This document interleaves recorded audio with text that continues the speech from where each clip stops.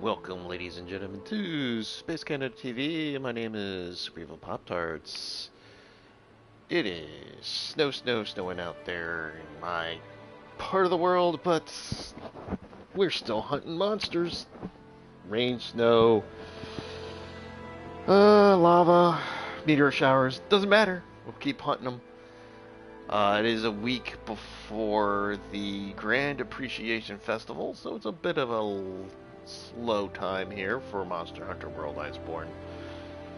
But we keep enjoying the hunt our monsters. I still have to hit some master ranks to hit some master rank special assigned missions. Close to the one for 150. So there's a lot of things to still do with Monster Hunter Iceborne. You just gotta love the grind. And considering that I also do Destiny 2, you can tell I enjoy a good grind. Wink, wink, nudge, nudge. Ha I should have some other hunters join. Huntmaster Alucard is currently doing his civic duty in Canada by watching hockey, but he should be along shortly. Let's go over some of the stuff that is available for this week. Not much. Let me do some media work and click on the interwebs for some of the explanations for what you can get in the events that are available currently for this week in Monster Hunter World Iceborne. And I'm going to go over some of the high and low end event quests. Just because you're at Master Hunter rank doesn't mean you should go back and hit some of that stuff that you possibly weren't able to succeed on earlier when it was just Monster Hunter World. I've gotten a lot of stuff done that before that didn't get done. One on me and Huntmaster Alucard's shining moment really was the Arch-Tempered Colby Taroth getting her fury incited and finally be able to take her down. We did that with Mr. Outrider. We also, as you can see, Arc-Tempered Zeramodros is there, so we'll go over that in an instance. Why don't we go... As you see, I went into a general session. I didn't go into our squad session just yet. I'll do Steamworks 2 while we're at it, because you could use those celestial prints.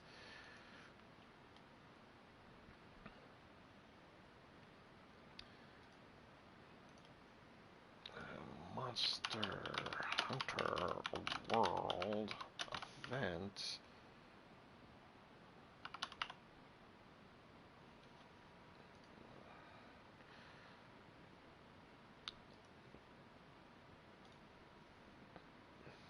All right.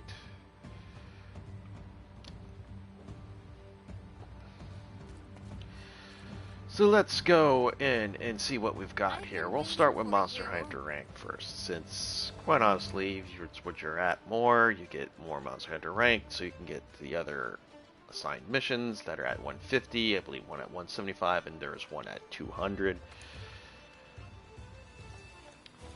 So events. Desserts. This is good for obtaining ore materials, which is good for early game equipment. A new Troublemaker Town, good for increasing your Monster Hunter rank. Also good for getting materials from Agenath and Banbro. And that will help you power up those equipment, especially if there's what you're using, especially early game equipment. Curious Experiment. Again, is good for Hunter and Master ranks. Also good for getting large Wyvern gems. A little bit of rare equipment thing to pick up Instead of using your Celestial Weapon Prints to make them, you can farm them through here. A reason behind the hunger. That is a rank 5. This is again good for getting Hunter and Master rank. You get extra rep. Also good. You get to play against the super pissed Demon Pickle or Savage Devil Joe. Moonlight Howl. This is really good for getting Zinogre materials. I did this last night playing on Angry Tour Guide Barbie because I hadn't got... I needed more Cortexes, and even though I was jumping into other people's regular hunts before this came back around, I just wasn't getting lucky in getting that Cortex to make the Mightening and the Mightening Plus. I had all the equipment, the enough stuff to make the Mightening Plus, but I had to make the Mightening first, and I didn't have enough Cortexes.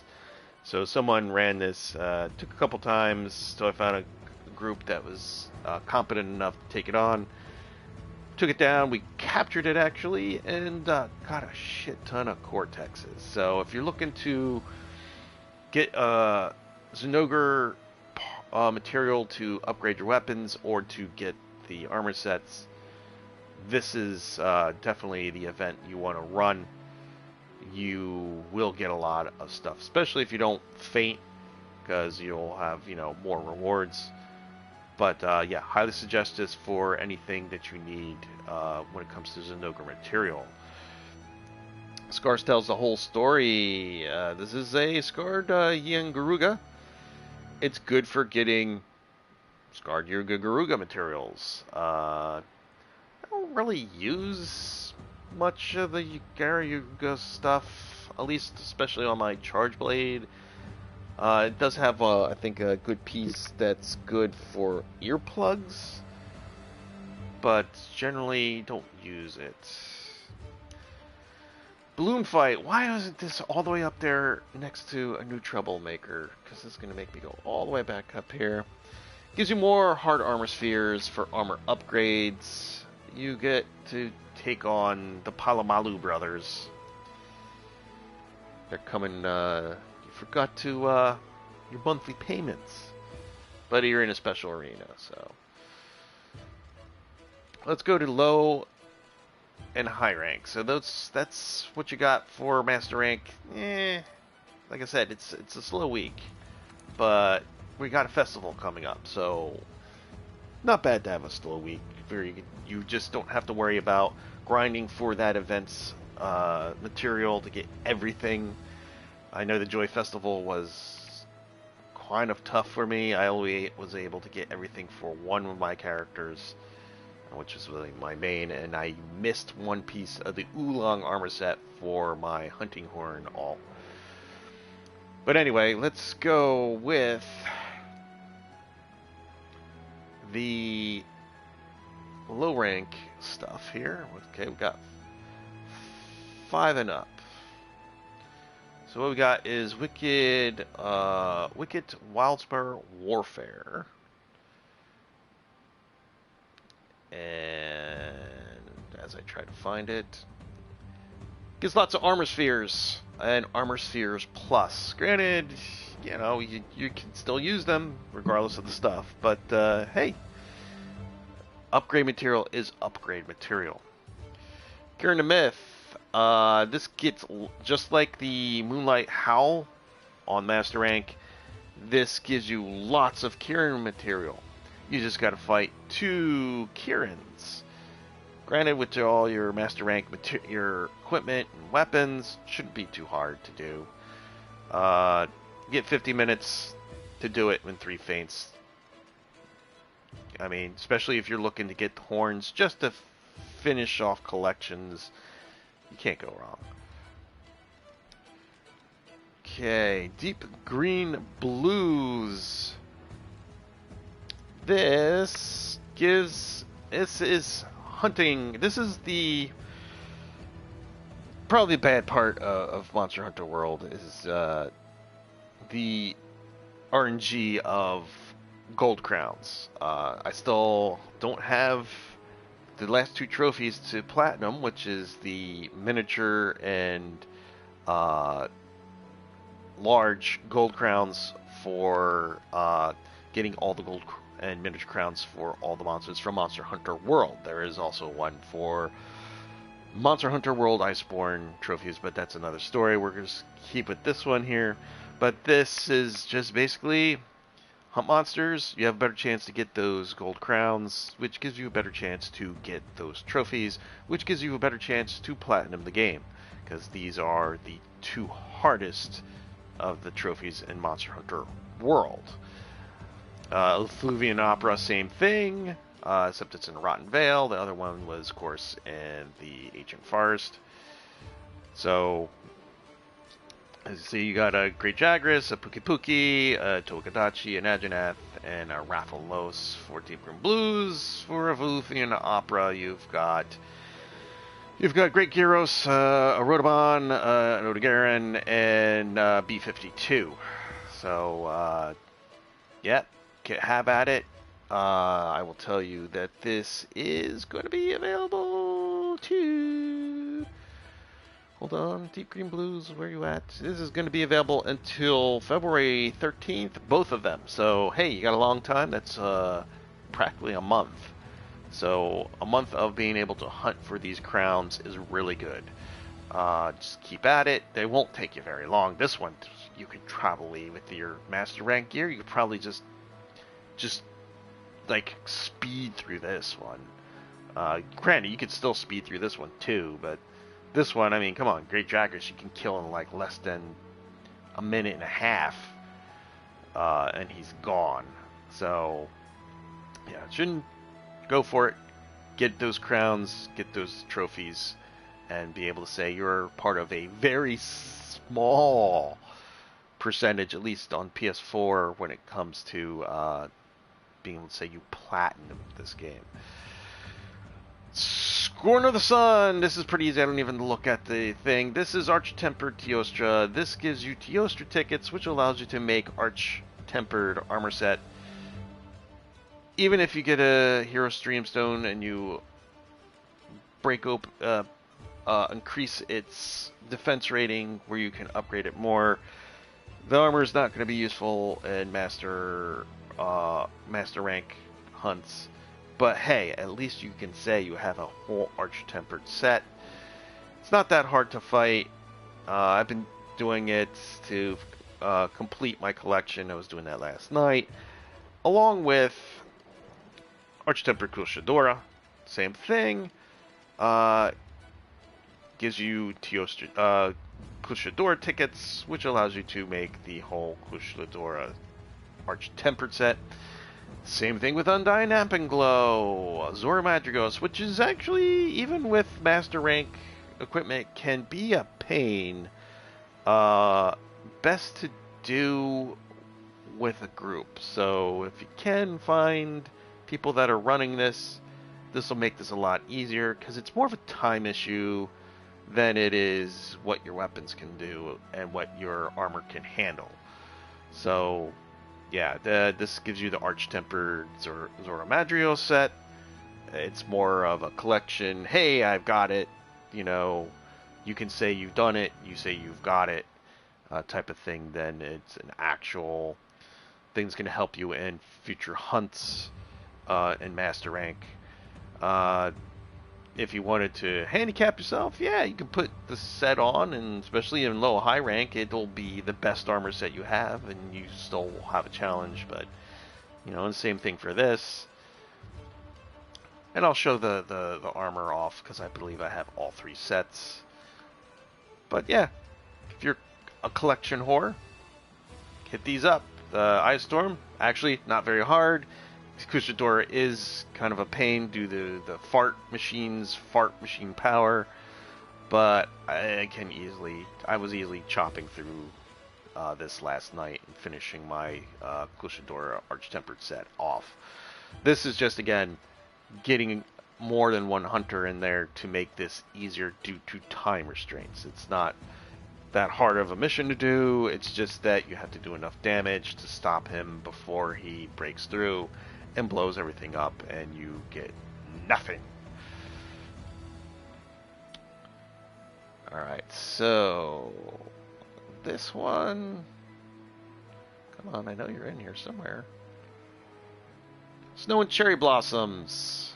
Increased hunter rank, because you don't get monster hunter rank for the, just, they're arch-tempered, that's it. They're a little bit tougher. You just get more rep for your hunter rank.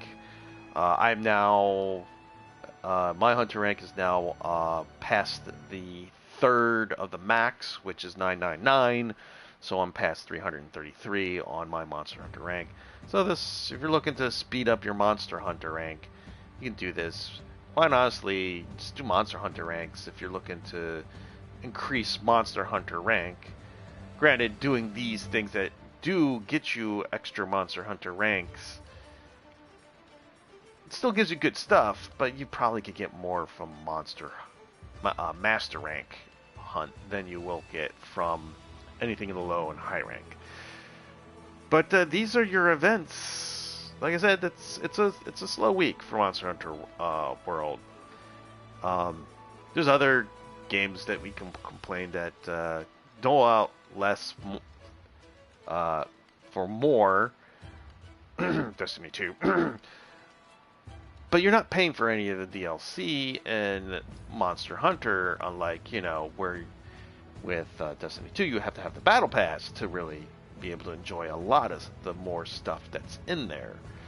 So, anyway, let's look at that Arch-Tempered sets, and then I'll do some hunts. I should have a Huntmaster Alucard. Like I said, he's doing his Canadian civic duty by watching hockey. Actually, what better place to do would go to the smithy.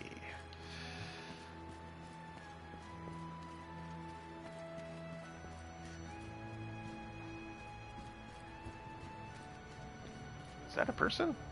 No, not a person. Anyway. Again, I went to the wrong thing. I just went to go to the smithy. That reminds me.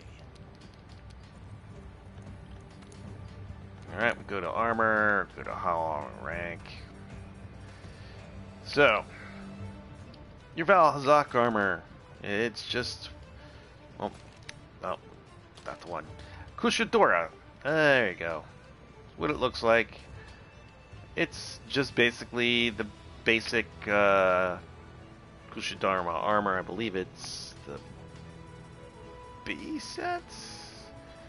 Let's see here. It's the A set, basically.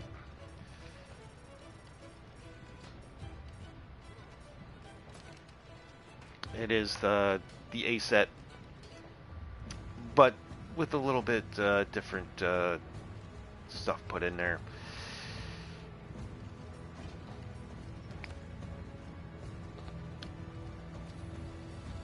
The big skill on it, as you can see, was Kushadora Flight. Negates all wind pressure, so that's anything that likes to use wings to increase the wing pressure.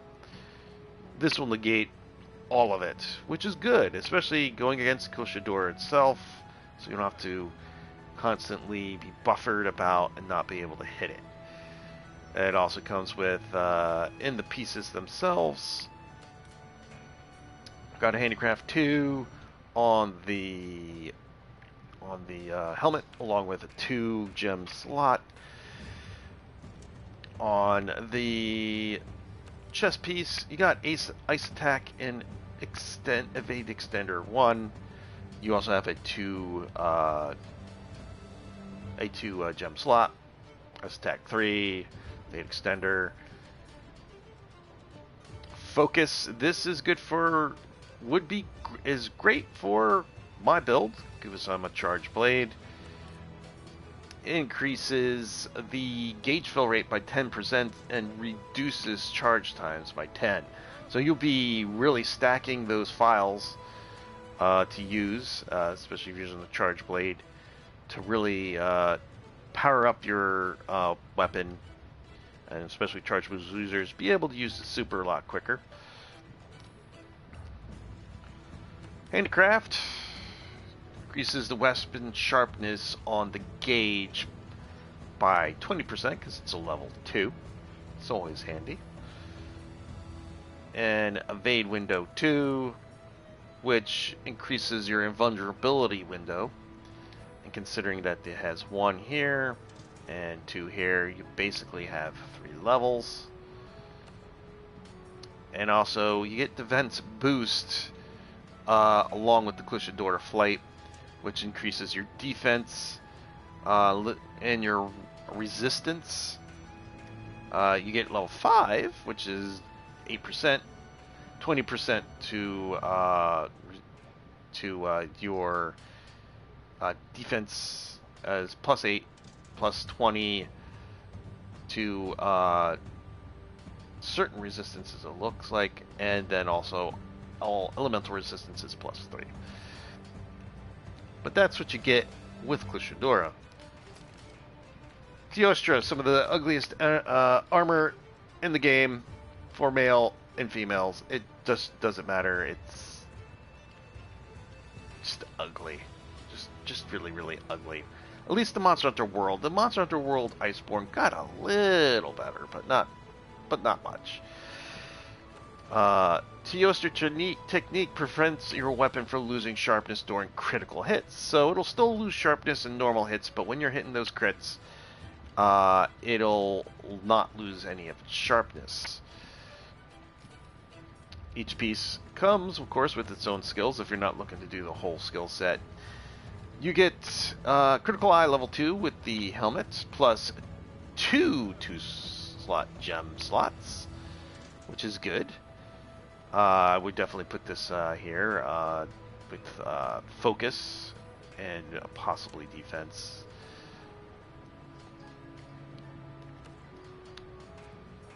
The chest piece comes with Latent Power 2 and Weakness Exploit. Latent Power temporarily increases your affinity, reduces your stamina depletion, and when certain conditions are met. So it depends on the conditions on when you get that pump to the stamina depletion negation. But at level 2, your affinity is plus 20%, and your stamina depletion loss when certain conditions are met are at 30. Not bad. Critical Eye 3, so if you get this and this, you're looking at Critical Eye 5. Latent Power 3. Again, these are good sets. I mean, a World, if you use the whole set, you got some really nice bonuses to skills. And then another 2. So you're looking at Critical Eye 6 with this whole set. That's disgusting. That is just disgusting. Zora Madrios. Interestingly looking set. Again, these sets look like one of these sets. Usually A sets that they look, but they just have different pigments to them because they're arch-tempered. Zora Madrios Mastery increases abnormal status effect damage when landing critical hits. So if you're running, Paralysis, Poison, Sleep, or Blast, those 3 particular, you will get increased build up on those particular ones if you're using the whole set. I believe Defense Boost is another thing that's in the whole set. Again, we just talked about that. Defense plus 8, bonus 20, and all element resistance at 3. Oops, go back. What does each piece give? Got Windproof 2 and Critical Eye 2. Windproof 2 reduces the effects of minor wind pressure, so anything that is considered minor, you won't get buffeted about too much. Tremor resistance, which is always good. This modifies minor ground tremors and reduces effects of major ground tremors.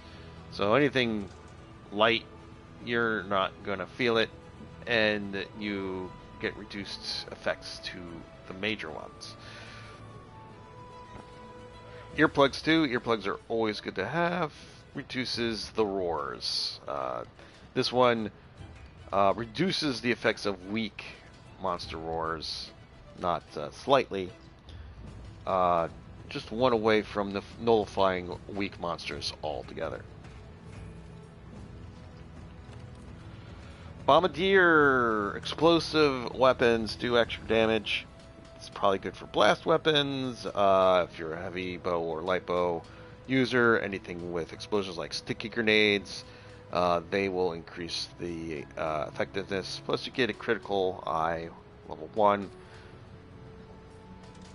And then blast attack increases the blast buildup by 10, and 10 also on the bonus.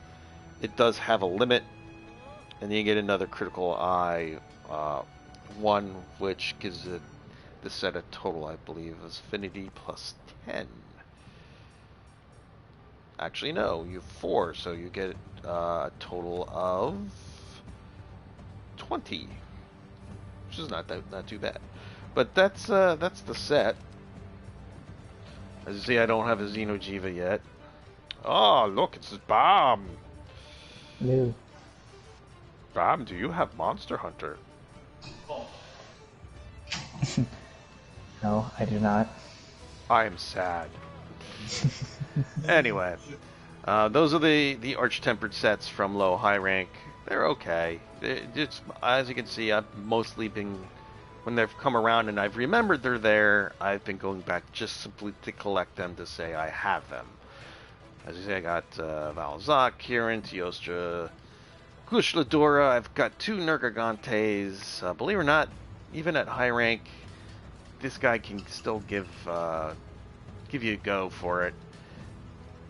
Usually when I've been hunting with this with the groups, they're lower rank hunters, even when it comes to master rank. Zora, again, this is the thing, you just simply want to be in a group because of the time issue. It just makes the hunt a lot easier. Xenojiva, I just keep forgetting about it, quite honestly. So, I mean, what's the set come? What? Xenojiva Divinity halves your sharpness loss. For bows and bow guns, shots have a chance not to extend coating or ammo, which really good, actually. Especially, you know, with my heavy bow gun user, it really helps me not lose so much ammo, and even my stores. You get defensive boost, which it seems I think every Arch-Tempered set has. Each set comes with its own stuff. Blight resistance reduces duration of ammo blights. This one has 2, so you got 75% on this piece. Power prolonger. This is mostly to do with bladed weapons. Sword, dual blades, insect glaives, switch axes, and charge blades. When you've got them powered up, they stay longer. So anything special, like, you know, Demon's Eye Edge power with dual blades, switch axe blades is when you power it up and you do your special hit. I don't play insect glaives, but I guess it helps the insect things last longer. Switch axes is when you power up the file and then you switch around to do the super duper move. So it'll let what you've charged up last longer. Flinch free prevents knockbacks. Tripping reduced to a knockback. Increases some Kinsect extract effects. Again, I don't play the Kinsect blades, so I guess when you throw out those insects, they last longer. It prevents knockbacks with monsters, so you basically can you don't get tripped by them when they do their drunken chicken walk, or they swing around and their tail accidentally hits you. So it does that. Power Prolonger level 1, so you've got Power Prolonger 3 so far. Special Ammo Boost. This is Power of the Bowgun, Special Ammo, Dragon Piercer, and 1,000 Dragons. It increases the power of it, and then you got level 1 on that. Critical Boost increases damage dealt, but to critical hits, you got a level 1. And then you got another level 1 on there, so you have level 2, so you're looking at increased damage dealt by critical hits to 35 if you're wearing the whole set. Cold to Roth is just a super grind, quite honestly, and I'll point out why it is. As you can see, you don't get anything special from it. You do get the defensive boost, but that's with all Arch-Tempered sets. Power Prolonger level 1 and Stun Resistance reduces duration of stun by 60%. Handicraft increases weapon sharpness. You got level 2 on this one, this piece. And Agitator grants attacks plus 4 when Lund Launchers become enraged and increase your infinity by 5%. That's level 1. I should also show you what the set looks like. It's not a bad looking set. And Xenojiva, sorry, I didn't say that. Xenojiva set is a very good looking set too. I really like it. But we're looking at Kolbe Taroth. Now, and then we did Agitator. So what do the gloves give you? It gives you Handicraft, so you're actually looking at weapon sharpness 40%, because you got 2 level 2s. Constitution reduces fixed stamina depletion by 10%. And this, as you can see, is a moves such as evading, etc., etc. Critical Boost 1 and Weakness Exploit increases affinity of attacks that exploit a monster's weak spot. Especially a very good skill to have with your ability to wound monsters with the Clutch Claw. Here you got level 1, which increases the 10% affinity on those and 5% on the wounded parts. And then Agitator level 2, so you got a total of Agitator 3. So you're looking at plus 12 to your attacks and 7% for increased affinity. Heat Guard, which is good if you don't use cold drinks and don't want to put them in your pouch when hunting. This just simply nullifies anything from heat damage, not fire damage, heat damage. So it basically only works in one area. And that is the Elder's Recess and the lava areas. Still, it's, not bad. Plus, it comes with the Agitator level 2. And didn't go over the gem slots. You got on the helmet, you got three slot gem slot and 2 1s. The chest, you got 1 slot. The gauntlets, you got 1. The coil, you got a 3 slotter, and the boots, you got a 3 slotter and a 1 slotter. Xenojiva came with a helmet, 2 slotter and 2 1s. 2 1s on the chest, 2 2s and a 1 on the gloves, a 3 and a 1 on the coil, and 1 2 and 2 1s on the boots. Zora Madros came with on the helmet a 2 slotter, on the chest piece 3 1 slots, the gloves 1 3 and 1 1, on the coil 1 3 and 1 2, which is pretty good, and on the boots 1 3 and 1 2. But yeah, that's the Arch-Tempered sets. I would go over the would go over the Kirin and the Gunnar Gigantes and the Valhalla Socks, but they're not events quests, so spoilers.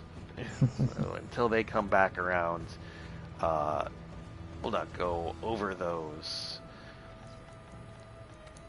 Let's see my layered armor sets, which I haven't really been chasing per se. You really need to go into the Guiding Lands. I don't really go into the Guiding Lands much. I really should, because there's a lot of stuff I need out of there. There are other special events also So, Arch-Tempered Zero Madrios is a thing. They also have the Arch-Tempered Colve Taroth Siege. And that's right, I wanted to tell you why the Arch-Tempered Soldier Madrios is a bitch to do. And why I only have one piece. Well, one, it is the longer of the stuff. You definitely want to go in with a team. Going by yourself is not fun. Suicide. It's not suicide, it's just you just don't you need to do a lot of damage to do it. And people say, "Oh, there's probably people that soloed it." Yes. And guess what? I'm not those people. I mean, I'm good at the game, but I'm not that good. But yeah, it just takes a lot of time. So you kind of need to go in with a team, and not a lot of people are doing it anymore because the people who've grinded it have grinded it, and the people who want to do it try to do it and can't do it because they can't. No one's doing it anymore. But like I said, I pointed out the perks, but the reason why it's so hard is the Colve Taroth Emperor Nuggets are the rarest material to drop from Colve Taroth. And you need 7 apiece to make one piece of the gear set. Yeah, as you can see, all these other pieces, I've got, like, I mean, besides the glintstone, which is a rare material, but I have 7. So, you know, I've made one piece, and I would have 4 more left. So it's not like I'm hurting for those. All the other pieces, as you can see, I got 100 freaking Colve Taroth golden nuggets. Believe it or not, I think that's the limit you can go. You can't go any higher than 100 on that. On any piece, actually, material. I've got the golden scales. I got the spiral horns. I've got the shells, the scales, the tail shells, which is a little harder, but not, as you can see, not that hard. Granted, you need 8 a pop to make, so you're looking at 5 times 8 is 45. So you're looking at, you know, 45 of these that you need. And I do have them, so I've already made the one piece, and then I would just need 4.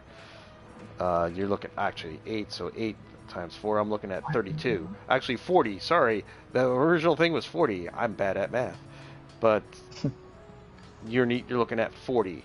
So I have enough, and I'll have 5 left over. But it's the nuggets that'll take you forever, and you need 35 of these. And it doesn't sound like much, but considering that I've only made one piece, and I have 2 left over, that means in my hunts, and you have to build up the research till you finally be able to get to the last area to even knock the final horns off. That means I've only got 9, and I have made a whole set previous, and as you can see, that the nuggets aren't used for the regular set, so it is a arch-tempered material that you are needing in order to get these, and they're the Emperor Nuggets. And I've only got 9 total, and yeah, it'll take you a long time to grind out for a full set. I like the helmet. The helmet looks cool. You get the ram horn hair bun type of thing going. It's really nice. The set in general is nice looking, and we went over, you know, the things. They're okay. But you really want that full arch-tempered set. Again, you're going to have to find a crew that is going to want to keep grinding the hell out of this event. And yeah, it's going to take forever. When Huntmaster Alucard comes in, we will definitely not be doing that, considering it took 3 of us to actually take down Kolvei for the very first time after many, many tries. Let's go to my room. I'm going to go over future events, because with the Grand Appreciation Fest coming out, you're going to look at tons of events. Almost everything will be available for you during the Grand Appreciation Fest, which is drops on the 24th, which is a Japanese timeline, dark time zone.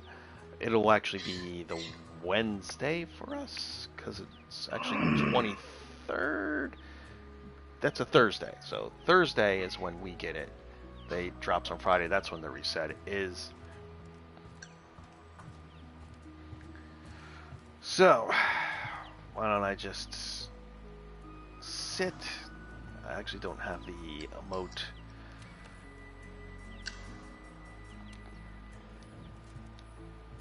Alright, so here's the stuff that's coming on the 23rd. You're going to have your US Gold treatment that allows you to forge the Azor Starblade longsword and the Azor Star Palico armor set. Lessons of the Wild allows you to forge the Watcher Palico armor set and the Feline Watcher Grinder, which is its weapon. The Proving, that gives you Nora Brave trophies. I believe that helps you make the Alloy armor set. A Rush of Blood, this allows you to make the Mega Man Palico armor set, which turns your little murder kitty into Mega Man. USJ Azor Blazing Azor Stars, which is the second part of the USJ Gold Star treatment, and so you know what USJ, that's Universal Studios Japan. This allows you to make the Azor Star Lord A armor set, along with upgrading your Azor Star Blade longsword. Code Red allows you to make the Dante's Devil Sword, which is a charge blade, which is actually awesome looking. And the Dante A armor set. And all these events I'm going around right now are the low high rank, so most of this stuff is not going to be really usable in master rank stuff. SDF, Silent, Deadly, and Fierce. This is the Assassin's Creed's collab, and it allows you to make the specialized tool, the Assassin's Hood. I forgot what it does because I never used it after getting it. It was something just to say, I have it, and that is about it. A Visitor from Azora. This is the Final Fantasy XIV collab event. This allows you to make this is the extreme, because you have to do the other one first to do this, but this, if you are able to do it and get the stuff from it, you get the Draken Laird armor set, which I do not have. Huntmaster Alucard has it. Harder Than Nora. This is Tempered Devil Joe. Allows you to get alloy tickets to craft the Arch-Tempered alloy armor set and her Laird armor. So if you don't want to use her armor set, you can use her Laird armor set, and you can look like Alloy as you hunt monsters. Contract Woodland Spirit. This is the Witcher 3 collab, and I'm probably sure that when the Grand Appreciation Fest hits, a lot of people are probably going to be hitting up this event, considering the Witcher series on Netflix is going through the roof, and everyone can't get toss a coin to your Witcher out of their head. There's 2 parts to this. This is, I believe, the first part. We'll probably get to the second part, because like I said, everything is going to be available on the Grand Appreciation Fest, and I'm looking at the timelines on Capcom's Monster Hunter website. So if you need to look this stuff up, just type in Google Monster Hunter World Event, and it'll be able to let you toggle between low high rank and master rank. Up at the crack of dawn, this allows you to get early ores to create armor, and that is a pretty low one. It's a level 1. All the ones that I talked about earlier were a little bit higher. They were 3 stars or higher. Chew the fat. Fight Great Jagras. Gives you lots of Great Jagras materials. Where the sun meets moon. This is an event to make you are able to make the special fluffy dual blades, and increases low mag materials also. The fluffy dual blades, a joke weapon. There's going to be more joke weapons in this event coming up.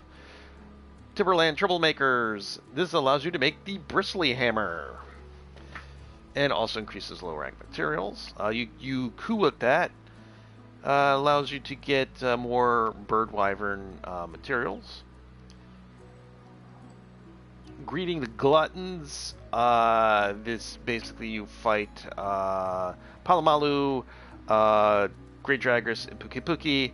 You get meal vouchers, which come in very handy.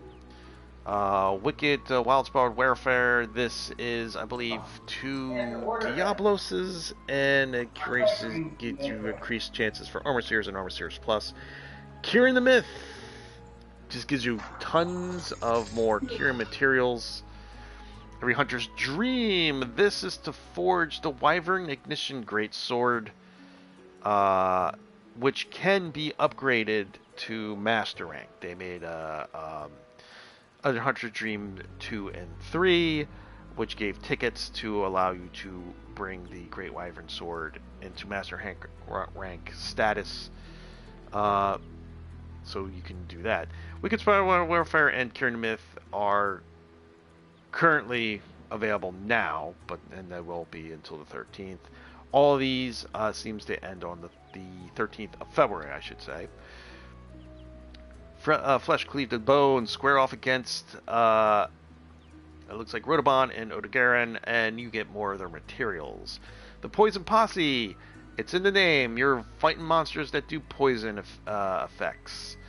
It gives you more bone rewards, especially the bones that can only be dropped by completing hunt or quests, and also more of their own materials. Midnight Mayhem gives you high rank ores, which allow you to create higher rank armor.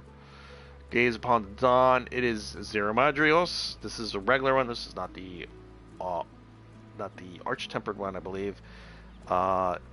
It's just more Zero Madrios materials. Scrapping with the Shamos allows you to get material to make the Sealed Eye Patch A armor. And also that has a lot of decoration slots. Not useful really in Master Rank, but in Monster Hunter World it was a very good thing to have. A lot of people wore it, and again, if you're a collector, this is the thing you want to do. They're really not hard to do. You can battle through. You just got to worry about like the wandering monsters that are in there. Wiggle me this. It allows you to make the Wiggler head. Joe Cat would highly approve you of doing this event. So this is what you do. You do the investigation. You do the thing, which is catching Wigglers. So definitely bring your Gilly Mantle with you, and you can make the Wiggler helmet. Triple Threat Throwdown. This gives you lots of decorations. It's one of the first ones they did. It is in the I believe it is in the special arena. I see here it looks like let's see, it looks like Great Jagras is in there. I can't see the other two. It looks like Palomalo. I might be wrong, but it's a decoration producing quest. Definitely something to hit up to get those decorations, to get skills up. A Flash in the Pan. This allows you to make the Shadow Shades A armor. You take on, I believe, 3 Tsuyakus. Basically, they negate the flash effect of the Tsuyakus and make you look cool. Of course, the armor is not really worth it in Master rank for a lot of reasons. One, the armor doesn't really scale to the damage that the monsters do in Monster Hunter rank. And also, the Tsuyaku Monster Hunter rank is a lot smarter than the Tsuyaku that is in the low and high rank. Ed Lovers Unites. You hunt a gigantic Kulayaku. This gives you a guaranteed gold large crown. Plus, you get materials to make the Kulaku. I believe it's the actual armor helmet or a layered armor set. It doesn't matter. It's goofy looking. Definitely hunt it down. Deep Green Blues is, again, we just went over that. It is the crown event. It allows you to get better chance of getting miniature and high crowns. Same thing with Effluvian Opera. It'll be available there. A Royal Pain. This allows you to get special material to make the Maulswine Mask and the Fox Feline layered armor. It's just layered armor. It's goofy. It's stupid looking. Do it just to say you have it. King's No Fear. This is a delivery mission to get the sealed eye patch and Wiggler head layered armor set. So if you don't, if you want to wear these in Master Rank, this is the way to do it. So you can just put it as a layered armor setting. Rolling with the Aragon, it gives you better chance of getting Armor Sphere Plus and Advanced Armor Spheres. It's you hunting 2 Aragons and the Elder's Recess. Wildspell Bolero. This is to get gold crowns and miniature crowns for stuff that's in the Wild Spirit monsters in the Wild Spirit Waste. Coral Waltz, same thing. Gold and miniature crowns. Rock and Roll Recess, same thing. It is a crown, increased crown dropping event. This is how revolts start. This gives you increased rewards upon completion. It's a Diablos and a Black Diablos. Scorn of the Sun. This is the Archtemper Teostra. The Eye of the Storm. It is the Archtemper Koshadora. Idine Up and Glow. That is the Zoromadros, which they're available now. Snow and Cherry Blossoms. Increased hunter rank against 2 Arch-Tempered monsters. The Greatest Jagras. This is another decoration event. And it has a chance of drawing glowing phase stones, which are level 4 slot decorations. Oh no, this is a high rank, so never mind. It's just decorations. Lots and lots of decorations, more so than the other one that was earlier. Same thing with the names. The names Lavasloth. They are huge, gigantic. You get a chance of possibly getting a gold crown out of it too. Deathly Quiet Curtain. This is Arch-Tempered Valzak. It's not available this week, but it'll be available next week. Whisper of the White Mane. That is Arch-Tempered Kirin. Again, not available this week. Available next week. Heralds of Destruction's Cry. That is Arch-Tempered Nergigante. Not available this week. Available starting next week. When Blue Dust surpasses Red Dust, this is Arch-Tempered Lunastra, and Lunastra is just nasty regardless of its high or master rank. It's one of the monsters I really don't like hunting. I've hunted it a couple times for some weapon upgrade material and just said I got what I wanted and didn't even, try to do it.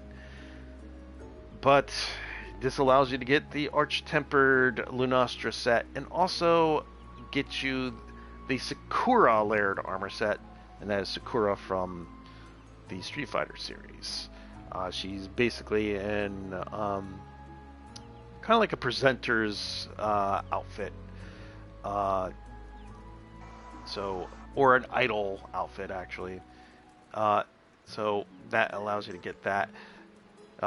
because you could get the Sakura armor set through the arena challenges, and that's how you got that set. Relish the Moment, that is a tempered Devil Joe. It gives you a chance to get Sullied and Shining Streamstones. These were material that allowed you to increase the level of defense on your armor. Any armor you put it on, it would increase it, and also increased the damage that your weapons could go up. But you had to get that particular stone. Like, I have a charge blade, I'd have to get one that said axe. If I got some that said lance, it only works for gun lance and the lance. So it's more of an RNG thing. It took me a long time until I finally got my first one, and that was probably about a month before Icebourne came out, which is hilarious. Like a Moth to a Flame, that's Arch-Tempered Xeno'jiiva. You can also get a chance to get the Commission Layered Armor set, and I should also go over the other Arch-Tempered monsters, because there is a thing that you can also get. What are you playing, by the way, Bam? Bam? I'm getting a bit annoyed at Survival. What game are you playing, though? Destiny. Oh, Destiny. Okay. The Arch-Tempered Valzak, the layered armor set you can get out of that is the Death Stench. The Whisper of the White Mane, it's the Blossomed layered armor set. The Nergigante gives you the rare Ryu layered armor set, and it just looks like Ryu from Street Fighter. And it was the same deal with Sakura. You get the armor set, and with him you got the Hodoken. You got the Hodoken gesture with Sakura. I think it was her uppercut. With the Arch-Tempered Lunostra, that, like I said, you can get the Sakura set. And those are the sets you can get. What do you get out of the Undying Apenglow, which is actually the Arch-Tempered Zeramadrios? You get the Origin layered armor set. So, if you hit that up, that is a chance to get that. Keeper of the Otherworld increases quest rewards. It's just you taking on Xeno'jiiva. A simple task. It's a gathering quest, but there's a lot of Arch-Tempered footprints around, so that basically give you more chances of getting better Arch-Tempered investigations. And granted, this is low and high rank, so it didn't really give you it. If you want to hunt Arch-Tempered Master low high rank, you're just going to get high rank, regular hunter rank stuff. And it's Huntmaster Alucard. What's up? Back from his Canadian civic duty of watching hockey. I'm in a general session, but I haven't done anything. I'm going down all the events that are going to hit with the Grand Appreciation Fest. Mm. So I'm going to start up a squad session. I'm already in one. All right. Oh.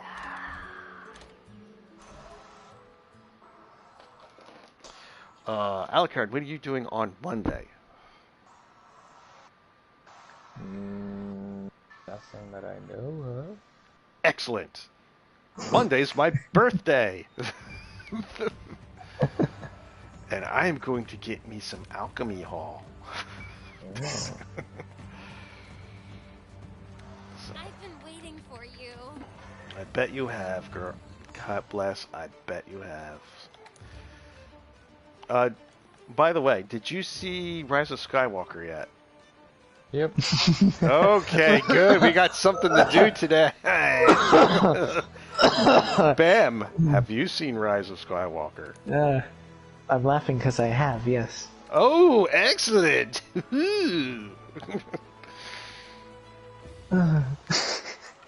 Ah. Please, would you like to go first on your? Well, not yet. Let me get into squad session. And since I Because I know started, you got let me. everything to say about it. I got interesting things to say about it. Tracking delivery, again, it just gives you more tracks. Nose for an eye, increases your hunter rank. All you have to do is to take on 2 tempered monsters, and it looks like it's Rathian and Agenath. No tomorrow for usurpers. Hunter ranked, you just gotta take on 2 tempered monsters. Looks like one is B52. Have fun with that. The Throne Maker. If you really like pain, you get to take on tempered versions of Nergigante, Teostra, and Lunastra. It does let you get extra Sullied and Shining Streamstones. But you really gotta like pain. And let us go back to Master Rank.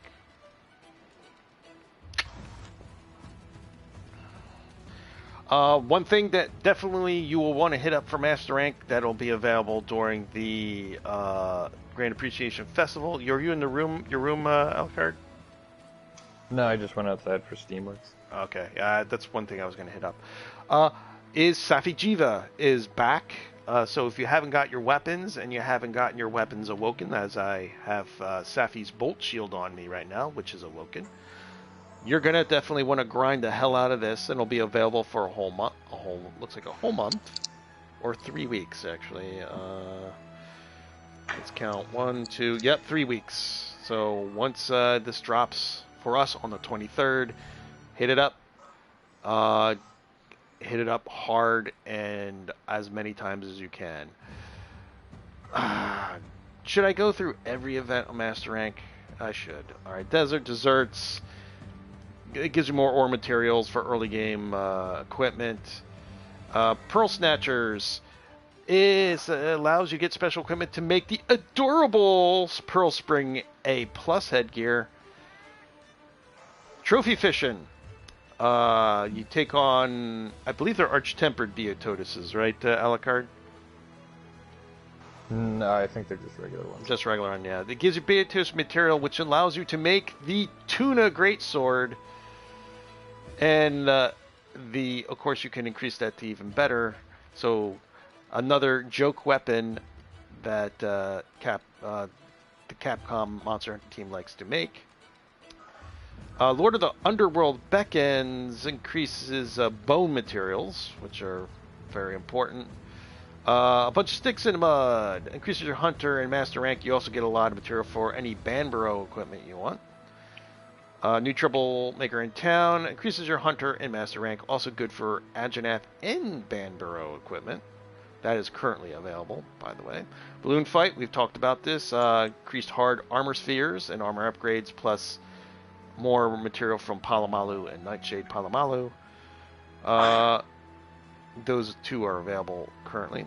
Colorful Carnival, this increases your Master and Hunter rank, plus gives you more chance of getting Wyvern Gems. And equipment from, I believe it's Koropuki Pookie. So you get materials like that. Every Hunter's Dreams 2, this allows you to get the very cute Palico Wiggler set A plus armor set for them. It was, again, a design contest in Japan. Well, actually, it wasn't just Japan. I think it was everywhere. But you can get that out of that. Duffel Duty increase. This gives you special mode to make the kind of creepy Duffel Penguin Mask A plus HUD gear.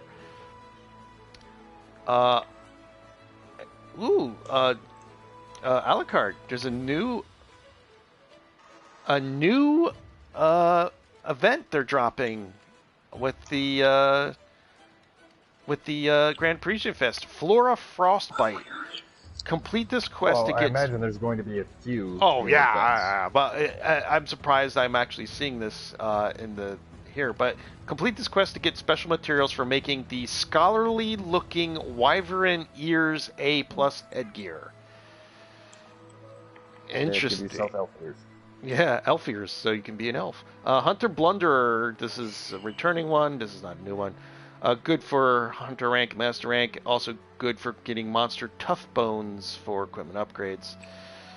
Curious Experiment, we went over this. This is currently available right now. Hunter and Master rank plus large wyvern gems. And also, I believe it's Nightmare Palomalu and Diablos material. A Sky of Sea and Fire. This is Hunter and Master rank reps, and you get more material from Rathalos and Lava Sloth for that particular equipment. Soaked and Shivering, Master and Hunter rank. Also, you get to get more stuff from Coral Pookie Pookie and Ligiana. Fired Up Bruisers, Hunter and Master rank. Also good for getting monster slog bones. Every Hunter's Dream 3, this allows you to get equipment to craft the Black Eagle Charge Blade. Also, to master rank the the Wyvern Ignition Greatsword. These were again, they did another weapon design contest, and the Charge Blade won. And they said, hey, let's bring the other design contest winner into master rank. So, as you know, Huntmaster Alucard is our Charge Blade wielder in our group. No, Greatsword user. Greatsword, sorry. But I'm making the Ignition Greatsword, so... Yeah. But you said I was the Charge Blade. Yeah, I'm sorry. I'm the Charge Blade. He's the Greatsword. New quest, another one, Alucard, 50 Shades of White. Complete this quest to get special materials for making a dazzling assortment of weapons, and that is the description. The Desert Dash, a good quest for raising, this is just getting Hunter Master rank. Be on the lookout for evading monsters. I never played it, so I don't know what it means by. I guess there's lots of monsters that just keeps coming after you. Servants of the Veil, good for Hunter and Master rank. Plus, you take on an Ebony Odegar and Acidic Glavenus, so you can get more parts from there. In the Depths of the Forest, a good quest for Master Hunter rank and Master rank. Also good for getting monster solid bones. Scores of ores. It's in the title. Hunt monsters. Get tons of ores. Also allows you to craft another joke weapon. It is the big gigantic pickaxe. Here's another new event, Alucard. Beef is never a mistake, spelled M-I hyphen then steak. Something so tasty is making its way back onto the menu as a hammer. Complete this quest for special military crest for your own. We pretty much know what this is. It's a giant drumstick of a hammer. Yes, the giant drumstick that they teased quite a while back in their development diary. A reason behind the hunger, Hunter Master rank, plus you are against a supremely pissed off Demon Pickle, plus you get more materials from it. We Three Kings, Hunter Master rank, you better chance of getting large Elder Dragon gems. The reason behind the hunger, by the way, is currently available this week. Winter Blues, a good quest for raising your Hunter Master rank. Also great for getting large Elder Dragon bones for upgrades. Talk about Party Foul. Armor Sphere rewards for upgrades. You just got to take on the Popcorn Maker in the arena. RE, Return of the Bioweapon. This is the Resident Evil collab. This drops star badges, which allows you to make the Leon A+ and the Claire A+ armor sets. Also, pendants. And doesn't it also make a Palico set? Or am I just thinking it does? Oh, come on. No, it doesn't. No. Okay, just pendants and those two armor sets. Cheerleading experience. This gives you special materials to make the Sealed Dragon Cloth A+ headgear. I don't think I did this one. Moonlight Howl, that's currently available. We went over what that is. Scars Tell the Whole Story, same thing. We went over that. I Am Tranquil, I Am Sound. This is kind of like Scars Tell the Whole Story is where Scars Tells the Whole Story was scarred Yuan Garuga material. I Am Tranquil, I Am Sound is just for regular Yuan Garuga material. Roar That Splinters the Sky. This is the Brute Tigrix, which I need to hunt because I don't have the full armor set. And I would like to get the full armor set, which has some pretty nice skills on it. Glance of Silver. Silver Rathalos. This is your chance to get the material for it. There is a lot of stuff that I needed for upgrading my Charge Blade.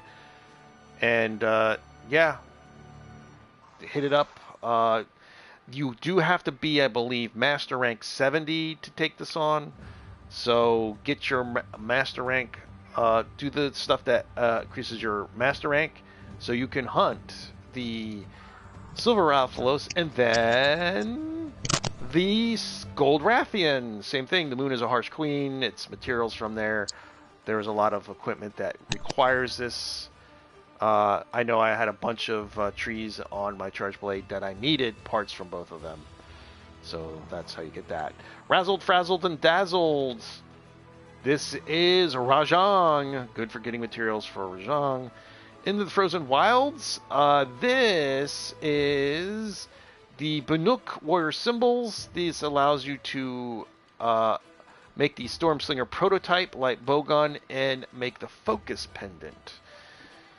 Muscle Monkey Madness. This is two Rajangs in the special arena. Well, actually, the challenge arena, not the special arena. This is the challenge arena. And it gives you material to make the Buff Body A+ armor set. New quest, a shocking climax. Complete this quest to get Unity symbols, special upgrade materials for upgrading your armor. Really? What is the quest details? Coral Highlands, monster rank 24 or higher, hunt all targeted monsters. And that's about as much as it says. That is a master rank 6 quest. So it doesn't even give a special what is your hunting. So I have no idea. Wolf Out of Hell. This is the Stygian Zinogre. It lets you get Stygian Zinogre materials. Survival. The Survivor. This allows you to upgrade the Horizon Collab equipment to master rank. This quest also provides materials for upgrading into the Shield Weaver plus full armor set, which turns your character into alloy, and the Adept Stormslinger light bowgun. This quest provides material for crafting the Frost Claw A+ Palico armor set and the Forgefire A+ Palico weapon, which makes him into basically the Robo Bears from Horizon Zero Dawn. Firebreak. This allows you to craft new Master Rank Horizon Collab equipment. This allows you to make the Banuk A+ armor set and Alloy's Adept War Bow weapon. It also allows you to get material to craft the Watcher A+ Palico armor set and the Watcher Grinder A Palico weapon, which is basically, it's a master rank version of the collab from low and high rank. We don't really go about challenger quests, but there is a new one. A Star That Will Never Dim, official final quest for the Western Japan Monster Hunter Championship. Slay a Nami, oh god, I butcher this name. Namiel. Actually, that's going on right now. But it said it's new. Again, we don't really do the challenging quests here. But those are all the stuff that is on the website. It looks like we're definitely getting 4 new quests. There's probably going to be more that they're probably hiding. So, all right, Alucard.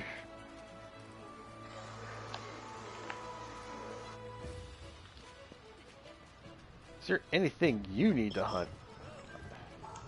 No, not really. Alright, why don't I switch to Angry Tour Guide Barbie then? Because there is stuff that Angry Tour Guide Barbie needs to do.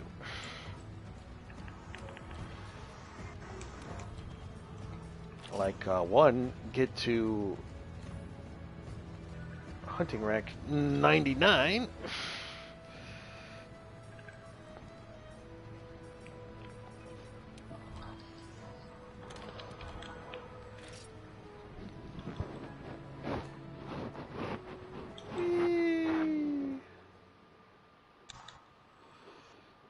Oh, Alucard, guess what? Mm. We're gonna have Junior Master Hunter Dragon King Soup. Mm.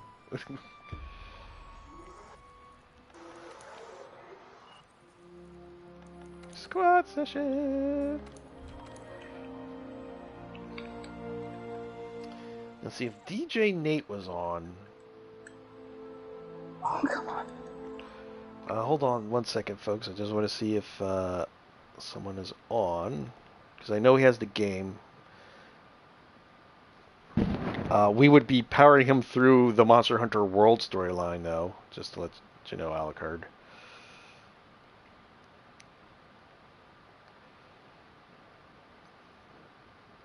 And I know Argoween says she still has it, and she would like to play it when she finds the time. Yeah, DJ Nate is on. I'll send him a party invite. Don't mind the blue screen, ladies and gentlemen.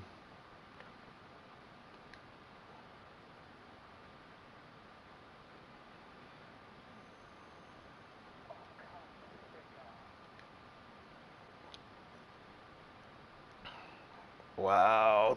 Move any slower, PlayStation Network.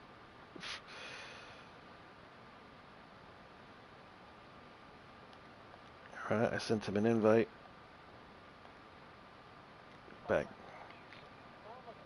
Back in the Monster Hunter world.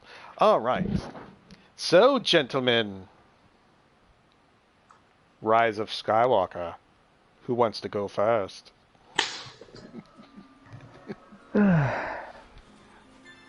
I thought you were gonna go first because you have so many things to say. Let's ease into it a bit. Give a quick description of what you thought of it. And since Huntmaster Alucard is the Huntmaster, and we are doing Monster Hunter World, he gets to go first.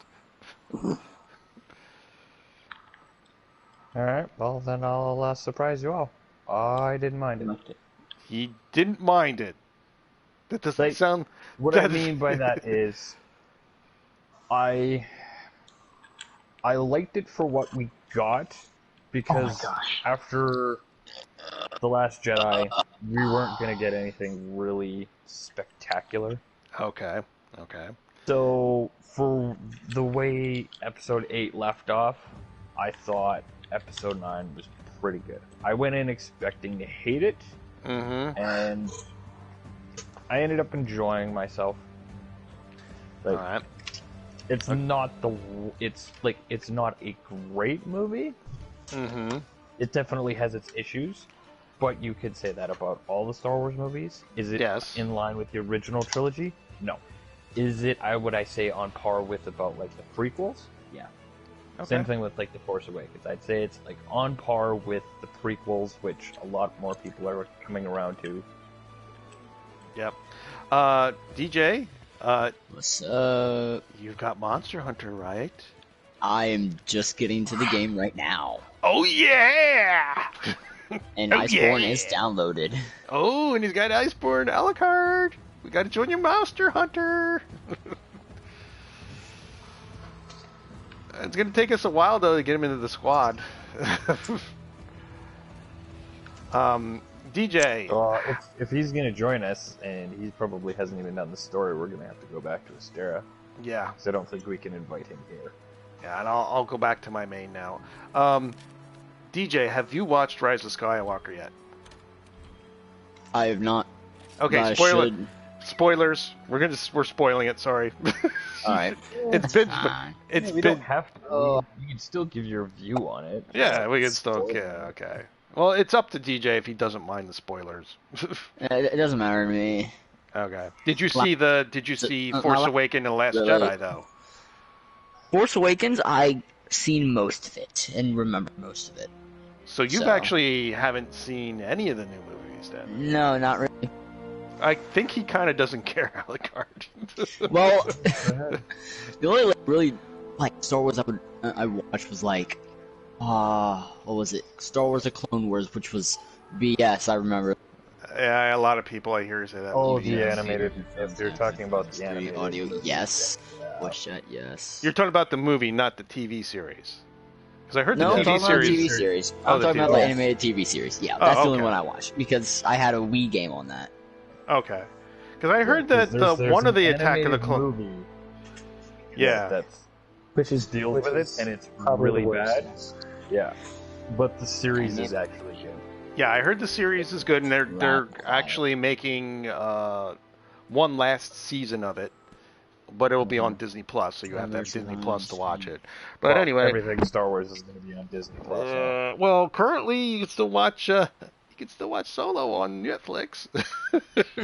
And yeah, I got my third-party app. I think that's the only Star Wars movie more hated than The Last Jedi. I haven't watched it, so I can't say. What, Solo? Yeah, Solo. Oh, no, Solo I thought was a decent film. Okay, well, let's not go into Solo just yet, which I don't mind if it's spoiled for me. Bam, it is your turn. What is your initial assessment of Rise of Skywalker? What's the word from? What's the quote from the movie? Frick, I'm trying to quote Aladdin here. Aladdin? Yes, clumsy, but in a charming sort of way. Clumsy, but in a charming sort of way. Yes, it has a crap ton of plot holes. And I think after The Last Jedi, there was no way that you're gonna fix. Yeah, and also it was very retroactive towards it too, which I thought it leaned too much into. Well, apparently that's a whole nother issue. Yeah, we'll get into that in a little bit more details. Let's see. Is that... Oh, for the love of... let's see. And I thought it was really well done with the characters other than the final act and just Rey and Palpatine in general. Because they kind of were shoehorned in certain ways that they really shouldn't have been shoehorned. So that's my brief thoughts. Alright, do I have to purchase this? I thought Icebourne came with it. Not if you just had just regular Monster Hunter World. Oh, it updated to say Icebourne. Okay. Yeah. It just updated to say Icebourne and say, hey, you could buy Icebourne. Well, the thing is, you still would have to beat the Monster Hunter World story to even do any of the Icebourne stuff. So, you got Monster Hunter World, let's just do that right now then. Alright. So it's my turn. If you have the money, you want to buy it, then you can just buy it and then start downloading it while you're playing. But or you can just play World. Yep. Are you in whatchamacallit, Alucard? I'm in the Astera Gathering Hub. Alright, I'm gonna go there. I'm just loading in. Yeah, the thing is, we might take us a while because I think the first two missions we can't join him on. Well, has he done actually No, anything? he's never done nothing. Oh, okay. This is his first time playing. Destiny 1 playthrough. Yeah, this is like him playing Destiny 1 for the first time. Okay, so I'm like, whoa, this is the old tower. Yeah. So he's starting right. Whoa, so this is a new... What the fuck? Yeah. We still have to finish that, by the way. Yeah, I know. Oh, the Fifth Fleet. It's beautiful. Anyways, Pop Tarts while he's doing Alright, that. my turn.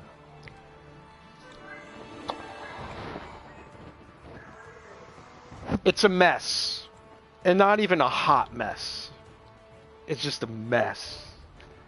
Well, what did you expect when we learned that Disney lacked the foresight to, actually We have a plan? the entire Yeah. trilogy? Well, there's some people's like, oh, Star Wars wasn't a plan. I was like, no. Sapphire Star. lights George my Lucas had a way. story He treatment. wrote the whole deadgum thing, and then he had to split it 3 ways. Yeah. He only did one because he figured that's, he needed, well, back then Hollywood didn't really, it's the whole thing of being able to get financing. But anyway, that's a different story. But yeah, a mess. Not only a hot mess, but it reminded me of the very last scene of the Clue movie, where they just simply kept rushing to place to place to place to place to place to place to place. It came to a point where I was like, can't you just let the characters sit and breathe for a bit? That is couldn't- one giant ham. Damn. It's I feel like that meme of the guy that comes through the door and there's a guy that's like curled up on the thing. He's like, I'm here, and he's got like I just felt, and I can see why they put down this has nothing. I'll get into more what I thought of the thing besides it being a hot mess. I see why they put whatchamacallit, I can't think of it. It's a problem with people with flashing lights. Epilepsy? Yeah, why they put epilepsy warnings. Holy shit! Especially at the beginning of anytime you're in Palpatine's. I'm like, wow, I felt like I was in a club. It's like, hey, welcome to Pappy Palpatine's pleasure pit. There's those hands up in the air, yeah. My God.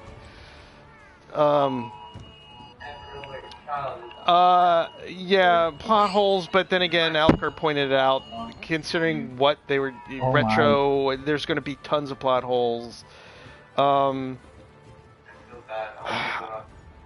I could, in the beginning, the whole forced friendship between Poe, Finn, and Rey, I just simply didn't buy it.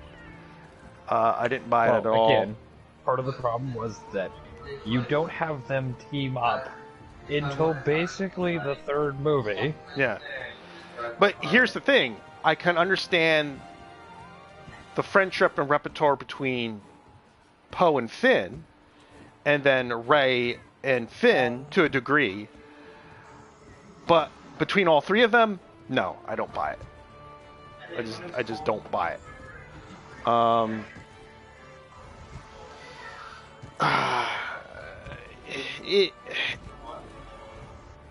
Should I mention that the fact that all 3 movies took place in the span of just 1 year? Yeah. Well, I mean, I think one of them. This one here took place in 16 hours. But what else?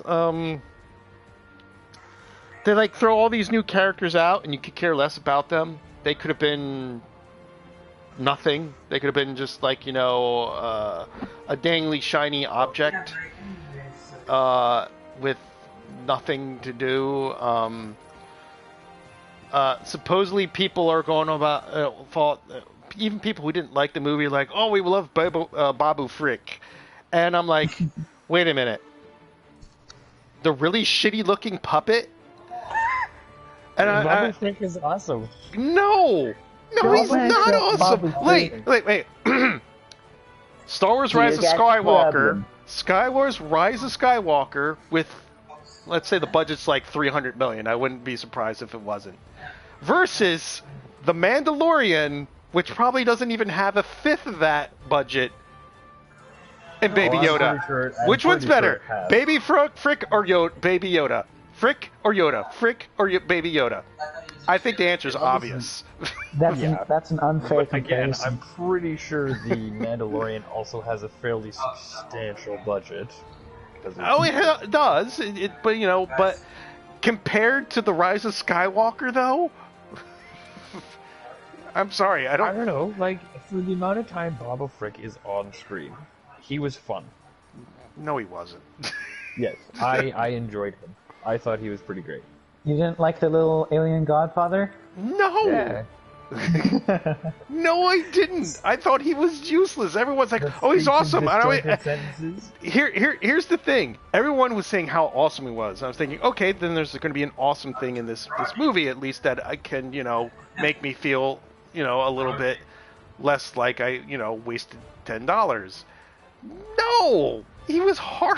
It wasn't like he was horrible, but he didn't live up to all this awesomeness. I'm like, I'm sorry, Baby Yoda's done 50 million times better than Bobo fucking Frick. I know, you can't tell me.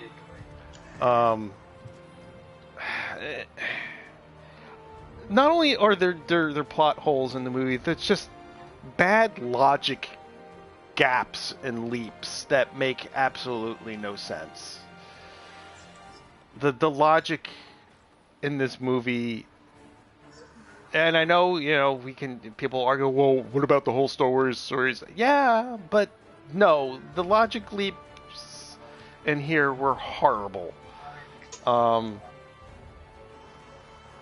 there was a lot of retro things, like, here's a spoiler. Luke saying that Jedi shouldn't throw away their weapon. It is a most important weapon, and you can imagine Luke Hamill kind of like turning to the screen and giving Rian Johnson the double middle fingers. To be fair, though, they did that with Holden maneuver as well. He quit being a Jedi. So when he threw it, like, Rey considers herself a Jedi, so her throwing away the weapon was what he was mad about. But for him, it's not so much being hypocritical, because he's no longer considers himself a Jedi. He cut himself off from the Force, so he just sees it and he's just like, yeah, don't care. Yeah, no, I don't. Sorry, Rian Johnson's subversions thing can go. He can shove that up his ass. I think I know what you're saying. You're saying in terms of the story. Yeah. You don't agree with that either, but it's in terms of the story. That's That's how I would interpret it. And I heard you himself off from the Force, so that's why he's not interested in. He has no problem tossing his lightsaber. Bam, tell us when. Not Bam, DJ, tell us how far you are, and you're gonna have to choose a weapon, buddy. So if you all right, got questions on what you might want to be interested in, we will tell you this. Close combat weapons like greatsword, charge blade, dual blades, they take more damage to elemental effects, but not so much from physical attacks. Long range stuff, physical attack damage. Yeah, long range stuff like bows, heavy bow guns, light bow guns, they take more physical damage, but not a lot of elemental damage.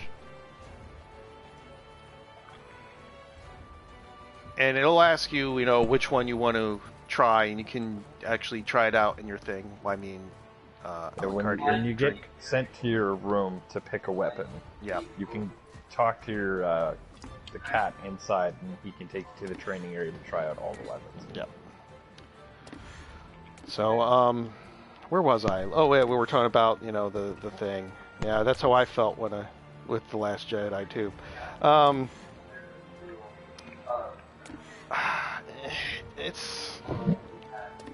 I don't hate The Rise of Skywalker. I will say this. I don't hate it.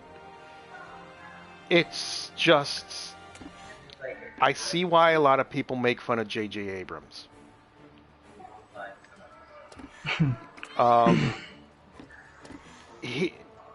I don't know if the pace had anything to do with him trying to retroactively undo a lot of shit that was done in The Last Jedi, and he's just trying to cram as much shit as he can, or stuff that maybe he had planned, but since no one had an actual template of what the movies were supposed to do, he never did.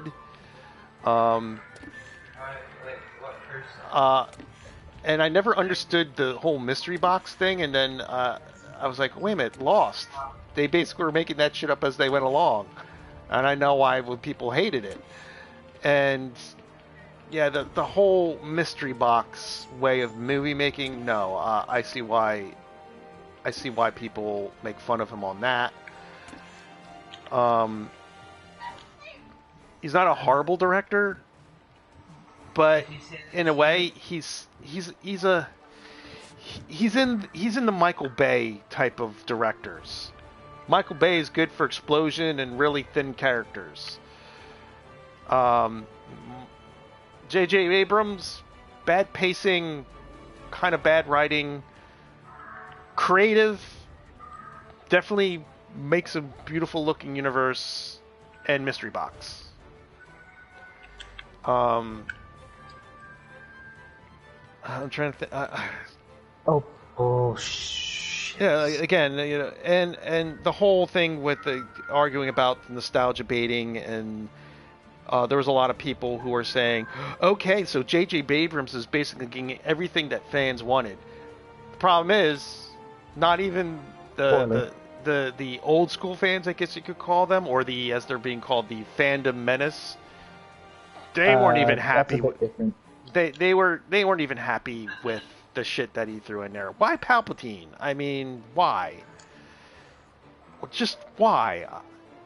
Because they needed somebody to save it. Like you. Yeah, because they killed off Snoke. Killed off Snoke. So.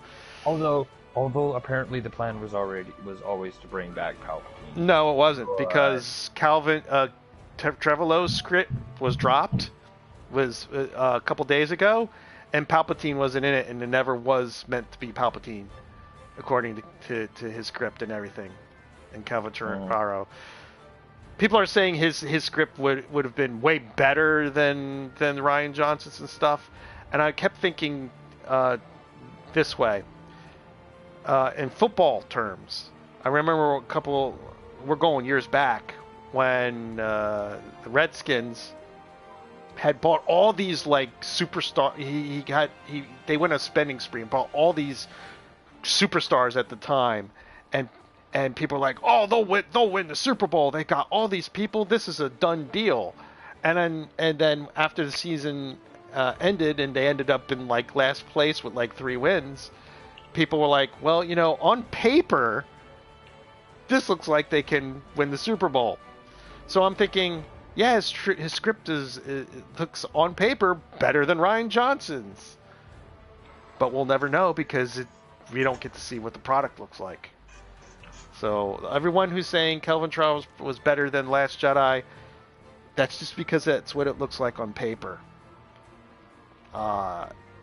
We'll never know, because we'll never see what the product looks like.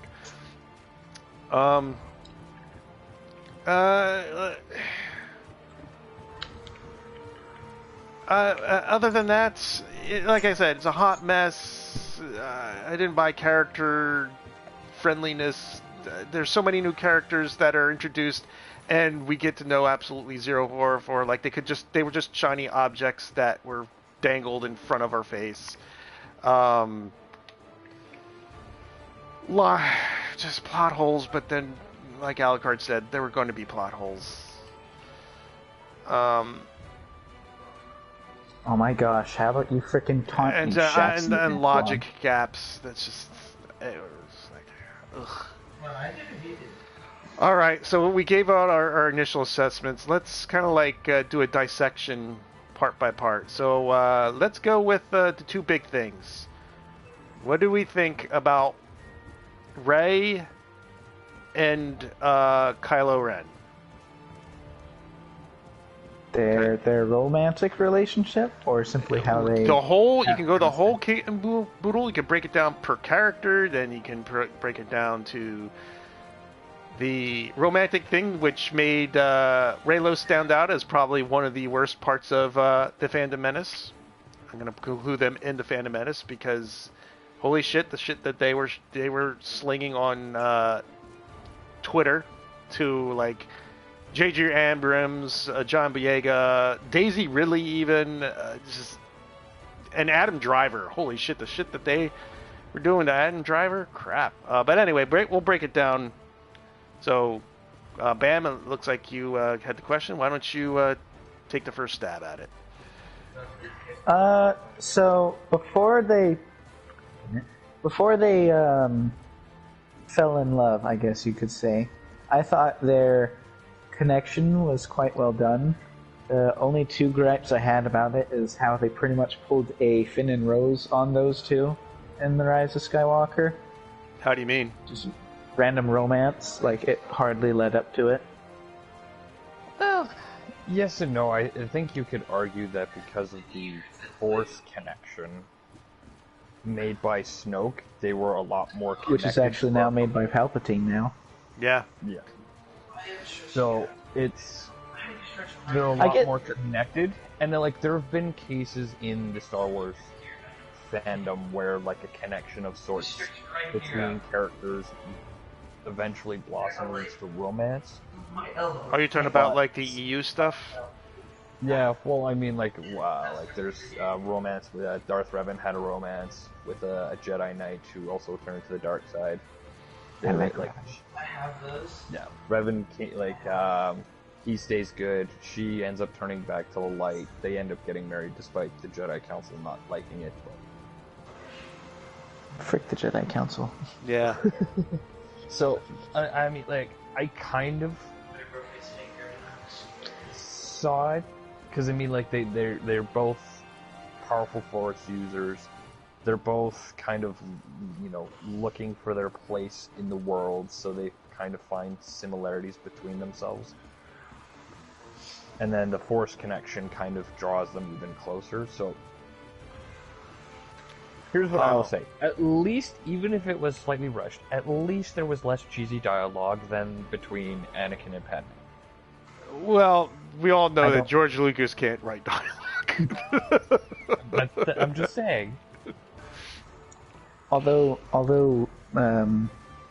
I get that they kind of hinted at it in The Last Jedi. Heck, even their canon novels of it said that it was practically a romance. Wait, hold on. Time out. And this is an argument that's been argued by a lot of YouTubers who watch movies, regardless of where they stand on their personal preferences or, if you want to feel the political spectrum. If it's not in the movies, it doesn't count. I shouldn't have to go to any tri-territorial source to explain something. If you can't explain it to your movie, to your general audiences who are not going to get this tri-territorial type stuff, it means nothing. It's just like how Palpatine came back, right? We're probably not going to know until the book comes out, because there's probably going to be a book. No, they told us how he came back. What do you mean? They just quoted the prequels. They did not quote. Yes, they did. That's bullshit. Yes, they did. Yes, they did. He literally says, Yes, opening scene, he says, the dark side there's unnatural. But they don't actually tell you how a guy was essentially vaporized. Yeah, vaporized, then blown up after being vaporized. That's what I mean. I was being sarcastic. To come back. Weren't we still on Rey? Weren't we still on Rey? And weren't we still on either Rey or Kylo or both? Yeah. So, anyways, I get that. Anyways, Last Jedi kind of wanted to hint at that, and if they developed it more from The Last Jedi, one of the few things they did that wasn't stupid. The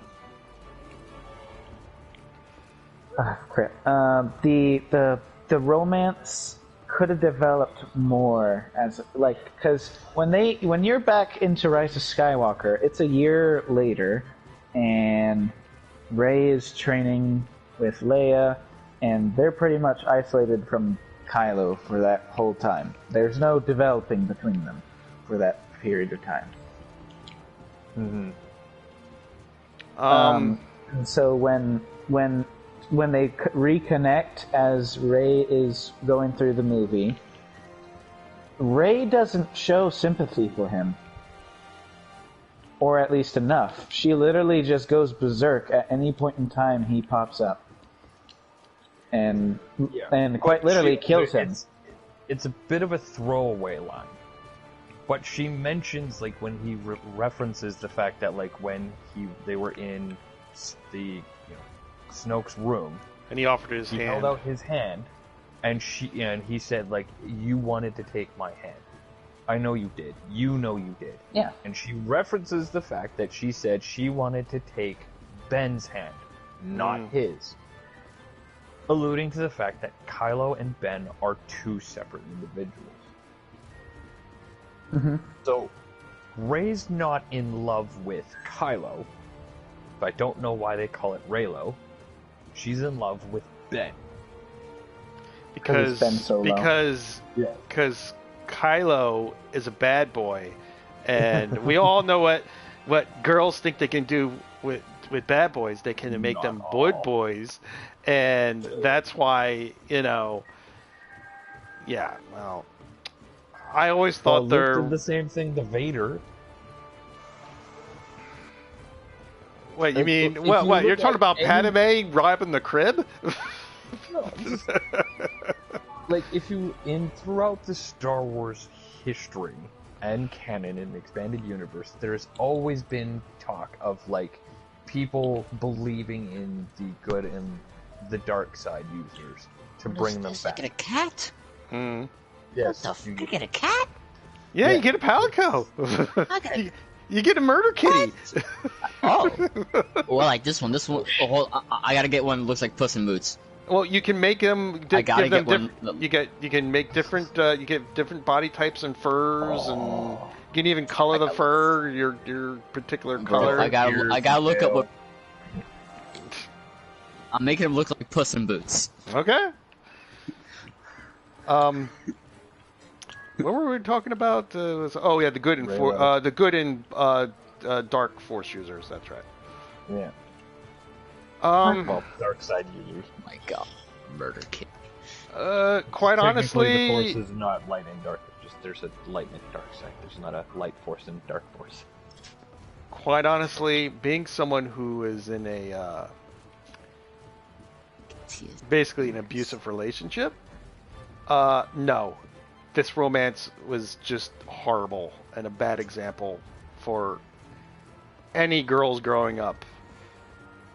And it made me think all the relationships that the certain female fandoms go crazy over, whether it's Twilight and all these other weird YA type stuff, they're all fucking horrible, toxic, abusive relationships. Why do girls love that? Who's that? Because he's attractive. Did you learn nothing from 50 Shades of Grey? I stayed away from 50 Not Shades even- of Grey. Yeah, no, I stayed away from it as well. But what does it teach you? Even if Sex you've is never read good. the book, Nothing. you know the movie. If you've never seen the movie, read the book, you just know the basic general premise of it. You're like, the only reason why he gets away with it is because he's a rich, attractive. He's rich and he's attractive. That's it. You take away the money, you take away the good looks, He's a and creep. it's a creepy stalker. Well, It's how's that ridiculous. explain? How's that explain Twilight though? He's not It's rich. the same thing. No, but he's Vampires. pawned off. Yeah, he's an immortal vampire and he's super attractive. Oh, so it's power, Yeah. basically. Plus, It's all we're about. also trophy. talking about like Twilight is not exactly a very good example of literary genius. No, it's not. Neither is 50 Shades of Grey. Because 50 Shades of Grey was basically someone's fanfic of Twilight. Sex in general.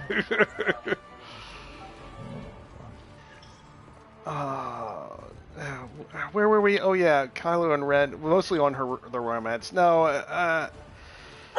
I guess it was I'm not him. saying the romance was good. I No. didn't say it was great. No, I guess it was more constructed in The Last Jedi.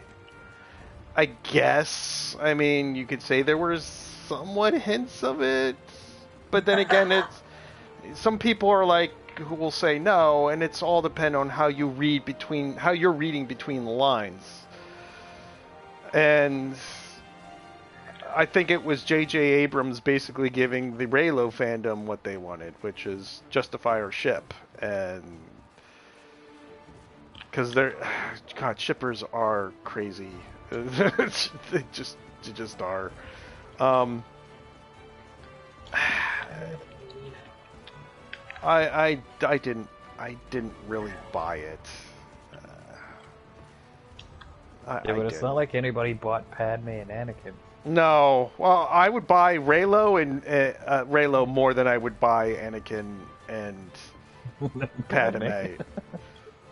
Because I I'm mean, sorry. For considering a couple people who have gotten together through like just the movies, there isn't exactly a great example. No, there isn't.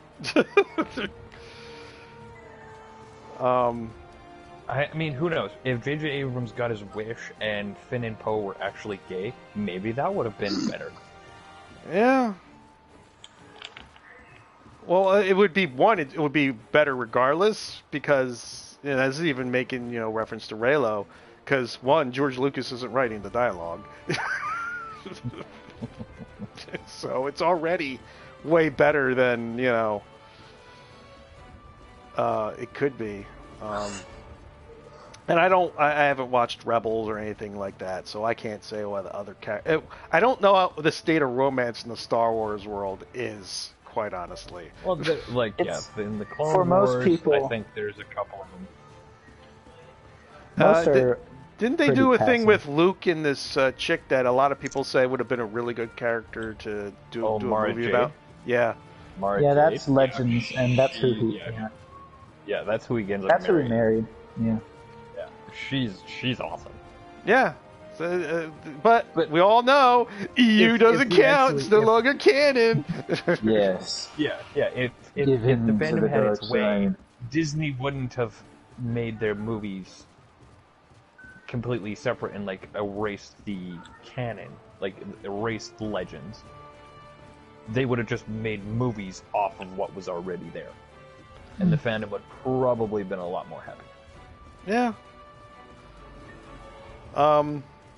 Which is also the reason why people saying that the Star Wars fandom doesn't like female leads is ridiculous. Yeah. Because there's a lot of I hear she's the top of the queen. She's like the queen bee of the female characters in the Star Wars universe. Oh, she's just one of them. There's the Solo twins. Yeah, they don't just have one kid; they actually have. Yeah, two. I know. I've heard about it. I've heard one of them turns to the dark side, from what I understand. Yeah, the male, because they're fraternal twins. Yeah, so the male turns to the dark side, and the female stays as a Jedi.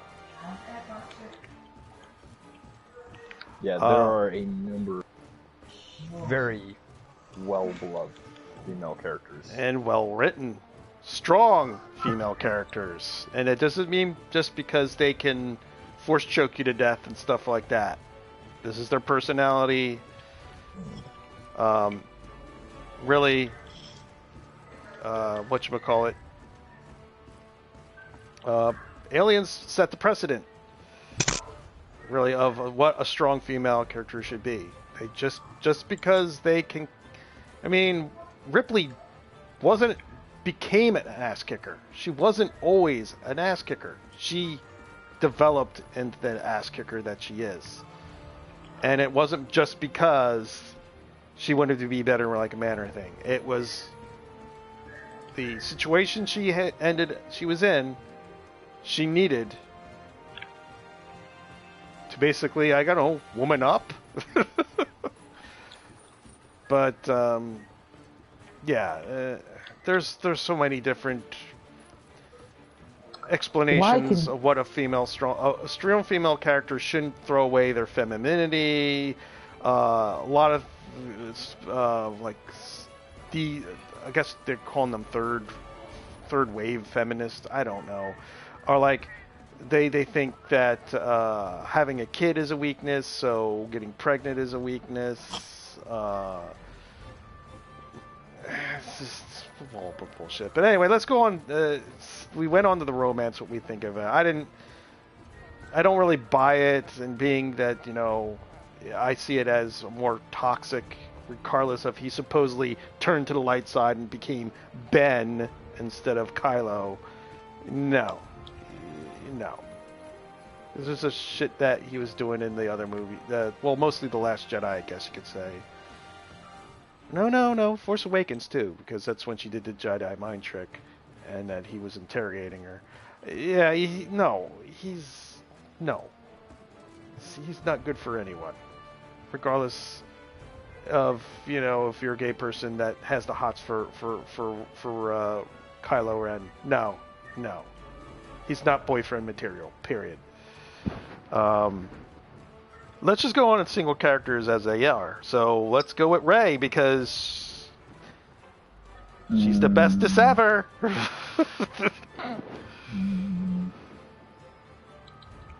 Why don't I go on there? I know why J.J. Abrams did the whole training montage in the beginning. It was to try to de-Mary Sue her, except they turned it up to 11 anyway. With her just learning more Morse powers as we went along. No, I don't buy the fact that she's a Palpatine, and then no, she's just no. You must do no, it. No. She just has everything. She gets everything. No. So does that mean Baby Yoda's a Mary Sue? Baby Sue is cute as fucking hell, and there's nothing you can do about the power of cuteness. Oh, I'm just wondering if Baby Yoda is also considered a Mary Sue. We don't even know anything about Yodas, though. That's the thing, and yeah, that's something that he's used. Here's the reason why I bring it up.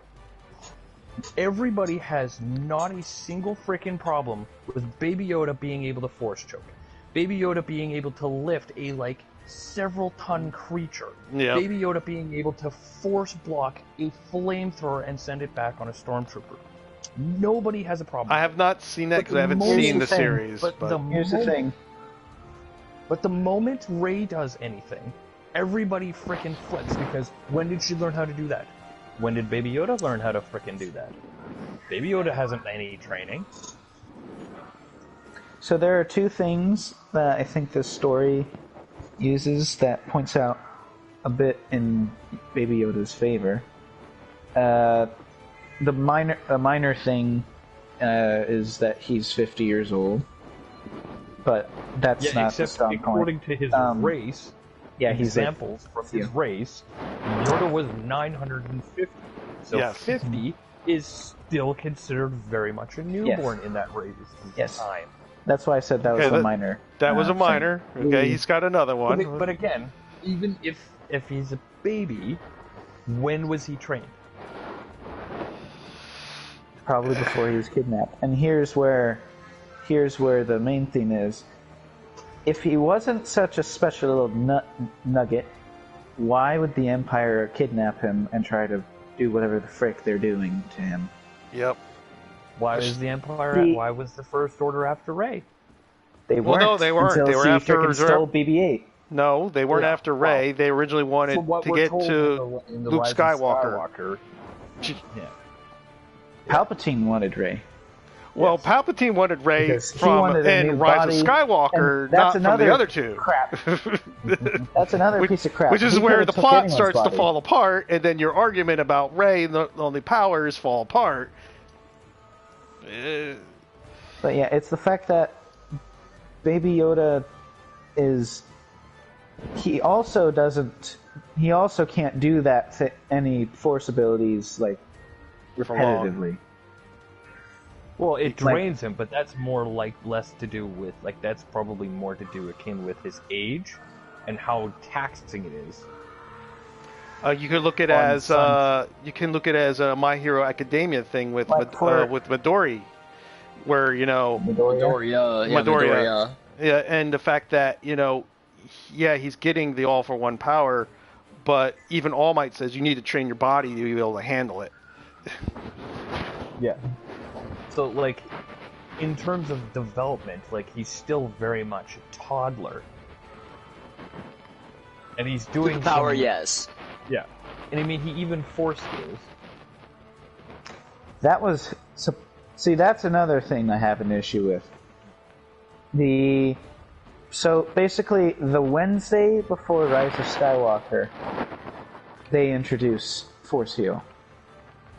Yeah, just so Rey could make it hers, in a sense. Well, Force Heal has been around beforehand. In Legends. in Legends. But- It's also in the light side force power in Star Wars video games. Like Yes. Yes, it is. Mm-hmm. I've played it, so I do know that So it's it there. has it has existed beforehand. It's just unless you played the games, you didn't know or read the books, and just watched the movies, you wouldn't have known of its existence.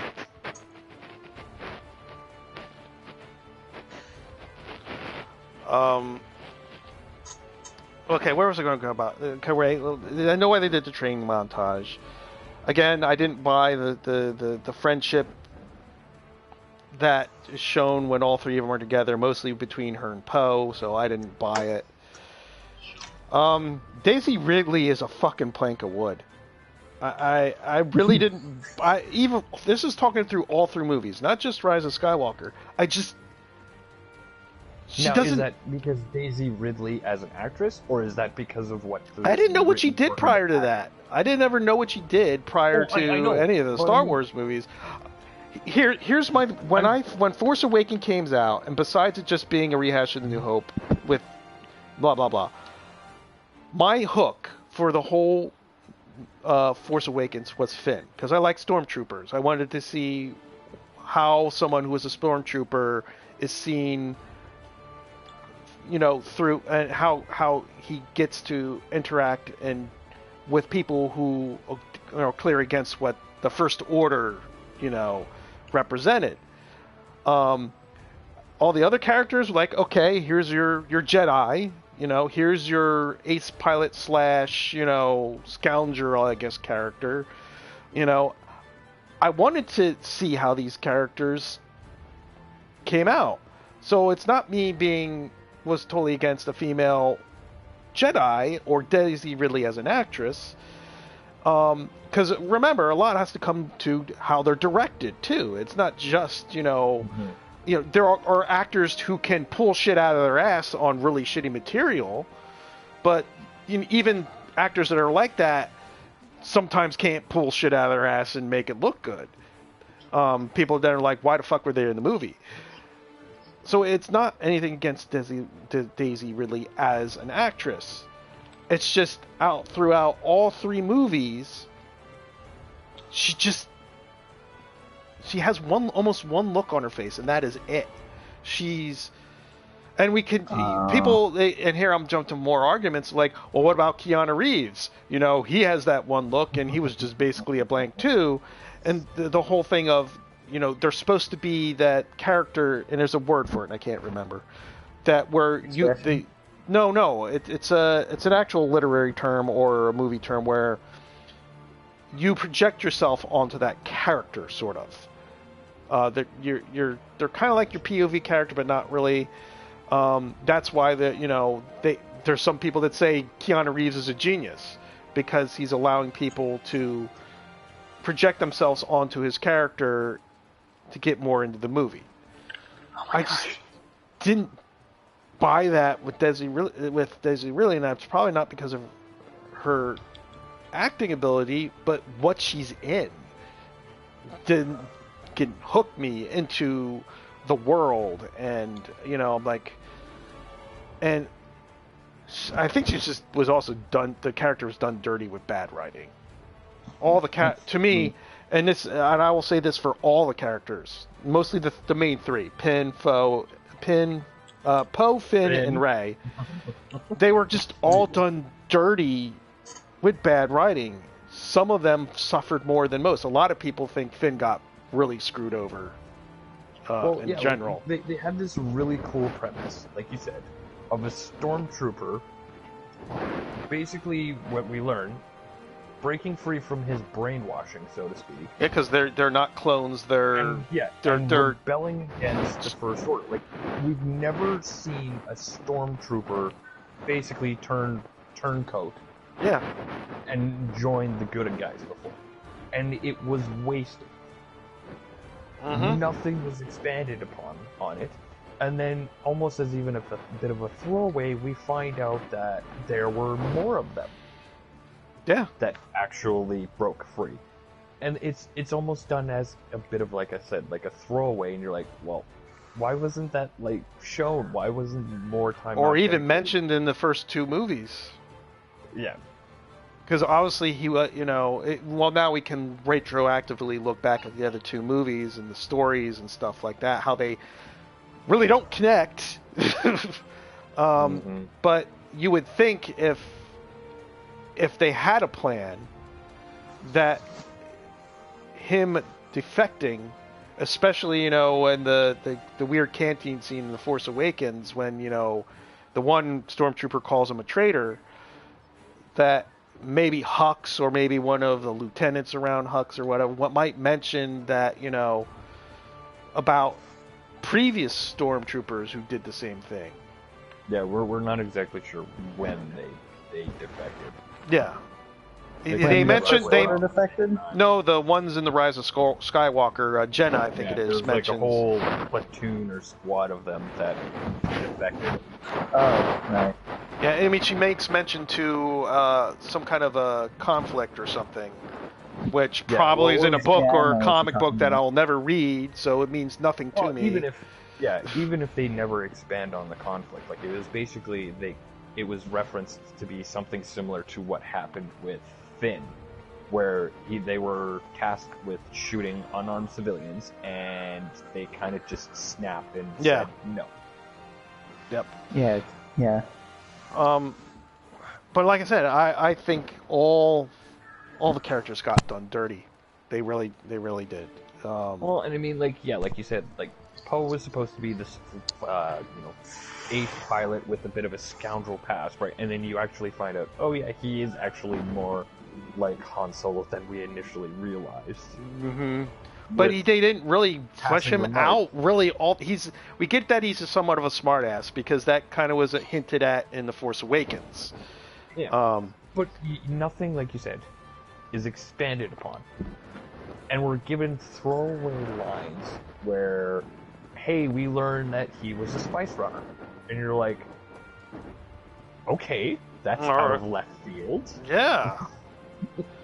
Why was this, why are we waiting till the 3rd movie to find out that he's more than just a great, pilot for the Resistance? Yeah, like when he was hot wiring the thing, and like Finn's like, "How do you know how to do that?" And they're like, Oh, don't get me. "No, Bam. If you want to jump on in, there's a grenade there. Go for it, buddy. Make a beautiful mess." So, with at least the first act of Poe in it, I felt that Poe was being used as a retroactive to the fans. Is how I felt it was. What do you mean by I felt that? like they were using Poe to justify Rey. You're gonna have to explain that because I'm not catching you there. So basically, the main some of the main things on Rey is that she's a Mary Sue. She knows things she shouldn't, and that she's perfect. And so I felt like, for the beginning of it, I felt like they were doing that to Poe.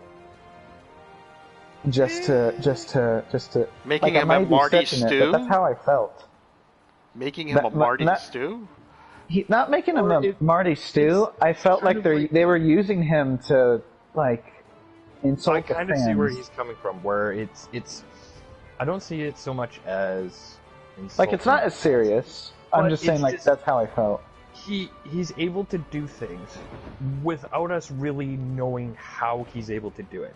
Like, we're not given, like, when he's shown he can hotwire stuff, we're like, okay, clearly there's something there because he had to learn how to hotwire somewhere, but we're never told. Right? So when he first does it, you're like, well, how does he know how to hotwire something?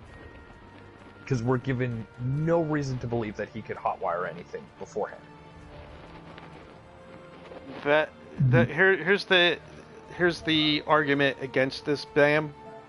About your thinking they're using Poe as a way of trying to justify the Mary Sue-ness of Oh, it's just for the first act. of shrugged Rey. off And remember, after. another thing Yeah. about Mary Sue's is they never fail. Rey's Rey's never failed. She bests people that are twice their experience of her experience.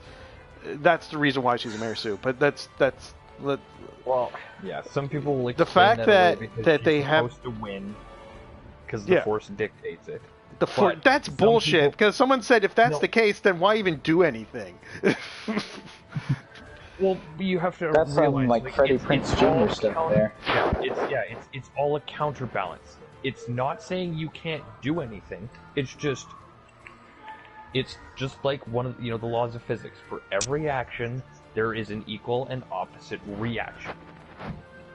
So for Palpatine growing in strength in the dark side, becoming one of the most powerful dark side users in the galaxy, there needed to be a counterbalance. So that's how Anakin came into being. When Anakin was seduced to the dark side because Palpatine realized that if he just kills Anakin, someone even more powerful is going to come up. So instead, he seduces Anakin to the dark side in order to bring it over. This results in, like as Bam said, the Freddie Prinze stuff, the birth of Luke and Leia to counterbalance Palpatine. You know how I would have used Rey, and I'm getting away from my Poe argument. Yeah.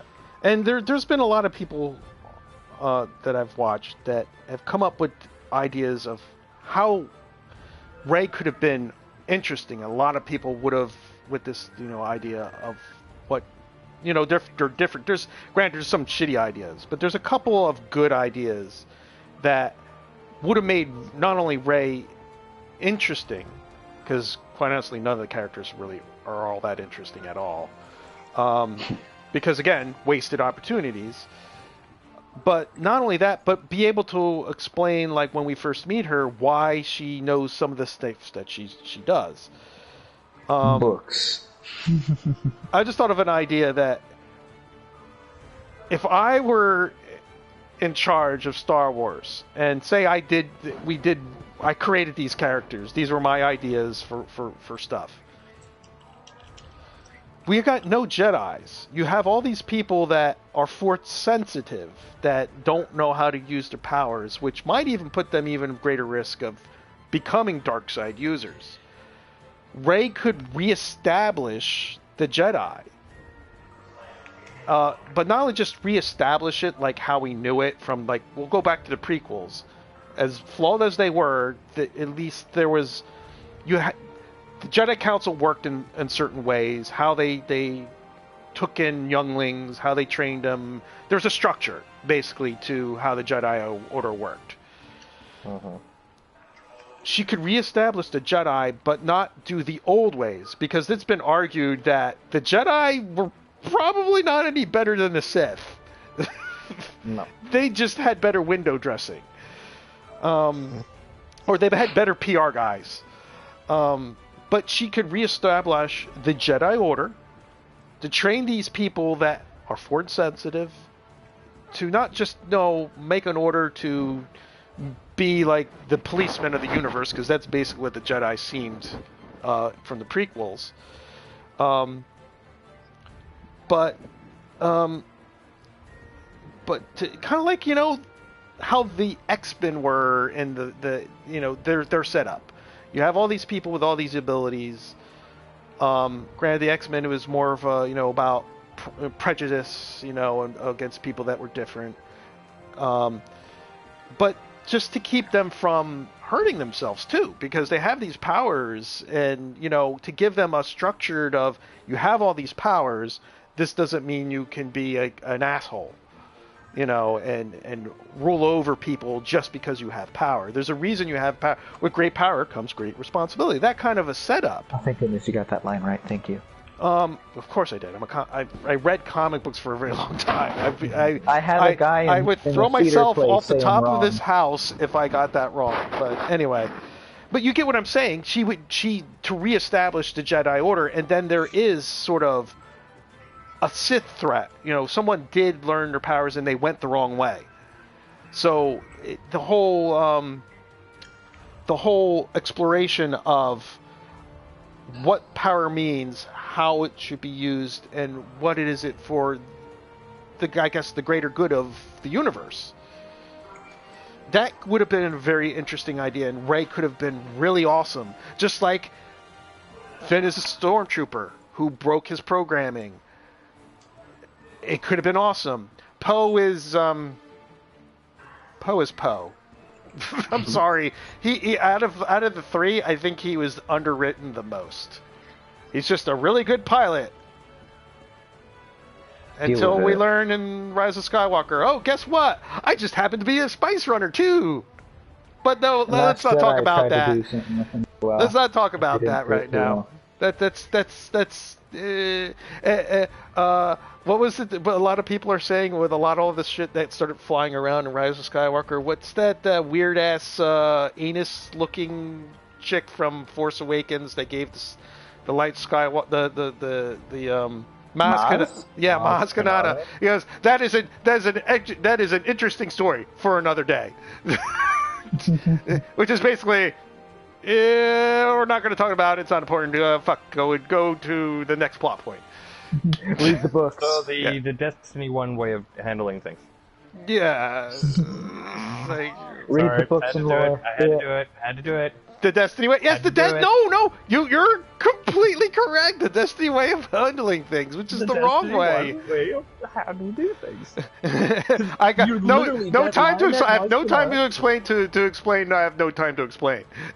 Yeah, exactly. Like, it's not even that. It's even the speaker in frickin' what? I could tell you about the time that I got this really good nachos with some nice guac. I could tell you about the time I went to this really great barbecue where the meat was just delicious, but I'm not. But I'm not going to. Yeah, exactly. Oh God. Where were we? Oh yeah, we went on a tangent. Poe. Doing the whole, the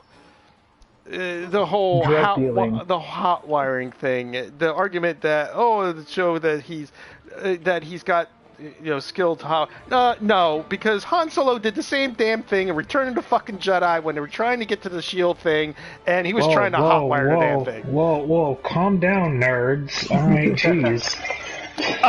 Sir, it's Geeks. Thank you very much. Stoop to our level, Dragon. Stoop to our level. Yes, stoop. Come. I haven't seen the new film, so I can't stoop to your level. Well, we're spoiling stuff, so... So you know what you should see? 1917. Such a good movie. I believe Alucard has seen it. No, I'm going tomorrow. You're going tomorrow? He has to go on his 40th date night in the last 3 weeks, so, he has the... Well, no, he's going with his dad. Every Tuesday and Friday has been date night for, the past 5 years. Yeah. It has not changed. That's why... I know that. Except for minor exceptions, where there have been slight changes here or there because of certain dates and whatnot. Yeah, I know. Otherwise, it's been Tuesday, Friday, consistently. I look like defending it. Shut up. Well, no, wait, Dragon. I'm going to be his wing. I'm going to get his back here and say I knew that. That's why I know when he's available for streams. I don't, because my schedule is a fucking chaotic mess. See, the funny thing is I was actually thinking that when you asked if anybody was available yesterday.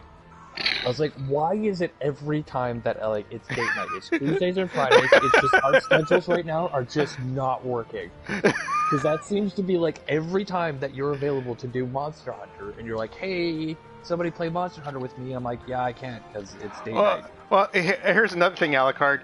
I could help him when he's on. But he's he needs more senpais. 2 senpais. He needs a 2 senpai carry. Yeah. I need a 2 senpai carry so I can sit here and read dad jokes because that's more important in my opinion. Dragon. I am very, very cross with you. I posted a meme with freaking cat pun, and you didn't jump on that. Listen. I've got other things to be doing. Apologies. Hell, even Arguine, who has just as chaotic as a schedule and right now a life as you do, and she was still able to put a fucking meme in there. Listen, Pop-Tarts. I don't sit around on Facebook all day. I do shit. Anyways, Sometimes it's shit. It's impressive. Okay, where we're at the Destiny of Doing Things. That's where we're at. The Destiny of Doing Things. No, Dragon, I'm going to see 1917 tomorrow. It's so good. Right now we're under a cold weather warning. How So is that? my dad and I decided, we're not going out. Yeah, because I thought you were going to see that today, actually. Yeah. No. It's very good. How much snow did you get, by the way, Dragon? 3 inches. And everyone panicked. And I'm like... People are like, oh my god, you gotta be careful out there, you gotta be careful. And I'm just like, I'm from New England, this is a joke! Let me check it. Let me check my outside. Yeah, fuck you, you're from Texas! I got some fog and rain, does that count? No. You would see a snowflake and you would probably panic. And go, oh my god, it's I see a snowflake times. and it vaporizes in the air is what happens. Bam, where you at, by the not Bam, DJ, where you at? Because I'm going towards the canteen right now. Oh, the canteen. Oh, so he's already in Astera, so. Okay. Yeah. Can you get to the gathering hub? Can I get what? I can technically we gotta I just have to investigate Elder Dragons, so... Okay. We would actually have to send him an invite. Yes, we would. But he has to, because he hasn't even done, like, if he's just seeing the canteen, he hasn't gone out on that first mission to kill the Jaggers yet. Yeah, I'm just, like, getting into the canteen for something here. Yeah, I don't think basically, that's... I'm assuming you just crashed, so you're just getting into Astera and getting the tour around. That's it, no, I just got my weapon and everything, so... Yeah, you're given a tour. You're being given a tour. This is girl lab. Yeah, you're given a tour of Astera right now, basically. Am I in the wrong spot? I went to the wrong spot. God damn it. Which gathering hub are we in? We're helping DJ, and he's just starting base game campaign. So the place with more than 3 inches of snow. So we're at other gathering hub. Yeah, Astera. Yes. All right, so the Destiny of Doing Thing Mascanata. Where was that going to? And then I said the thing with Han Solo hot wiring the shield generator building. Who were we talking about? I think we were talking about Rey mostly, and we forgot. Well, no, I came up with that one of the ideas that would have made Rey interesting and would have made the series as a whole interesting, because it would all be about reestablishing the Jedi Order. Where did I put my phone? I think there was one YouTuber who said the way to explain Rey knowing what she knew, and this is not just her knowing about the Force, her being able to do Force things, her technical knowledge, is that she had a Jedi Master. One of the Jedi Masters that survived Order 66 took her in because she was a little kid, and he's a Jedi, not an asshole, and wanted to help her survive. But he told her what he was. I'm a Jedi. He did all these things, and she asked, "How do you do these things?" And he goes, "I learned from my master." And he basically, explained what the Force was, taught her things, taught her in the ways of the Force. Then he leaves one day and never comes back, and it could be her trying to... He went out to get a pack of space cigarettes, Yeah, space cigarettes. Well, guess what? You're wrong. You want to know why? Because they have novels that say she got it from random people, and... Again, Bam, what did I tell you? What did I tell you? If it ain't in the fucking movie, don't use it. You need to explain it in the movie. Okay? Yeah, you can say all those books and shit are canon. That's nice. But for the general audience who doesn't buy that shit, they only go by what they see on the screen. So if you're making a movie and you can't explain it in your movie, don't explain it because of another source. Cheer, come here. Why is nobody drinking with me? So basically, Dragon, you're saying that the whole Jedi Master idea, he basically did a pop-up McGillicuddy? Yeah, duh. But no, that was another way someone could to explain why Rey knew what she did, and to give her more motivation. Because remember, she never wanted to leave Jakku at all.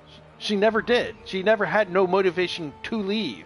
Luke Skywalker had a motivation to really leave. He didn't want to be there anymore. Yeah, well, that's because she thought her parents were coming back. Yeah, but that's not that's a motivation to stay. If you're going to do the whole, if you're going to do the whole hero's journey, she needs to call. She just. Yeah, I'm not. Yeah.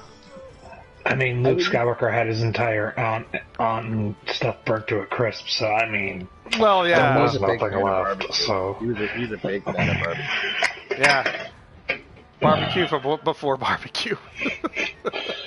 So are we waiting for him to do stuff? We can just do a dragon quest. I just got my canteen thing. I got food. This is going to be way overkill. I'm getting my katana now because I'm trying to be as Asian as possible. Oh my god, we're gonna be longsword bros. You need to make a boom sword. What you need to do is make a boom sword. I made a bone so far. You need to get dual swords, and you can do the Naruto run. Yeah, the Naruto run. Bro. You can do the Naruto run with the dual swords. Bro, I'm purchasing dual swords, the bone. Don't purchase them. You can just go to your freaking equipment box and switch to a basic form. Yeah, just go with the base form. I gotta be quiet now. People are going to bed. Also mention the fact that later on when you get to master rank, you can get like a ninja scarf. Yes. And a ninja outfit, so you can actually run around. Bro. Yeah. Just letting you know. But I look like Guyver. That's way better. Fucking bro. Yeah, I mean, Dragon definitely has an anime vibe going on right now. Yep. Purchase armor. Hold up. I was explaining to Dylan because they were playing Monster Hunter on PC. They says, "What do you mean one of your bow guys has to carry you? You're one of the main swords people." I'm like, "Yeah, but I suck." And he's just like, "Why is your bow person mounting and stuff like that?" I was like, "Because I'm terrible." He's just so like, he's well, watched.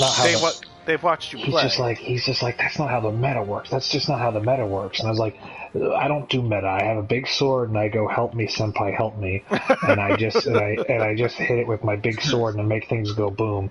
And then I go into the match and they're like, oh, we're in the Rotten Vale. Did you bring your fancy glaive? I'm like, I don't have that. Yes, you do. Where is it? I don't know what that is. Or we go to the cold place. I didn't bring warm drinks. We go to the hot place. I didn't bring cool drinks. Its weakness isn't boom. It's actually defenses against that. I only made one sword, so its weakness is the one sword I made. Huntmaster Alucard? Mm-hmm. Do you hear a wambulance? No. And then once I explained it like that, I said, "Oh, so you're so casual that they're dragging you through it, like kicking and screaming." I'm like, "Yeah." Oh, so you're our version of Anna in Monster Hunter? Yeah. Like when we play Siege, she's like, "I put a bomb on the wall." It's like, Good All job. right. Good job.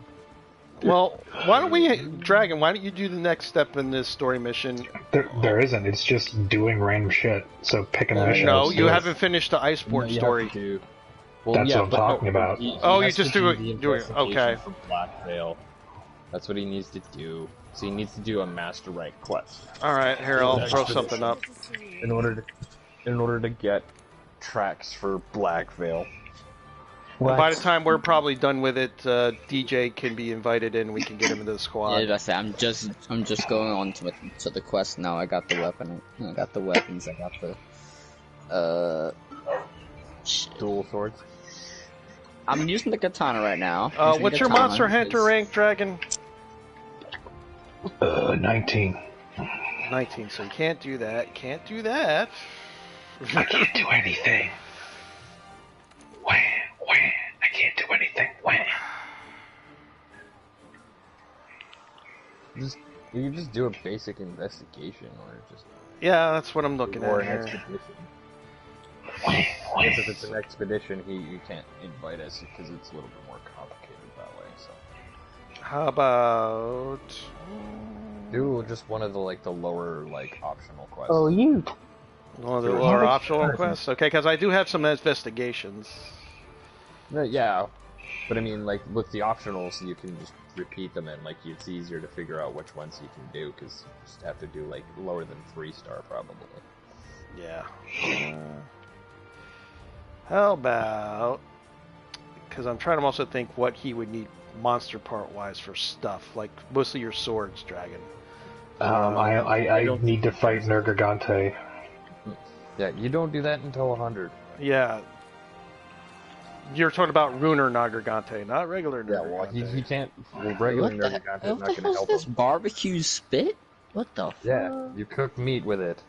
Oh, okay. I was listening barbecue spit. You gotta time it right. It's a little mini game. Yeah. And I learned that in Metal Gear Solid. Oh yeah, by the way, DJ,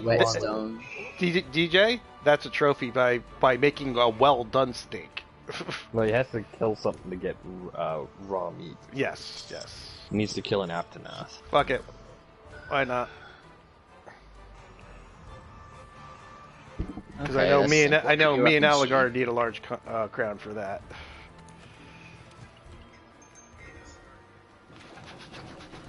Oh my gosh.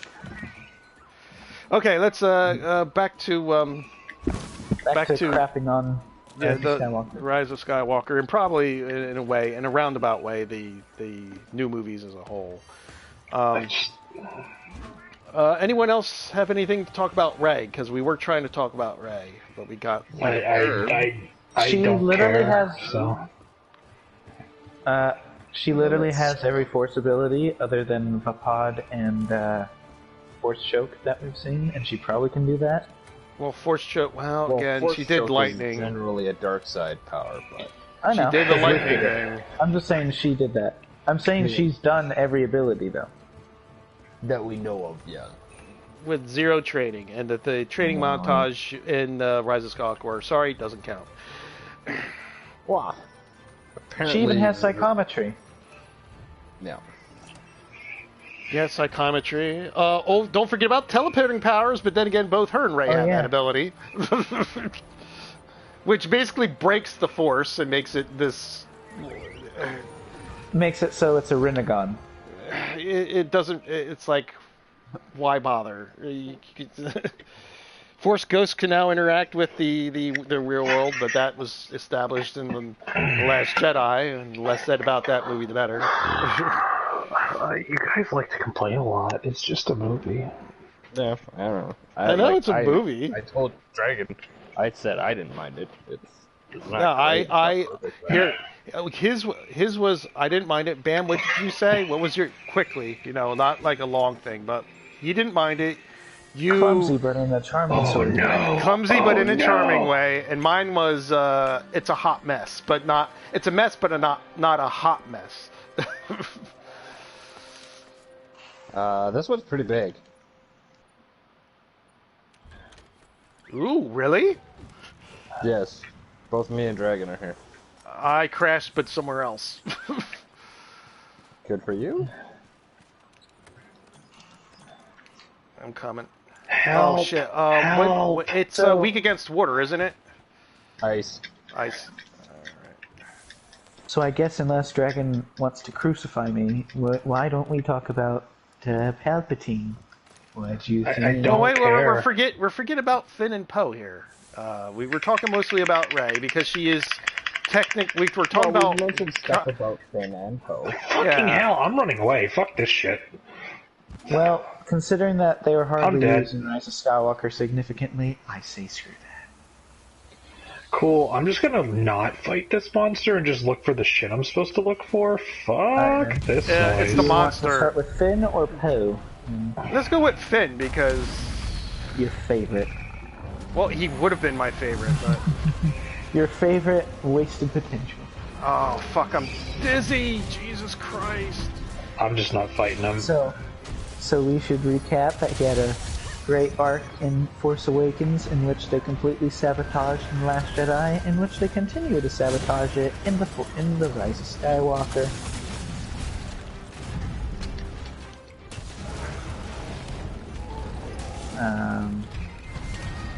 missed all that. He pretty much picks up another girl and leads to nothing. I wouldn't even call that he picked up a girl at all. Because if that was picking up a girl, that was so clumsily shown. Oh, what's supposed to be Lando's daughter? Yeah. Oh, wait, that was in the script. That wasn't actually shown. Oh my god! It's adopted now, I think. I believe she got adopted by Lando. I think that's what it was hinting at. So where am I looking for these things? You're not looking for anything. You're supposed to film, fight the yeah. monster. No, What are you just look talking for- about? No, I have to find I said things. hinted. It didn't straight up confirm. Elder Dragon tracks. Oh, Elder Yeah, Dragon. so you have fun with that monster. Yeah. It wanted to be less ambiguous about it being Lando's daughter and actually confirm it. Yeah. Not that he adopted her, but he's actually her father. Yeah, from either Lando adopted her or helped her find a family from the end of the movie where she's like, I have no family. It's like, how about we find you one? No, it Yeah, was, well, where are you he from? says- Why don't we find Where out? are you from? Yeah, why don't we find out? Find out Whereas together. in like the original script, it's actually revealed that he is her daughter. That's why she's from like the same area. Yeah, they're saying there was a lot that was on the Cut. on the cutting floor.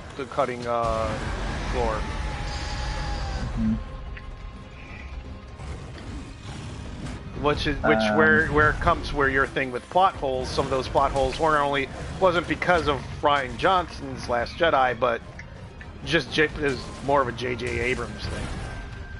That was It's poor communication between movies.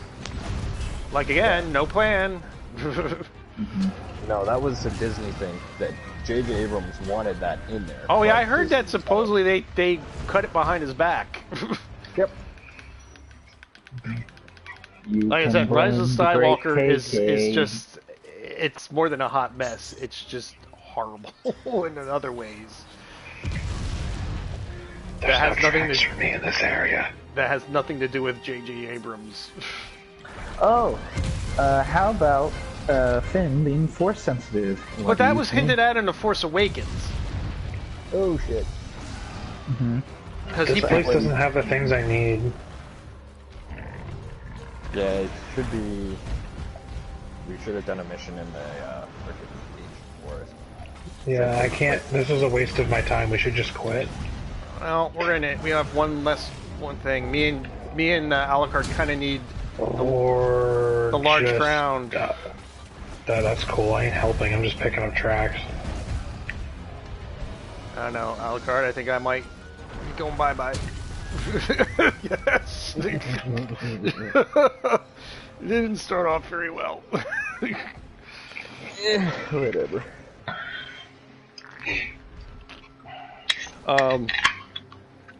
But yeah, That Finn doesn't help me at all. was hinted because supposedly, according to Star Wars lore, and this is even before.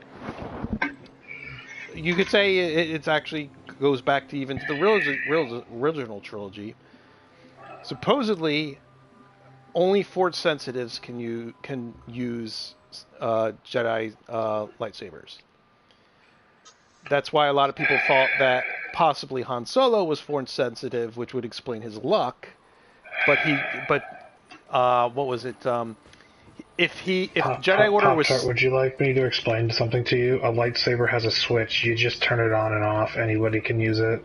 Okay, let the super geeks talk right This, now. no, this I is actually signed with Dragon on that Yeah, Yeah, well- no, it's true. Yeah. It's just because you have crystal, Clan if you wanna Vizsla get playing into with what the the dark saber super every geek- day. What was that, Yeah, Alucard? if you want to get to the super geek part, the crystals which power it are more in tune with the Force. Certain variations of them are stronger and more in tune with the Force than others. So, depending on which crystal you put in your lightsaber, you could end up using it like you were stronger when you had your lightsaber in hand. Then And if you want to be totally a douchebag, I mean, you could go by the fact that the now not canon, but might be canon, fucking Kyle Katarn goes to the Valley of the Jedi, goes and stands there for 5 seconds and goes, I am Force Man, I can do Force. And that was it. Unfortunately, I don't know what you're talking about, but... Well, you're not... Shadow of the Empire game, right? No, it's the Dark Forces and Jedi Knight. Which means, Pop-Tart, you're not a super nerd. I just out-nerded you. You out-nerded me in a different area. I'm sorry, Dark Forces was such good canon that if Kyle Katarn was in Rogue One, the movie would have been 5 minutes because he stole the Death Star plans in the opening by himself. With a fucking pistol. Yeah. Kyle Katarn, or as like cherry-picked Wikipedia says, God.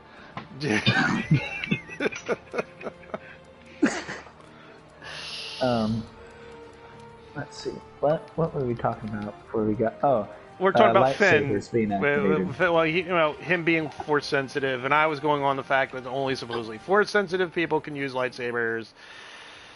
It's got a switch on it. Yeah, and it's got a switch on it, but according to lore, supposedly a lot of people said only people who are force sensitive can really use it. I mean, to be fair, Pop-Tarts, any idiot can use a gun. It takes a person who's skilled to actually use it correctly. So, let's be honest. But one of the thing that Finn kept trying to tell Rey, and it was in the script, and it was cut, is that he is indeed force sensitive. Which would have made him an even more interesting character if they tried to carry that on with The Force Awakens. Not only a stormtrooper defecting from the First Order, but a force-sensitive stormtrooper. But Pop-Tart, you need to play some Dark Forces, boy. Kyle Katarn takes on the entire Imperial fucking He sounds like a Marty Stew to me. No, he sounds like God. Yeah, Marty Stew. Marty kills Stew. Everybody. It goes both ways. There are cases of normal people wielding sabers,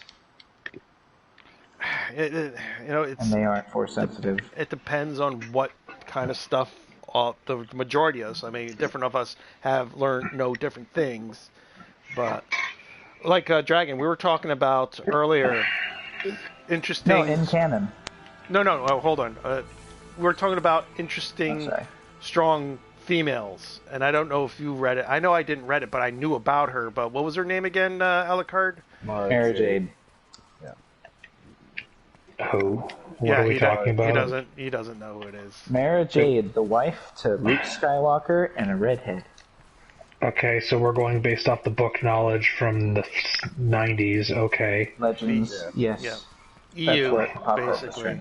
That's where fucking what's his face, who should have been the villain this entire time, the blue skinned guy with Thrawn. eyes. Yeah, Thrawn should have been the villain. I think that's what I thought. That was supposedly what Matt Smith was supposed to play. Thrawn would have been an excellent villain instead of this fucking weird, like him recreating the New Order because it was out in the fucking boonies. Would have made more sense. He was used in Rebels. Does that make you happy? I mean, that's now canon, so I guess. I'm gonna die again. I can't fight these people, Pop-Tart. I need to get things, not fight people. For the this is low Monster Hunter rank, below what you are, dude. Yeah, I'm looking for things, not fighting people. But the thing is, you also get investigation for completing quests. It's not just finding tracks; it's also completing the quests themselves.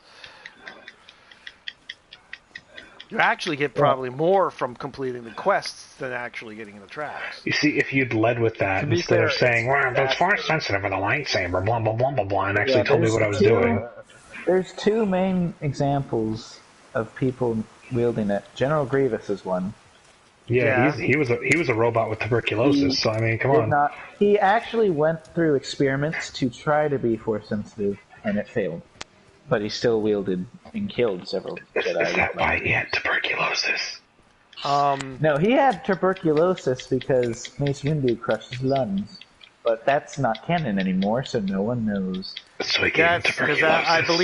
I believe Disney has said that the prequels are no longer canon. The prequels are canon. They are. They still are, but they took the Samurai Jack whatever TV show. I don't think is Wasn't that the Clone Wars? the original 2D Clone Wars. By that Jendy one. Tokarski. Yeah, so that I don't think is canon, but the 3D animated one is. Actually, no. I think the cartoon one is going to be canon because that's the new season you're getting on Disney The Plus. 3D animated one is. The 2D animated one is not. No, but I'm telling you, the new season of the Clone Wars is from the cartoon. It's for the 3D one. Oh I thought it my was god, free. you I thought it do was for the Naruto cartoon run with one. these swords. No. It is season 7 of it, and it's supposed you to do. focus on Told you that, Ahsoka Bowie. and Rex and Anakin and Obi-Wan. Oh wait, I can watch Rebels on Disney Plus. I should probably do that. Yeah. Yeah, you can get some Thrawn. Did you some see The Vader, some Mandalorian Maul. yet? I've watched all of that. Yes, I thought that was great. I don't have any poison stuff. God damn it. Oh, I have an antidote. Never mind. I have one. Great. I'm gonna die. See, this is why I have. This is why. But, and then there's also everyone that has wielded the dark saber, except for Now, Darth see, Vader. I know that that's hinted at You get in poisoned The to stand Mandalorian.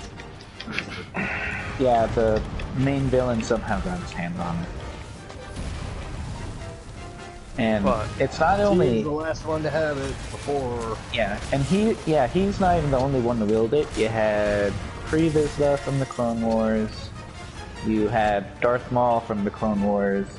You have Bo-Katan and Sabine Wren in the Rebels. And then there's tons of generations before the Clone Wars that wielded it. Well, it's the lightsaber of the only Mandalorian Jedi. Yes. But 'Cause he knew the way, right? Well, you're the one that saw the Mandalorian. I saw it. It was great. And from what I understand, the armor that they made, the true Mandalorian armor, not the stuff that Boba Fett was wearing. No, they're both Beskar. Yeah. But from what I understand, the Mandalorian armor actually is resistant to lightsabers. From what I understand. Well, it's resistant. Hardly. It can take blaster shots like a fucking champ, apparently. Yeah, no, Beskar is like one of the only material that can actually resist it. But I mean, like, if you try and stab somebody with a lightsaber, probably not. But at like a glancing blow, like, Yeah, because slash attack. Darth Vader actually wore Mandalorian steel in his armor. Oh, so he was cheating. Which is why you have in Empire Strikes Back, Luke strikes a glancing blow on his shoulder. And it's like, it whoa! doesn't- Yeah, he gets hurt, but he's not freaking dead or missing an arm again. Come on, get over here, damn it. But the main, there are two more medals that kind of BS with, yeah. no, there's only one. There's one medal, and it's cortosis, which, if it's, like, charged with, energy, it can, like, turn off your lightsaber if you hit it.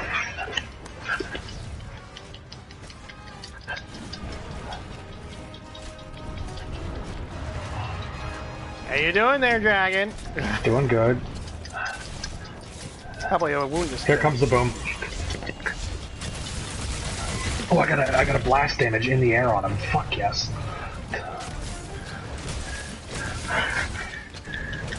I wounded his head, by the way. I think we There we go. broke it. No, I broke the wing. The ring? Okay. With one wing. Let's try to get him underneath the boulders. They haven't dropped yet. I did a thing, guys. Yay! I remember the buttons.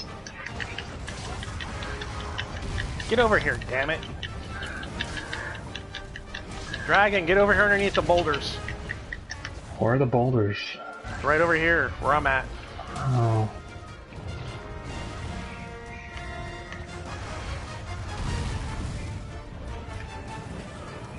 Come on, come on.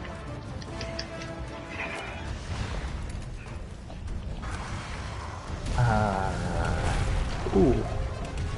But yeah, It'll they're... fall down now. I think it broke his other wing though.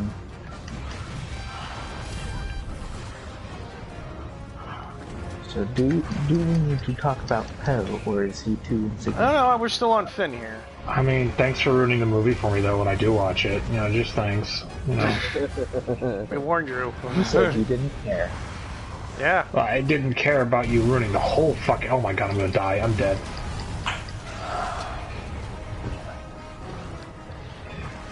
I was poisoned. I was getting hit with everything. That happened. I was gonna put down a health boost. But, Get your ass down here, damn it.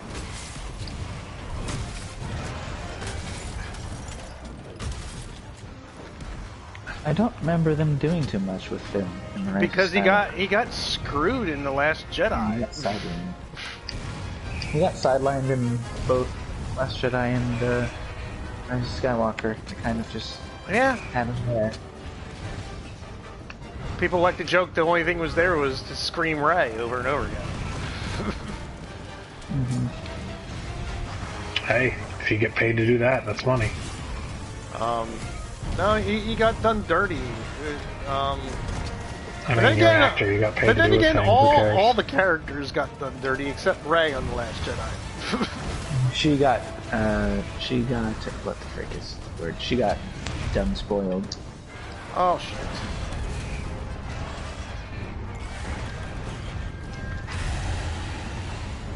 He's running. Yeah, all the characters got screwed over in The Last Jedi, and that's why The Rise of Skywalker is an absolute mess, but I think we went in a little bit too about Finn with the whole, the platoon of stormtroopers that, broke their programming and broke ranks that they meet later on.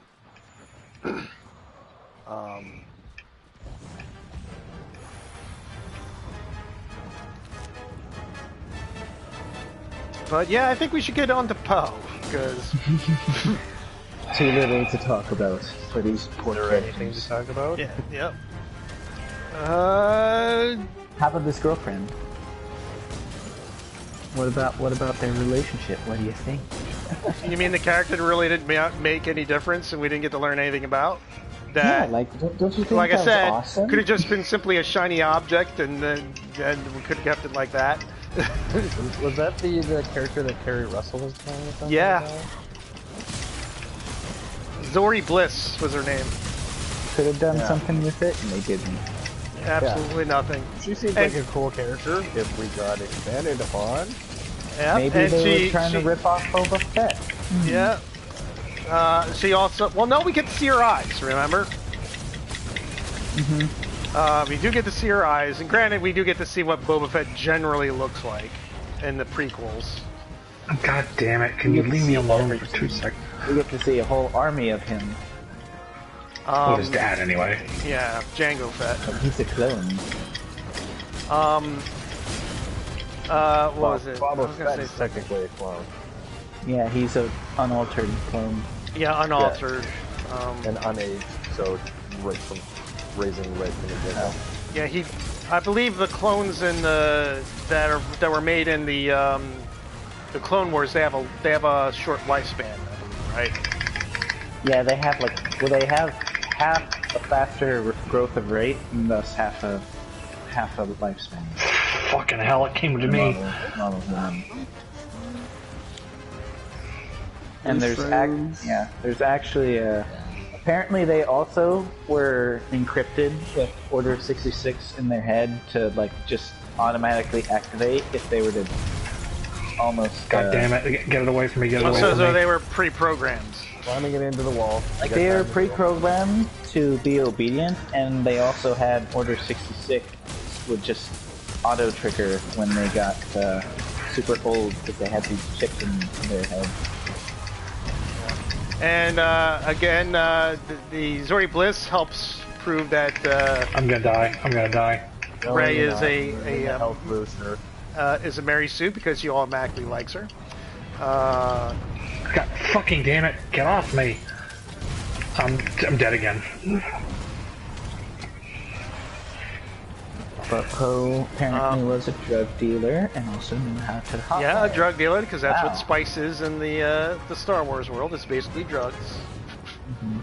Want They're some not death they're not death sticks, but they're still not a good substance they're put in your coke. body. It's the coke to the tobacco, okay? Oh, so wait a minute. Like the death stick is like hard edge cocaine, and then spice is basically crack light. Cigarette. Death sticks are the equivalent of cigarettes. And then spice, I'm guessing, is like coke and meth and heroin, all that good stuff. All jammed together. Is All this the monster stuff almost except dead? alcohol. Because I can't keep getting fallen over. Yeah, we've broken everything, so... Have you broken its head? Yes, we broke his head. Alright. And there's nothing left to break. It's just taking it down now. I do have traps with me. Yeah, I don't have health. I took a meal and it didn't give me health back, so I really can't get hit at all.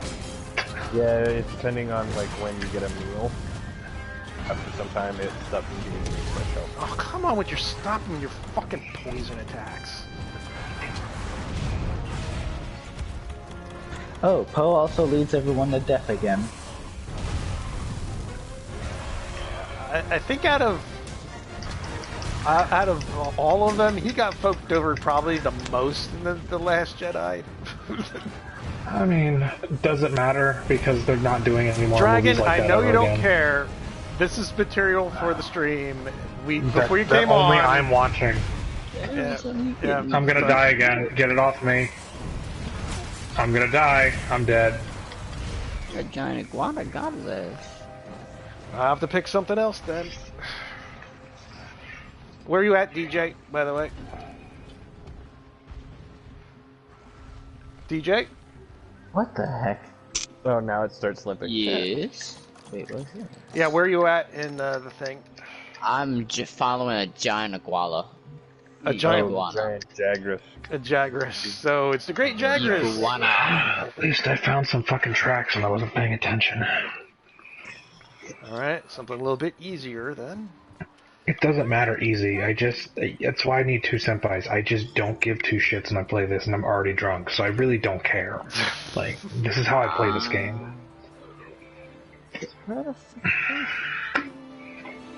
On this one out? Here, this one's Master Rank 7. It doesn't matter what master rank it is. I just keep getting fucking put in a corner and murdered. It doesn't help.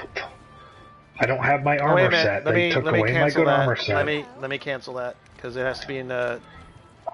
It has to be in When they the. upgraded this fucking armor and they Ancient took away my Forest. Nergigante armor, I lost all my defensive abilities, so I literally have no fucking health. I can't take hits. That's literally what happened. Something Where's in the Ancient giant Forest. iguana at? Here. And all the other armor sets don't help me take hits at the moment. Well, during the fest, we gotta take you on a gem hunting thing so you can get defensive gems. I have defensive gems. It's just the armor was a these are defensive set. these are rank 4 defensive gems. This sounds like a lot of grinding that made me want to kill myself with the Nergigante armor. Please don't do that again.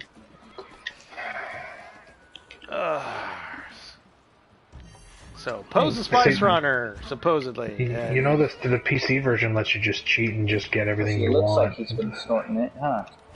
Wait, what was that? Say that again, Dragon? Nothing. The PC version, you can just throw a trainer in and never have to fucking grind for anything. Dear God, that would make my life easier. Throw a trainer in? Yeah, you just cheat. Wait, you need to explain this, because this is the concept that I have no idea what you're talking about. No, Is this alright. is this a secondary All right, program, old man, or let's- is this Yes, it's a secondary program. Let's all sit around the campfire and we'll tell you. No, you don't have to It's a tell me. program you run. You're just going to tell me it's a cheating program for people who have zero skill, which is the whole PC user base, by the way. Wow, okay, so it's not skill, because remember how many times I had to fight fucking Nergigante just to get one fucking gem, when I could have fought him once and just gotten it? Whereas the trainer just says, fuck you, here's the gem, you've already fought him 6 times, it's enough. Fuck this guy. This is called I've got other shit to do. That's what the trainer is called. Wow, I just got Huntmaster Alucard. I just lost all respect for every hunter in the PC side. Well, not every hunter does it. It's just easier to do on the PC. But that's the case for any game. It doesn't matter what game you play. Cheating in general is easier to do on the PC than it is on console. We're having very interesting conversations. And I don't consider cheating. I don't consider it cheating if you fought the monster a crap ton of times and the game refuses to give you something. You've done the work. Here it is. Just give it to yourself. Fuck you. Dragon, we're waiting for you to... Oh, whatever. I was gonna say something. Fuck. Oh, Dragon, my friend Dr. Chaos. What? Okay. Came up with an idea for a stream that he's willing to give me, I guess, money to do. But granted, it's not a lot of money. He wants us to go on to play a game on Steam that is $1 or less and has, what was it? I think it was like no comments or stars on or something. Here, mind this, Dragon. And he wants us to play dollar games, basically. One a month. That's hard armor spheres. I like those. Yeah. That makes my armor boofy. Yes. It does make your armor boofy. I'm gonna have the best this armor for the rest of the game. Fuck you! Get back here, goddammit!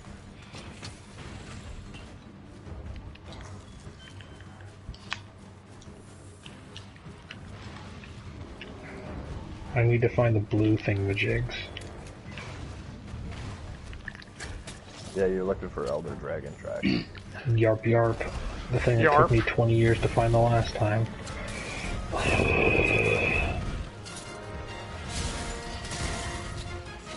Where am I going?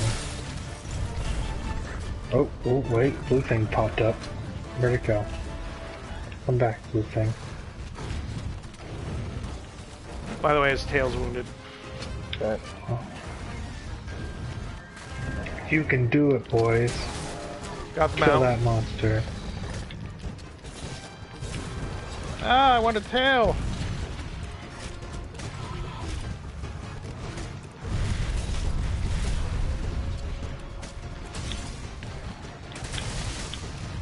Wounded his head.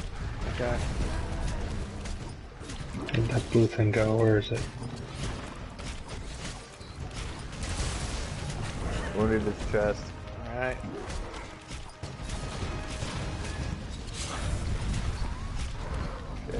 He fell over. Blue scout flies, where did you go? You were just here.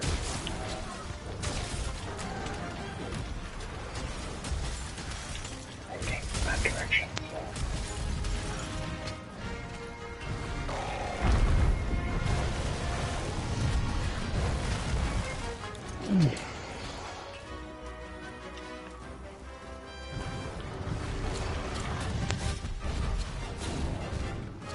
You were thinking just like I was thinking.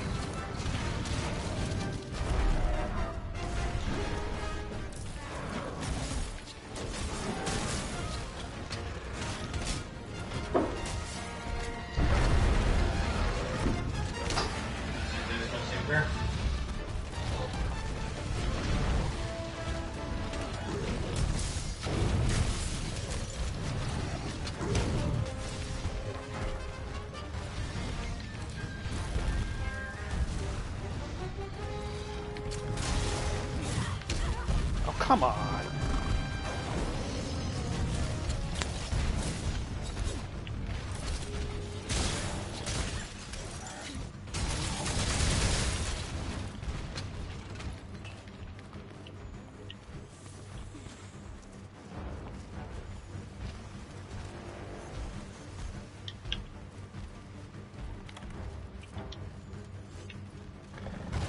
That's it. Stay right there.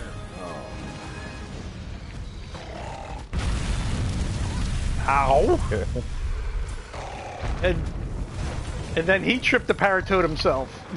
No, I hit it. You did? Okay. Yeah. I was just surprised to see it go off.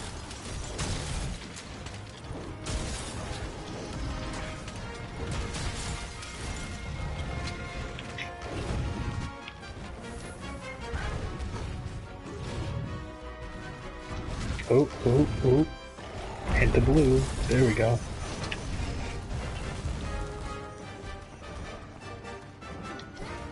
Look out. Yep, I see it. And none. Come on.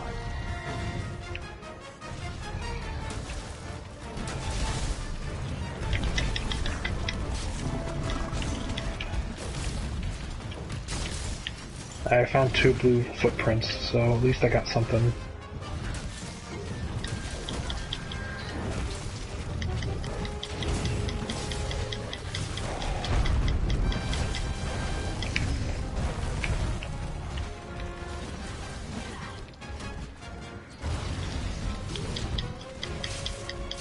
Oh, I got a boom.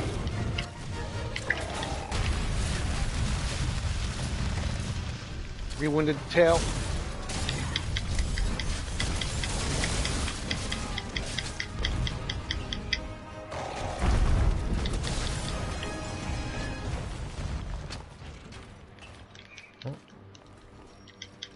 Yeah, is he tired?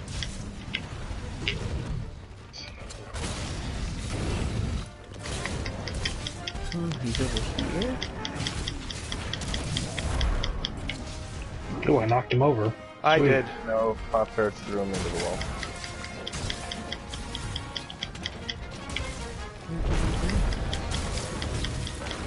Where did he go? What the? Oh, okay. Where did the giant iguana go?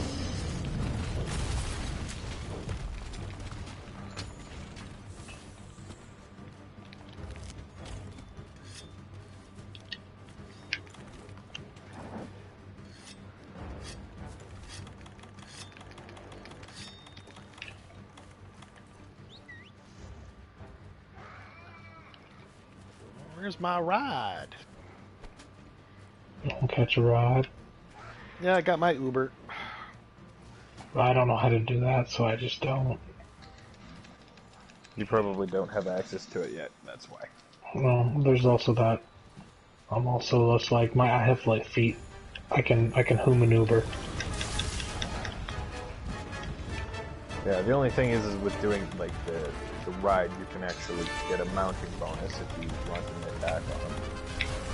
He's in a trap, fine. Plus, you can Get also, another boom. you know, sharpen your weapon, heal yourself, and apply buffs and anything like that while you're Goodbye, tail. tail. instead of actually having to do it and then chase it.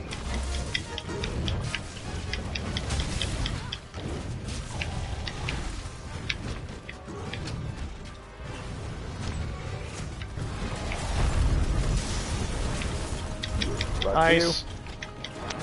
Did we break his head yet? No. I don't know.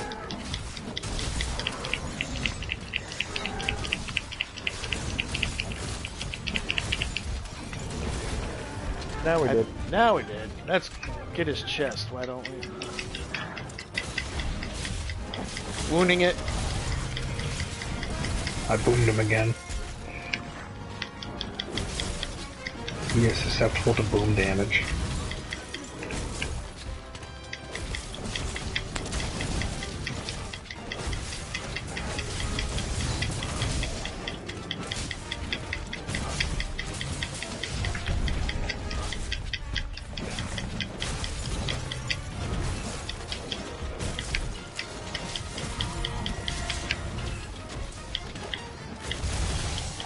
Wounding the one leg.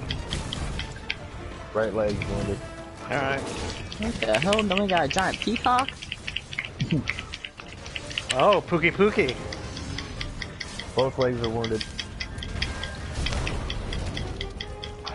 Oh, his head's back. Yeah, that's a giant peacock, alright.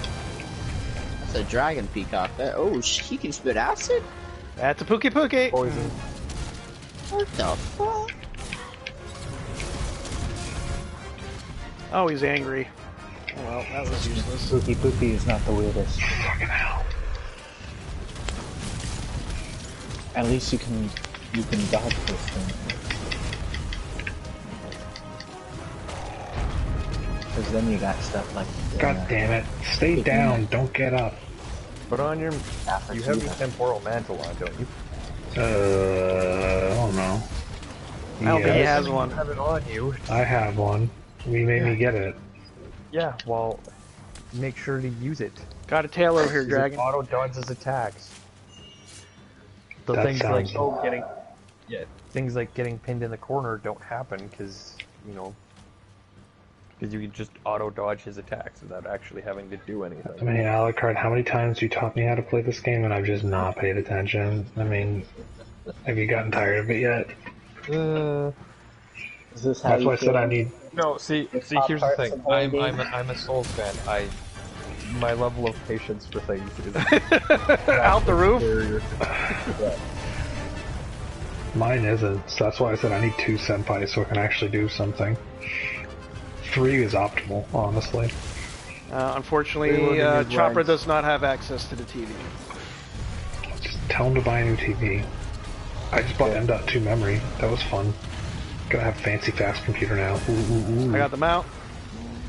But Pop already has M.2 memory. He's probably like, ooh, I know that. Yes, I Dragon do. put that in. Yeah.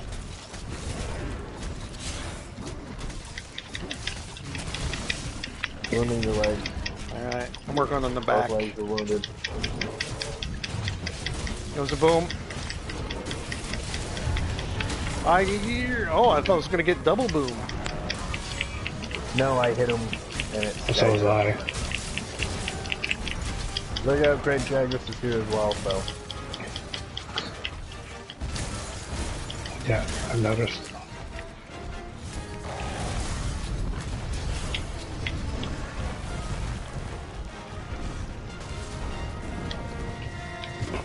I get to pet the pig. Yes. Poogie. You also get to name your Poogie. I already claimed Sir Piggy of Rib, so. And give it different outfits too. Yeah, give it And different Lady, outfits. you can pick Lady Baby back. That's a good one.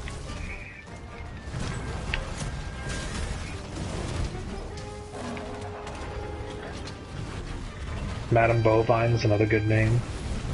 I wasn't able to use the one I wanted originally, which was emergency rations. I think there's a limit of. Like, Yeah, there's a limit to how many characters can use. Nice stagger. Oh, fuck you, Jagras. I can pick up the Poogie. Yes, you Yes. can. You can also That's how pet you and have hug the fun Poogie. costumes. Yeah. Once If you you've walk got around enough with it, No, because he just started, he won't have enough affection. okay. When you come back from every mission, make sure to pet the Poogie and time it right so it gains a heart. Okay. Once you've got enough affection for it, Poogie, once you pick it up, can actually find items for you, including different costumes and everything. Can I put him down now? Okay, wait, yeah, I can. Wait, I Yeah. can dash, but I can So still. not only can I the can still Poogie run help with the you pig. Yes. So not But only he's a can heavy Poogie boy help or you, heavy girl, you know. but the Poogie can also be used It's as a Poogie. Bye, boys. So much for that turf war you were trying to do. Working on the chest. 'Cause I don't think we broke that yet.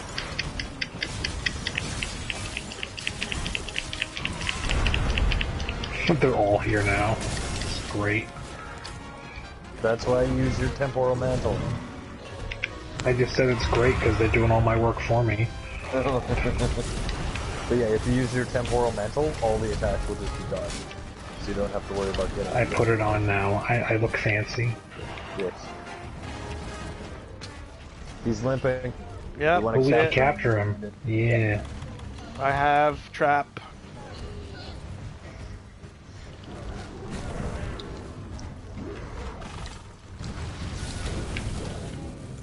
He's trapped. He needs to be tranked. I found all 3 footprints too, so that was nice. And plus, you're gonna get bonus from the. from completing this.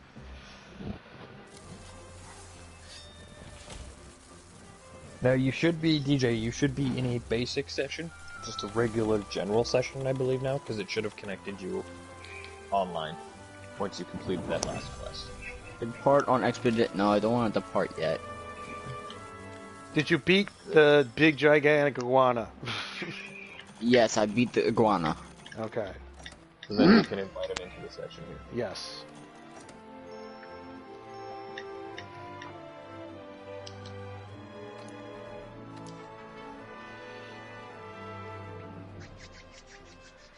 So where's your meter at, Dragon? Because it should have told you. Oh, of course I'm not that. It literally went up the same amount if I had just found the fucking footprints.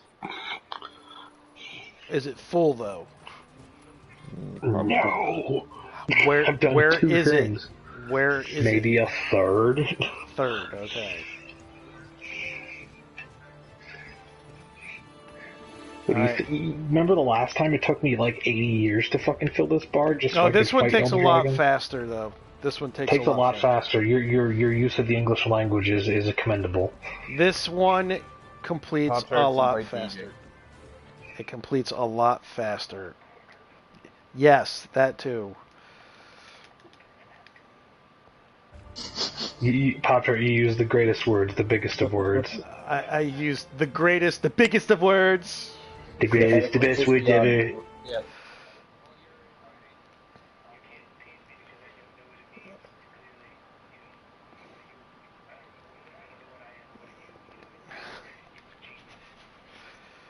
All right, I DJ, knew I you just were sent one of you mine. the invite. Alright, here we go.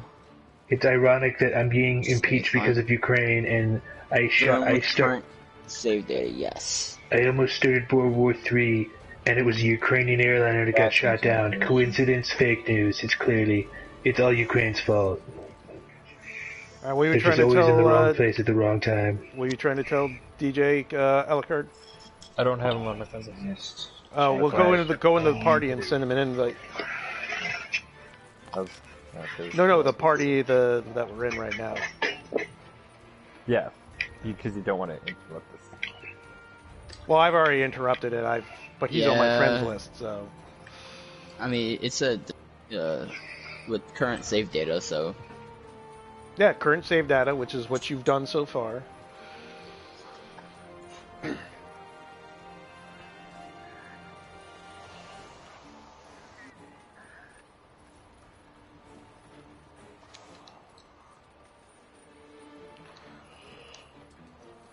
We'll alternate between missions since we got Dragon a third of the bar.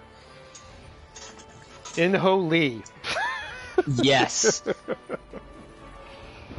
yes. Minute after a Grandmaster, The what? a Grandmaster Wow. of Taekwondo. I have Yes. Oh, witnessed okay. Grandmaster in Awesome. Holy. Okay. My cat's name is Carl von Meow II. Not No, Lieutenant Inho Lee Starbucks. is his character name. Oh. Yeah, that's my character name, in Holy. That is Grandmaster of the ATA. The ATA, okay. What'd you Yeah. name your cat? Oh, you're Well- gonna love him. Well, you- Don't tell him. Don't No, tell him. I don't know what it is because you have to come over here. Wait, you and can't up- see it? No, you Wait, got to hold come on, in. wait. You got to come up into When the you load gathering in, hub. You have to go to the gathering hub. I say, wait, where's the gathering hub? Go to Take the the lift. go to the map. lift. The lift. Okay, wait, lift. Yeah, go to the lift, and then it'll say Okay. where do you want to go, and you want to go to the gathering hub. Yeah, so if you spawn in, just run all the way to like kind of like the back, and you'll see like a chain. Kind of Alright, lift. Yeah. Gathering hub. Hey, Alucard, I think we should do weapon poses. How do I do that? It's in your gestures. How do I do that? Go hit options. Options. Uh-huh. Poses. Oh, it'll have to be tab over Alright, I'm loading in now. into Puss in communication. Puss Oh. in boots. In boots. I said I'll make him the same. That's as close as I can get him to Puss in Boots. So yeah, options In Boots. tab over to communication tab, and then in poses. Yes. I don't have a weapon In pose. Boots. It'll be in the second page. Ironically, he's not in Boots. Show off. No, those are gestures. I said poses. Uh-huh. So, it's right under... Weapon pose. There we go. Yep. Yeah, I did it. Yep. I'm a big bad Beetleborg. Welcome, DJ. Now, Alucard. My old armor was better. I would look like fucking Sauron. Alucard, Huntmaster is going to send you a invite to the squad.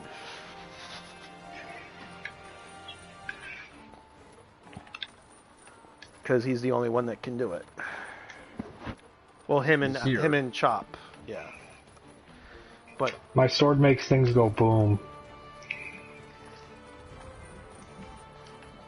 My cat is useless. I never see it because I work with the senpais. So yes, we have titles. DJ Alucard is the Huntmaster. because he lost rock paper scissors. No, he won rock paper scissors. I That's didn't right. win rock, paper, scissors. I won a fucking arm wrestle. Yeah, on arm wrestling match. Which, by the way, DJ, step up to the barrel. Yeah, well, now he's got it. That's the squad initiation. Yes. Alright, I had to go get some water. Oh, he wasn't even there. Okay, I sent you a squad invite. So I couldn't hear anything because it cut out. Okay, Yeah. so Yeah. he. I sent you a squad invite so that you can join our squad. So that whenever you join, like, start All playing right. the game, just go into search or create a squad session, and you'll just jump This into the guy- I'm trying to figure out where I am at. Hiding in the corner. And squad card? Manage squads.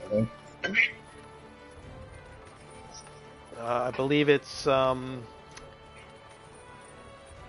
believe it's. Yeah, it'll Join be squad, manage yeah, squads, join. accept join requests. No, it'll be accept join requests. Yeah, there you go. Yeah, join squad, there we go. There you go. And You now got. you're a member of the Join squad. the squad. All right, now it's time for squad initiation. Oh man, here we go. So right over there, right over there, Wait, I have no idea where over there is. the barrel, the barrel, right here. Barrel. We're it doesn't Oh say. no. All it is tap circle. That's it. That's it. Oh, just tap circle? Mm-hmm. Yeah. If he wins, he becomes the captain.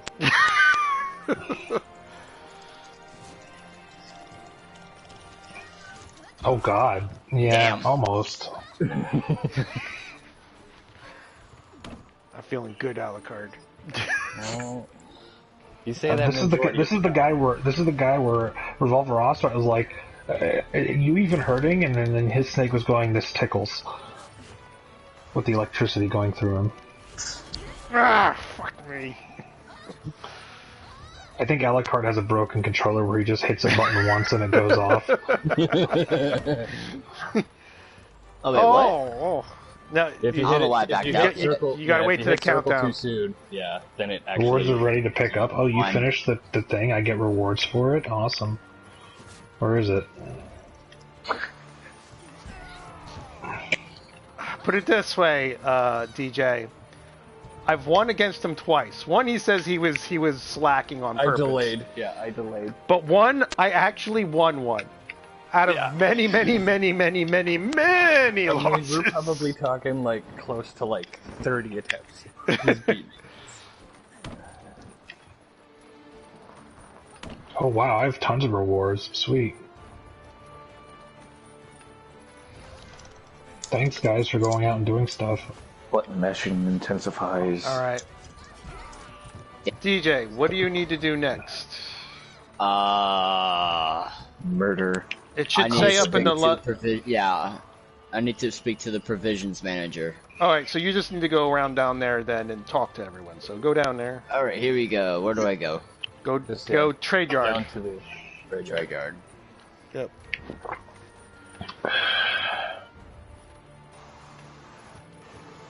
Oh, if he was in our group now, he could get some of that golden shit weapons that we had. Golden Because you got those. Yeah, when you did the thing, I got all the weapons for you Did actually I doing hear it. gold? Oh, They- because probably from the last time you played, you hadn't checked into the cool Taras. Yeah. Rewards from it. No, it said group has finished, so it's a group thing. Since you did it last, I got shit. Could be Safi Jiva. It was the tooth guy, the gold tooth guy. No, Gold No, Tooth it's guy is cool. Colby Taroth. Yeah, that guy. He hasn't done Safi Jiva. Safi Jiva's the newest one. Holy shit, Alucard, that's when we finally beat Arch-Tempered Colby Taroth when enraged. That's a while ago. Yeah. How much I don't play this game. Yeah, well, you can thank me, Alucard, and actually Outrider, because that was First one to beat it. his first time he did Colby Taroth, too. That was Wow, wow! I have met a frickin'. I have met Satan himself. Satan himself. Who's What? this? I have met the Lord of Wolves. Alright, I learned something today, Luck. you learned how to do the weapon pose. I learned to do this too. QT pose. Also, technically, Dragon, you can actually set up the radial menu so you have quick And access. this. And It looks- this. You know, it looks really weird when And this. when the dudes do the QT poses.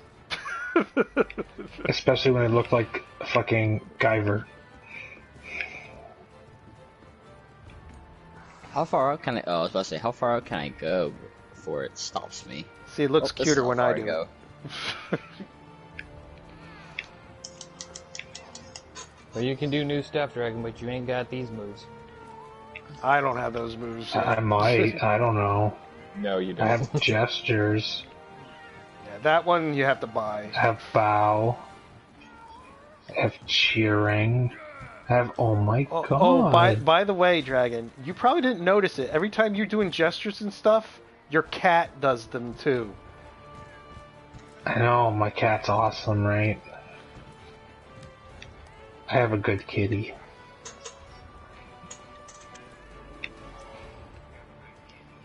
Your cat's cuter when it does the cutesy poses, not you.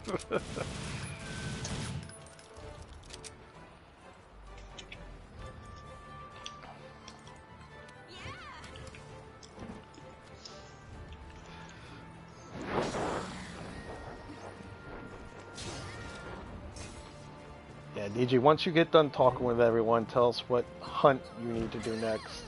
Oh, well, I already departed. Well, she. Really? Send, Yeah. Oh, did you just depart on an expedition? Or did you go do an actual quest? I believe it was an expedition. I don't really know. I was just going on. I just saw a little red dot. I was like, okay, follow that thing. Yeah, no, the red dot was just probably telling you. Oh, because it might be part of the story where you had to Complete go the to- expedition. Yeah, it's an expedition. Yeah, it's an expedition. I have so- stickers. Yeah? Yep. Yeah, I've been a sticker. Yeah, I surrender. Kokatachi sleepy. Oh, cookies. No. Sit the frick down, boy. I only have 2 stickers on my quick tab.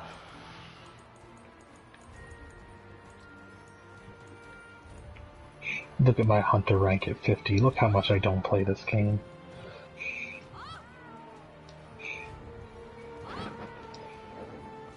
Maybe not. You know?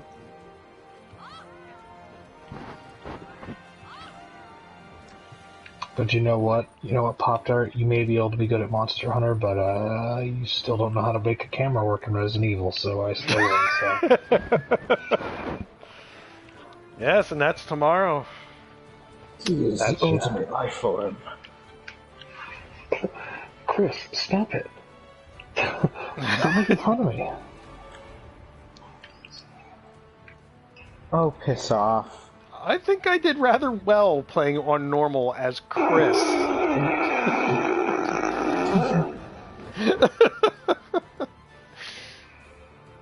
Dragon you strongly played disagrees. you played Joe on easy, and it took you 12 fucking hours, and that's 8 only counting hours. the one time you. Well, there were 3 episodes that you didn't fucking finish, so 12 hours. Stop mocking me, Alucard. I know why you're posting that picture. That sticker. Well, Arguine's utter lack of faith in me paid off for her. Is disturbing. This is a game I can beat without saving. This is a game I can beat in 2 hours. This is a game where professional speedrunners are asking me tips on to improve their time, and Pop Chart's like, where do I go? I don't know what I'm doing. Oh, come on. Frick on, you took a shotgun.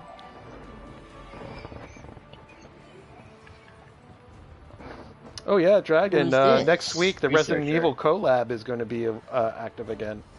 Story's coming out soon. Oh, Pop Tart, I'm gonna have my M.2 memory. Oh, Resident Evil 3 is gonna be so good. Oh, you gotta come over. Well, hey, besides our because me, Bam, and Alucard have not done shitting on Rise of Skywalker. What do you guys think of Project CD Red delaying Cyberpunk 2077? Well, if it's not done, it's not done. Yeah. Would you rather them release it when it's not done? Mm-hmm. Battlefield 5. Right, like, you don't even, like, there's plenty of examples. Battlefield 5 isn't even done now. There's plenty of examples of games coming out now that should have been delayed. Battlefront 2. Borderlands 3. And I'm serious. Yeah. Oh, exactly. Like, if they had taken the time to give it extra polish, it would have done wonders. So yes, it sucks that we don't get Cyberpunk until basically late fall. Right? Well, September. Well, what do you think about these people that are bitching about it being delayed, saying that they should there's a meme that's there's a meme that's going around. The same people who've only played The Witcher 3. Do you know how bad The Witcher 1 was? It was only available on PC. It was only available on PC. Yeah, it's And The Witcher 2 Witcher 2 was like a halfway in between of 3 and 1, where it couldn't decide if it wanted to be good or bad. Yeah. And then 3 came out and everyone forgot that there were 2 other games. And that this is their 4th fucking game. This is their 4th fucking game they've made as a studio. What were you going to say, Alucard?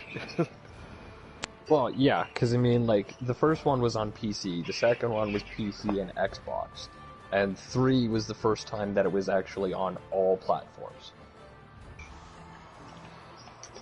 So, for a lot of people, like, they didn't know about the existence of The Witcher until 3. Because the other thing is 1 and 2 were not advertised a whole lot. They weren't very good either, gameplay-wise. Yeah. But 3 was heavily advertised. That's just because it was also really good. Yes. Yeah, here's an example of how good it was. Yahtzee from Zero Punctuation has played all 3 of the Witchers.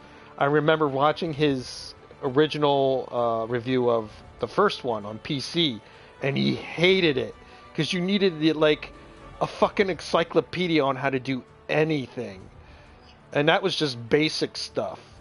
But he loves Witcher 3 and thinks it's one of the most well-polished, well-written games. Even the side quests are just not like... Side quests are the best thing about Yeah, them. they're not just like XP grabs and, just like, to waste your time or to do any extra stuff.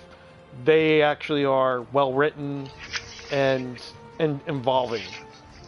Is I guess the word I'm looking for. But that's the whole point, is that this is their 4th fucking game, so if they're saying they need to delay because it's not done, shut up. Oh no, I agree totally with them delaying it. I rather it be playable, and not only playable but work, and not like But here's the thing: they have it 50 in a million completely. patches. they have it in a finished state. The problem is that they are not a salary-based company. They are paid, all their workers are paid by the hour. So when they say it's not done, that means they're saying, hey, our workers don't live here, so it's not done. Sorry. So you think in CG Project Red there's not such a thing as the crunch that most companies have? Oh, all video game things have to meet a deadline, so there's going to be a bunch of scrambling, but it's probably not as bad as other companies. I mean, the best example is Anthem. They had 5 years to make a game, and they took 3 months to make it instead. So, you know. But here's the thing. You look at that crunch, and then you look at the way Capcom does it. Capcom releases a game, and they'll just throw it out of the blue, which means the game is actually done. They're just using the remainder of the time to that release date to actually just polish it. Resident Evil 3's probably been done for a while. They just gave themselves till April to A, give hype, and B, make sure that it's absolutely perfect. Because you know how many glitches there were in 2 Pop-Tarts, and you watched it? Yeah. Fucking none. It was a smooth ride from beginning to end. Because Capcom has learned if they're gonna do it in-house, it's gonna be fucking perfect. And it has to be. Because they can't afford to make a mistake, because they're basically showing the industry and eating their lunch. Because Resident Evil 2 sold more copies last year than the original game did, and more copies, and if you add it up from when it came out till when it came out to when it was finished till the end of the year, it came close to around like 12 million copies worldwide, which for a single player game that's literally, if you speedrun it, only an hour and a half long, pretty fucking good. Well, and here me and Alucard can talk about this. Monster Hunter World sold 6 million copies in the first week. And then, I think it was 5 million, and then another million in like a week after that, where they gave us special bonus stuff just to celebrate the fact that they sold that many fucking copies. I don't know, Capcom has been breaking in money recently with this game, with Resident Evils, and their new engine. Oh god, their new engine. Devil May Cry did excellent as well. It sold millions and millions of copies too. The most recent one, we forgot all about that last year. That sold crazy well too. Why don't you explain that engine for the viewers? Right, so the engine they do is a proprietary engine. Capcom is very much like Square Enix. They don't license another giant iguana. They don't license their engine out to anybody else, so they only use it in-house. Whereas Square Enix likes to make an engine for every new Final Fantasy, which is why you get one Final Fantasy every decade. Yeah. Or two if you're lucky. Among other things, yeah. Whereas Capcom builds an engine and says, this is going to be our engine for the next 5 to 6 years. We're going to try to use it for as many things as we can. They obviously couldn't use the engine for this one, but it's still using their other engine, MT Frameworks, which they've had for quite a while. MT Frameworks allows them to take older games and put them on new consoles because it's easy to code, and they invented that.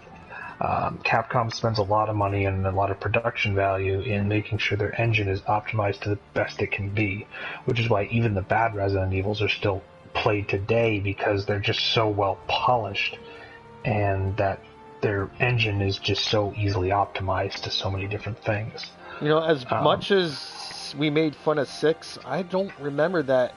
I don't remember any hiccups with it. No, there isn't. The polish on every Capcom game that they do in-house, because they tried to cheap out during the last console generation, the 360 and PS3, by farming out to third parties in the West, and that didn't work out at all. They lost a lot of money doing that. They had to take a lot of loans that they shouldn't have needed to take. And they basically said after Resident Evil 6, listen, we've been done trying to chase this Western audience that's going to give us all the money. We're just going to make games that are just fucking good. And if the Western audience likes it, great. That started with Monster Hunter, and then it continued with 7. It was designed to go back to its roots. 7 was very much a Western-style game, but it harkened back to all of what Resident Evil used to be, which was item management. Not always fighting when you had to, it went back to being that, and it And then when you came back to 2, it came full circle. They said, hey, we're going to take elements from the originals. We're going to take elements from 4. And it's combat over-the-shoulder system that we invented. Again, every third-person shooter you played, thanks Shinji Mikami and Resident Evil 4, because it's literally every combat system for a third-person game. It just is. Being someone who is bad at survival horror games, and granted the first, not counting Resident Evil 5 and 6, but I guess the first pure Resident Evil experience for me was Resident Evil 7. And even as bad as I am at those games, I never hated it for one bit. The only thing I hated was one of the DLCs, but that's just DLC and that's just punchy stuff. I mean, but that's a different story. But from beginning to end for Resident Evil 7, it was a smooth. It was I didn't have problems with it. He watched me play 7. He watched even a skilled fucking player have to stop and think my first run through what I'm doing. And even though I knew how to dodge things and how to walk past flickers and all this other shit, he's like, this is tense. Yeah. Like, this is unnerving. I could never do this. And I was like, I know. There was Wait, when you were watching I was me like play sweating bullets. No, when you were watching me play too, I was like sweating bullets at times. Yeah. I was like, shit. I have 5. I fought the final boss with pistol bullets, remember? I was like, I'm out of everything. I remember. I killed him too. Where are you at, DJ, by the way? I have no... I'm in the Ancient Forest, but where the fuck is this? Well, you don't have to fight him. You just have to see the cutscene and then leave. No, he's doing an expedition, so what he needs to do... Wait, what? Stop what you're doing. No, DJ, this is the Great One. DJ. Stop for a second. Who the hell's this guy? DJ, listen to Huntmaster. Alright, I just need to head to the new campsite. I have no idea where the fuck I'm going. Okay, yeah, I know. So here's the question: when we go into his low rank things, will I still be able to get Elder Dragon research or no? No, it has to be master. Probably not. It has to be master. No, then I'm just gonna go and play Resident Evil 2. Now that we're talking about it, I want to do that. Well, it's overkill. Both those guys can kill the monster in like 4 hits. I'm just adding bonus. Well, along with you could kill the monster, the high rank. Where you need to go, DJ, is if you're looking at your map, you need to head to Area 8. 8? Where the fuck is 8? It's at the top of the map. If you're looking from Camp 1, if you go fast travel back to Camp 1, there's 2 paths you can take when you're coming out of the camp. You can go to Area 1, to the big open area that you first go to, or if you look to the left, there is a path. Follow that along. It'll lead to Area I'm in 9. I'm gonna say I'm in 9 right now. Okay, so if you're in 9, run up the hill. Yeah, go north. Is it behind me? No. Yeah, up the hill. This way? Up the hill. Okay. All the way up to the top, and like you'll see like there's 2 exits. One on like the right side, okay, and one 8. on the left. Yeah. So okay, when you get to 8, go towards near the back, and then follow it along, until it curves back around and it's leaving the area. Or if you can, there's a big wall of vines that you can climb. If you get to that, just keep going on the path. Stay on the ground level. Just keep walking straight ahead.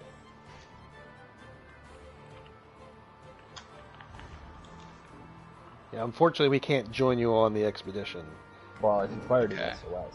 Oh, if you fired an SOS, oh.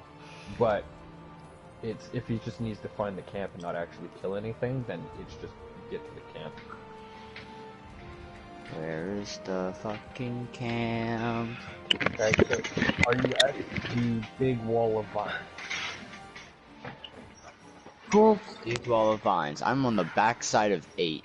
Okay, so just follow along the back side of 8 then.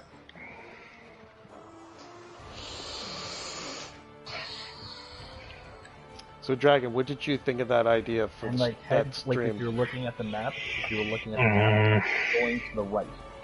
So There's follow already a along bunch of this YouTubers that corridor. do that. I mean, it would have to be on Twitch. You couldn't do that on YouTube. Yeah, no. Nobody would watch it. This is what I fully expected to be And on just Twitch. stick to the wall the entire time. So just hug the left wall, basically. Here's the main Yeah, problem: like is the that wall should be on your left the entire time, and then when it breaks, you'll lead to like the path slightly up the hill. once that you get around like kind of the edge, just the layout of that area.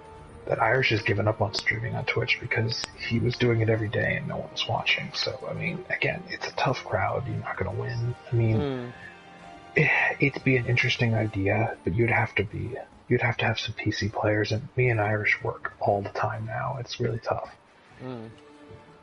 Could be difficult.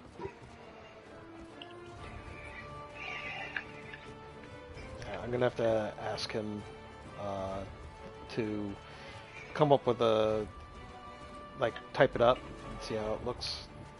Just a game plan. Yeah, game plan. Whereabouts are you now? I still think you being as an on-field reporter for us playing would be hilarious because you'd just be completely confused. Yeah. I still got Company of Brothers 2 that I haven't played yet. Company of Brothers, Company of Heroes. Company of Heroes, yeah, that. Where are you, DJ? I hugged the left wall. We have the northwest camp. Complete delivery request to establish a. Yep. Nope. So if you found the camp, that's all you needed to do. So now you It just return said from head to the. it. Okay, so it's where? just not like. There. Should he fire an SOS? No. Okay.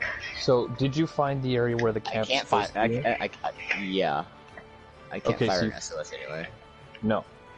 So you found the camp where the camp's supposed to be, and now it Yes. says completed delivery. You have to complete the delivery request in order to set the camp up.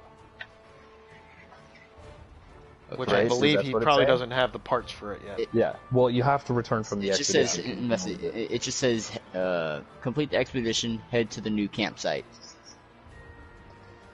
Just go back to Camp 1. Fast travel back to Camp 1. Talk to your handler, and then return from expedition. You know how to fast travel, right, TJ? Yeah. Okay. Handler, what do you want?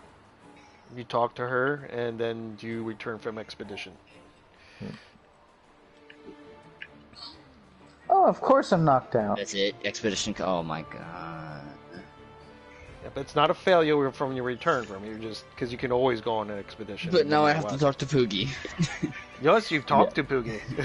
Yes, I must. I what must should happen talk is to it Poogie. should give you a cutscene.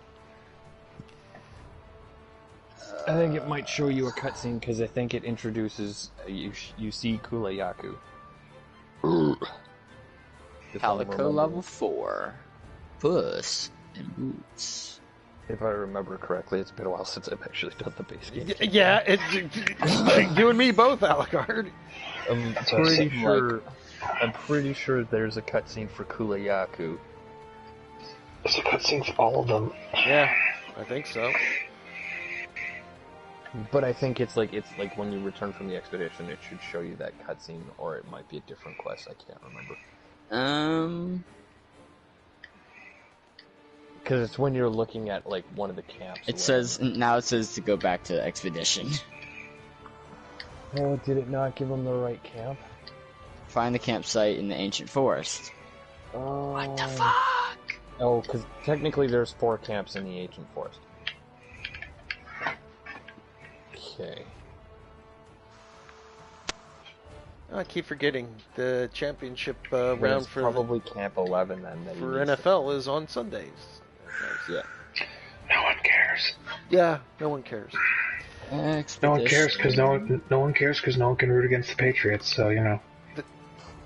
The Patriots aren't in it, so. I Yeah, know. So everyone's sitting there going, "Oh That's the yeah, point. now what do we do?" We have to actually pick a side now. Shit. Oh crap. To be honest, the ratings are actually down. You'd know that, right? for what NFL in general. All the playoff games are down because the Patriots aren't in it. Because people watch it just to root against them. Now that there's nobody, now that there's other teams, they're just like, oh, I don't care. This is probably going to be the lowest ranked Super Bowl in a long time.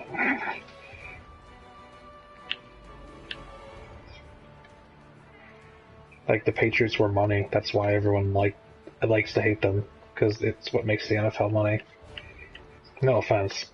Not saying that it's a good thing or a bad thing. It's just a fact. So Are you going back into just like when the Yankees are in the playoffs or in the World Series ratings are higher because everyone loves to hate the Yankees.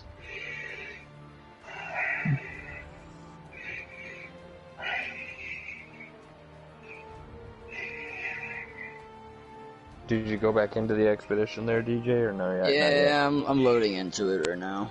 There it is. Okay, so you need to find Camp 11. So, That's from there, 12. go out to Camp... Yeah. So, like, Area 12, it's near Area 12. Is it like that path on the left of the number 12 right there? It'll be on the right side. So basically, Right the side easiest of way to get through is go through Area 1 and keep going, like, all the way across. It'll lead you to Area 3, keep going through that till Area 4, and then from there you're going to go up. All the way to Area 51. Area 5, pretty close, but... Yeah. Dang it, that was an extra digit. 5. Okay, 11. I see the number 11. Okay, so you're going to head up towards there, and it's going to be, actually, you have to climb a vine wall. I'm just gonna set a waypoint. Easiest to 11 there.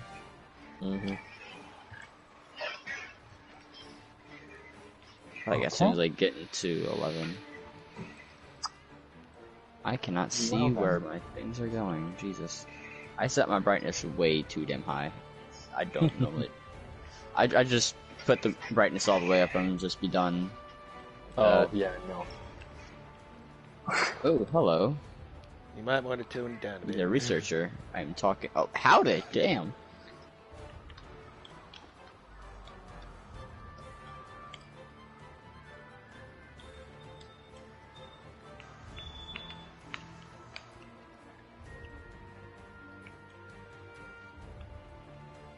Yes, the handler, or as we call her, not girlfriend material. Only you call her that.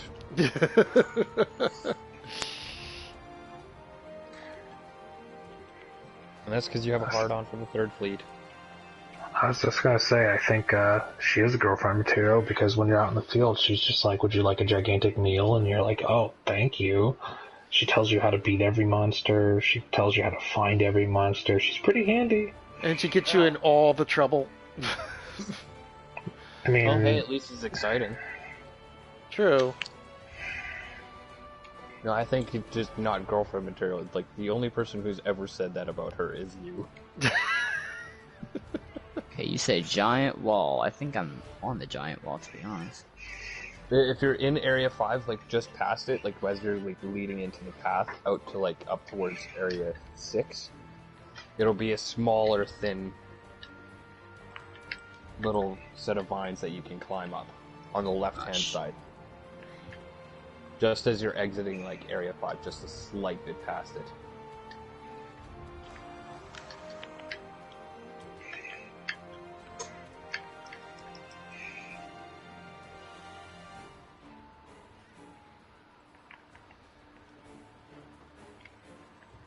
Alright, coming out of 5, and here's... Okay, here... Okay.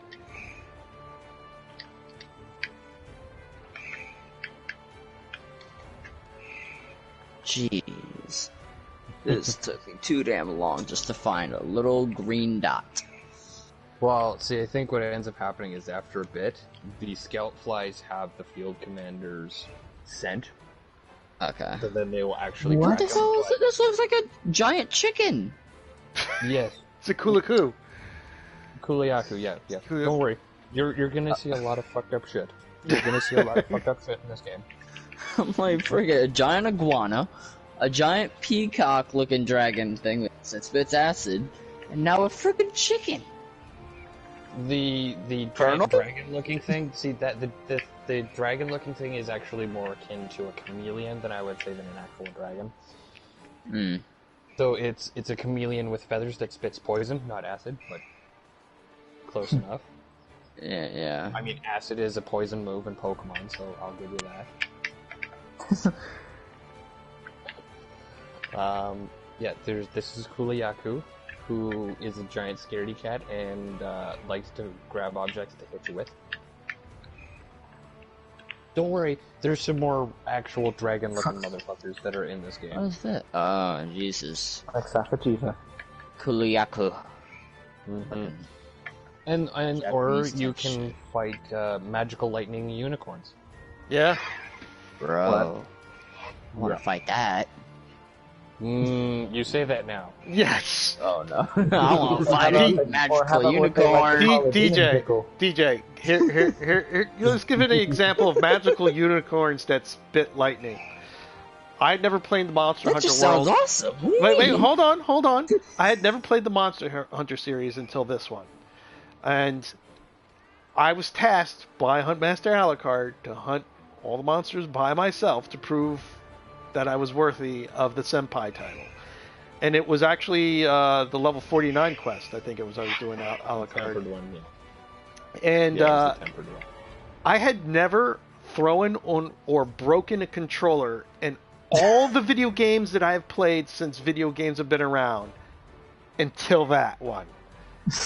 And I still have the controller. It's sort of like, it is a trophy. It's trophy of sorts. It's a memento of your rage. Of my rage. Against the machine. And, I broke a controller fighting this thing. Okay, now I can hunt it like no problem. I can like be half asleep and drunk and be able to fight it. But, yeah, you say that now. Oh, that sounds awesome until, oh my fucking god! That's generally how this game generally works. That sounds really fun and cool, and until you actually get to actually fighting it. That's why I don't fight them on my own. Are you sure it's not just because you're bad? Oh, I know I'm There's bad. that too. There is that too. I don't not admit it. Yeah, it's just Dragon doesn't care, as he's stated. Dragon I want to doesn't fight a care giant enough. chicken. Dragon doesn't care. You enough have my attitude, thank you. Surely. I want to fight a giant chicken. What the fuck is this? If I gave a shit, I could be good at that game. I did. Because now you're fighting the Kuliyaku there, bud? I want to try and fight him. I'm following him now. Because you could probably fire an SOS, because does it... Yeah. Has Oh the my- quest changed? Yeah, No, I still can't fire an SOS. What the hell? because he's What is still... the quest? What are you supposed to do now? I'm supposed to hunt a chicken. You could actually, I think, leave the quest and come back, and we can come in with you. It's still an expedition. It says complete the expedition. I want to fight the chicken. Well, I think that's the whole point. You actually have to fight. Fight the chicken. I sound like a Fighting the little monster, child. It Marine should that's give you neck. the option to actually fire an SOS. No, it's still not left.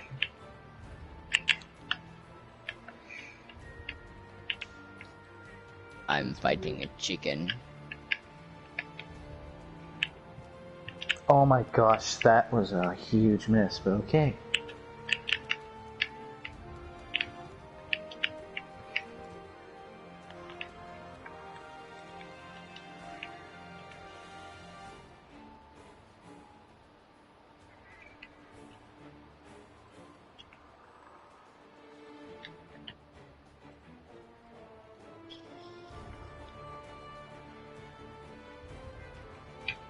Fish scorpion pod, man.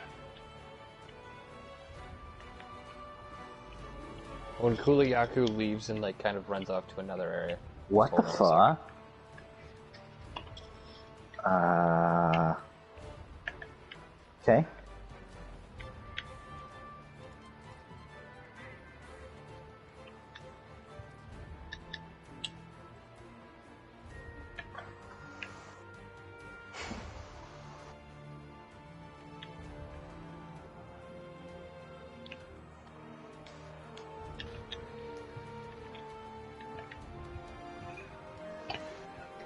Ooh, he's made of material.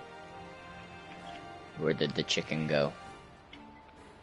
So the chicken left? And you still can't fire an SOS? Chicken left and wait. Nope. Dude, game, come on now.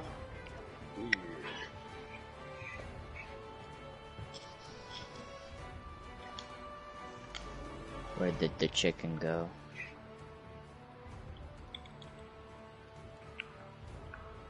Because the one thing you can do is if you open up your map, it should be, if you've seen it, Yeah. it should be on your map. You can actually like move the cursor onto it, and then if you push in the right analog stick, hitting R3, it'll pin it. So then your scout flies will actually lead you to him. Come here, chicken.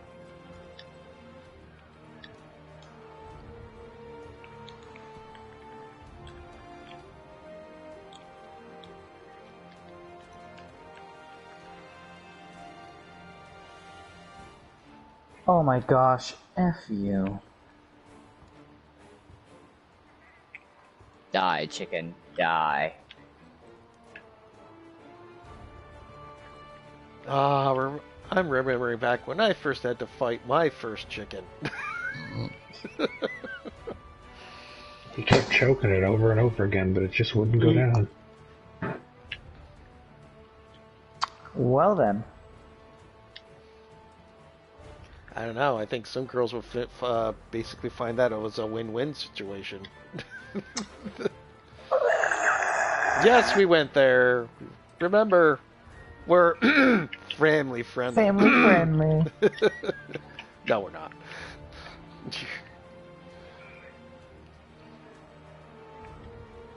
Papa, I don't want to see any of this.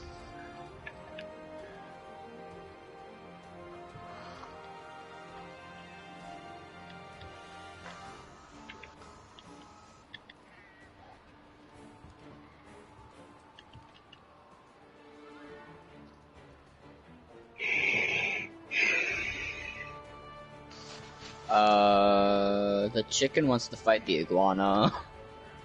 I don't think I ever said that in a sentence. That'll happen. The chicken wants to fight the iguana. This is a very interesting way of putting it. Should I fight them both? I don't know. No, not really, because you only want the chicken. You dare oppose me, mortal.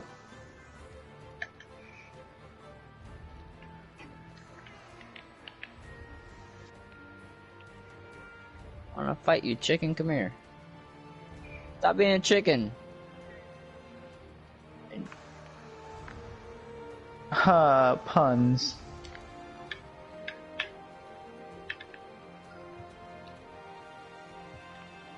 Come on, Dragon, where's the dad jokes? Oh, you want some? Go ahead, you said you came here for it. Hold up, I'm kind of in the middle of something. I'm in a speed run mode. I'm kind of not paying attention.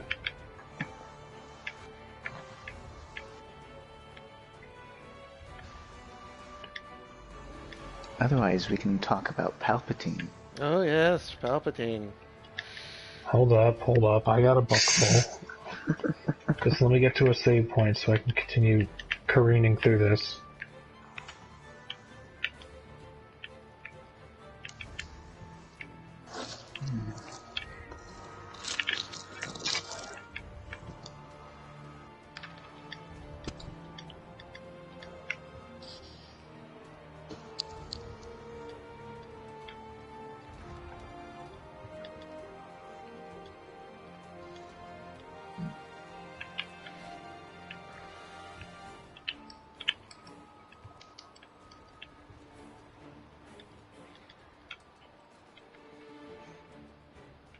Oh.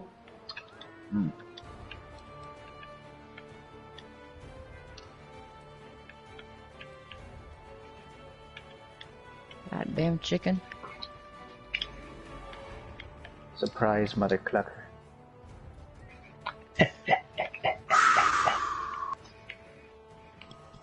That's a good one. That's a good one. Yeah, that was a good one.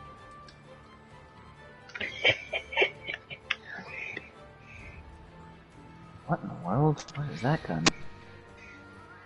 I'm guessing it's like Ariana's file. I guess Popstar can think of something nerdy to talk about until I get to a new save point. Palpatine.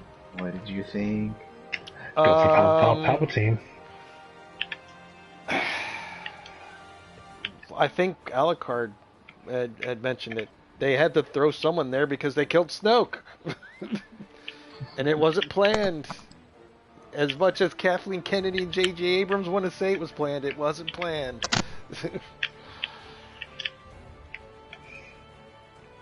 Because there was absolutely zero setup for that in the first two movies. So what I'm hearing is we're bothered with how he came back and how he died. Well, here's the funny thing. In the crawl, where it's like it just basically spits it out and said He's that a alive. message went out, you were like, what message? Oh, yeah, there was a Fortnite message, message. all right. If you played fucking Fortnite. Really? In order to see an important plot point for a movie, I have to play fucking Fortnite? Yep. Yes. No fucking thank you. You had to engage in the floss 3 times in order to summon the Palpatine message. No. It is a fuck you, no. Fuck you, no. Because only the true siders of the Force would play the game. Yeah. Even the Sith are like, jeez. Ain't How's that the chicken fucking hunting evil. going, TJ? Return to. Okay, yeah, we're good now. Did you hunt the chicken? Yes, I hunted the chicken. Did you kill the chicken? I have killed the chicken. And did you skin the chicken? I did skin the chicken. Congratulations. Heading back. Not quest complete, just heading back. Because it wasn't even a quest. Expedition complete. I got the beak. I got a plume, hide, scale, another beak. Nice. That is nothing really. Well, you gotta start somewhere. Yeah.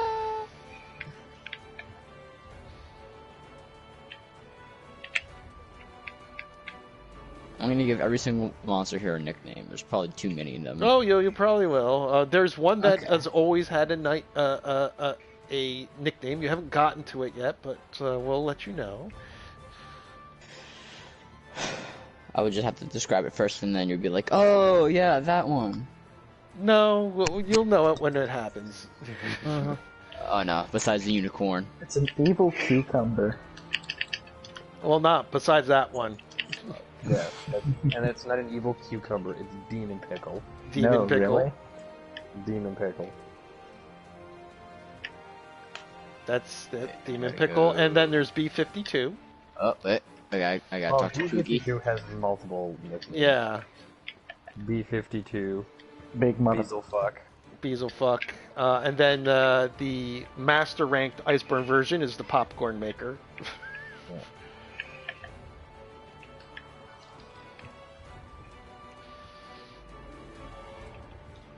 Pick him up and put him down certain places. Okay. Yeah, if you're walking around, he'll start wiggling around in your arms, and when you put him down, he'll go and search. Pick up. When he's squealing around in my arms. Okay. That means he loves you.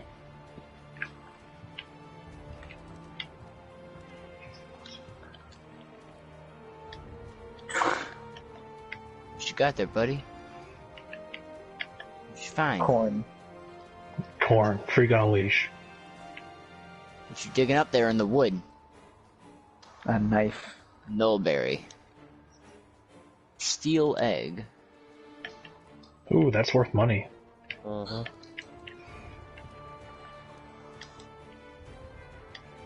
But it can only find one item after every quest. Oh, okay. Yeah, it's So not there's- like you can just keep doing it again and again and again. You can Oh, only I do was it about to say, once like, after. what can I do now? No, you can only do it once after per quest, per mission. What you need to do now? Duh, Shax. Speak to the handler. Wait, Poogie? What? Hello? You following me now? Yeah, Poogie will follow you if you have enough questions. He'll follow you around. Oh, snake.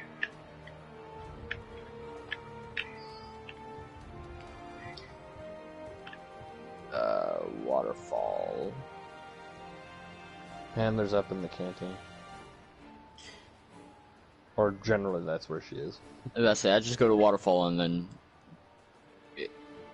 just run up there. Yeah. There's two sets of stairs. There's one set of stairs over a little bit back of the lift, or you can go all the way up to the workshop, the smithy, and then run across the bridge to the canteen. Alrighty. Is this another expedition? Shouldn't be.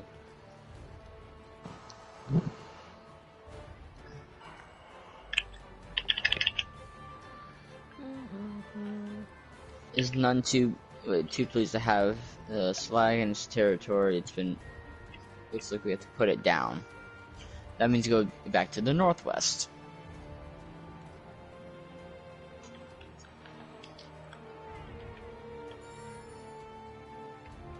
Quest accepted. Urgent chicken. He posted one. We Rallicard is like, yes, yes. You probably, if it's Urgent chicken. the urgent Pookie hunt, yeah. And this one we can actually join. Yay. Also, before you leave, if you go back to the trade yard, you can talk to the people at the resource center, and they'll actually tell you what you need. Go to delivery requests, and it'll give you what item you need in order to make Camp 7. Oh, piss off, Shax. Alright, go back to the resource people. Wait, who are you on the top of this? Who are you? Stockpile. He sells basic provisions. Can I please see the I don't want the resource center. I want her. Not in that kind of way. Use your deadgum super, you stupid. If you're talking about the provisions stockpile, it's a dude, not a girl. Provisions manager. What can I get from the provisions manager? Thank you. You can get an Get rid of antiquarian. that. If you're gonna buy stuff, then I would suggest buy 2 blocks. Why are then you you buy using like bigger bulk. You things. idiot! Because if you go buy a pouch, it caps you out on how much you can have. Where the hell do I find honey? Out in the wild. Eventually you'll gain the access to be able to farm materials through growing. Because there'll be an ancient tree that you can actually plant and start growing stuff from. And it will take certain materials, and then grow it for you while you're out on quest, so you can actually grind up materials that way. Before you leave, make sure you eat a meal. This idiot has Nova Warp. And Yeah, he I didn't need- use it. I need to eat a meal.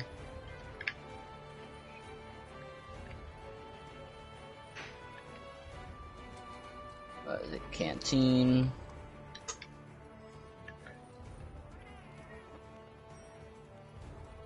Last Guardian standing, and one of them popped a super. All right. I'm just waiting for you to launch it. I want to get a fish Probably platter. getting a meal. Let's get a fish platter. Let's get it done.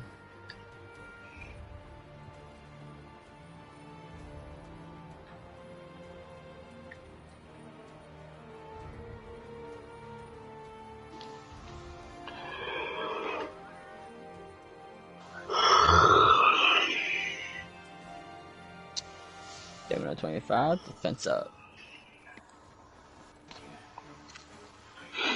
I'm joining back. Give me a minute.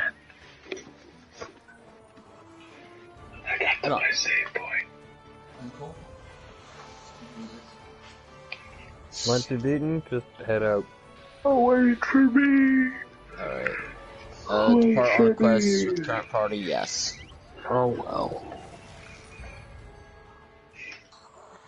Urgent chicken. Away. You guys are gonna kill it in 2 seconds.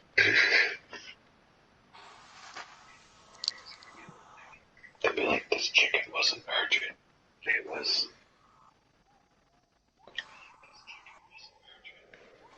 Hold up, where's my book?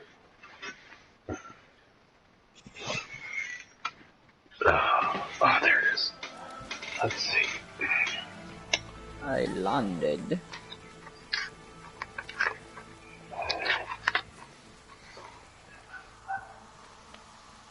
Where is this chicken? There he is. Well, it's not a chicken, it's the Pookie Pookie. Yeah. What do you want? Now a reading from the Book of Dad. Oh no. What type of exercise is best for swimmers?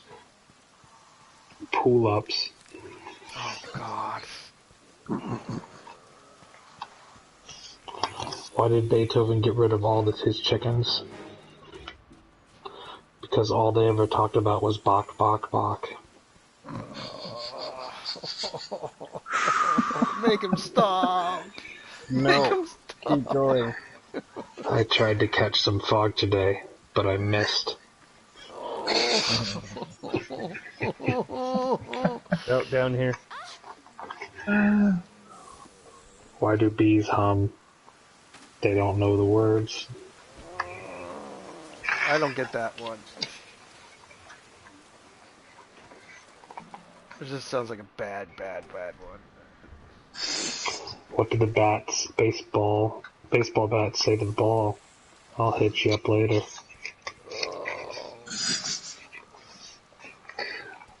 Here's an oldie but a goodie. What's a mummy's favorite music genre? It's rap. Oh, yeah.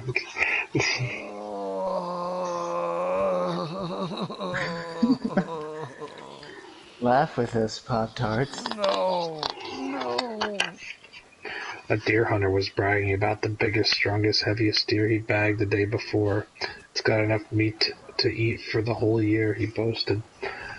Just then, the game warden came up and cited a man for $500 for hunting without a proper tag. $500, exclaimed the hunter. All for a mangy, skinny, stubby, half-pint deer? God. Did anyone get him out yet? No. Where do zombies like to go on vacation? The Dead Sea. Oh god, please stop him! Stop him! No. Keep going. You get to torture Pop-Tarts for 2 days in a row. What's the boxer's favorite part of the joke? The punchline. No, and I knew that one. I knew that was coming. Oh, the T-Rex. Why did the police go to the baseball game? They heard somebody stole second base. Oh.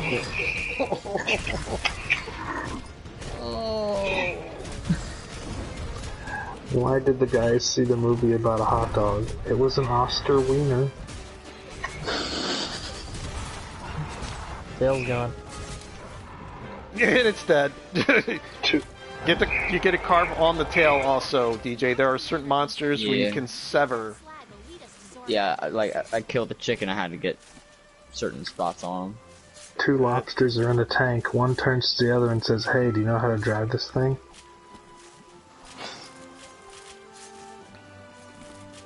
Alright, we got the peacock.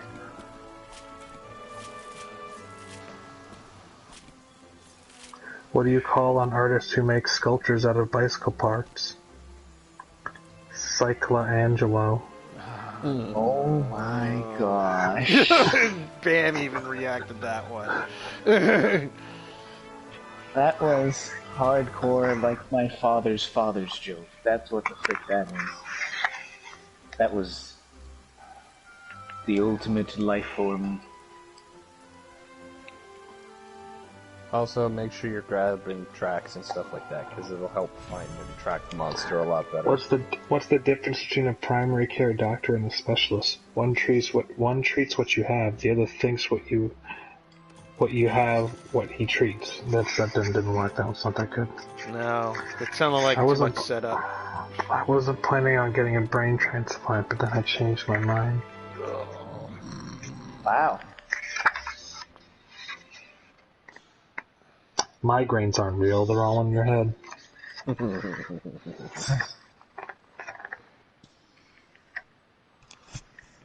Doctor, did you take the patient's temperature? No, is it missing?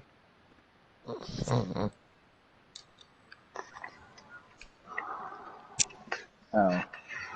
I've been diagnosed with a type of amnesia where you can only remember 80s bands. There is no cure.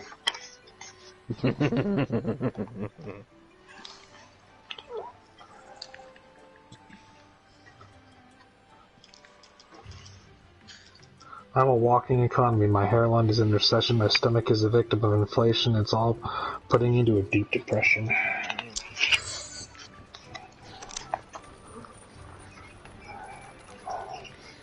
Wildspire waste. Lying about my age is easier now that I often forget what it is.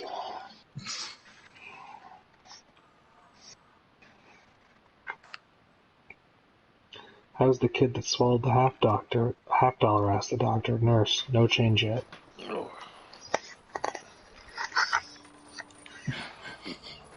Yeah, someone just got that one. Oh yeah, I get it.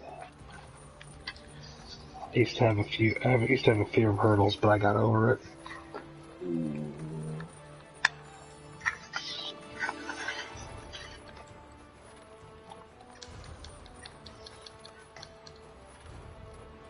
New quest. Yes, another quest.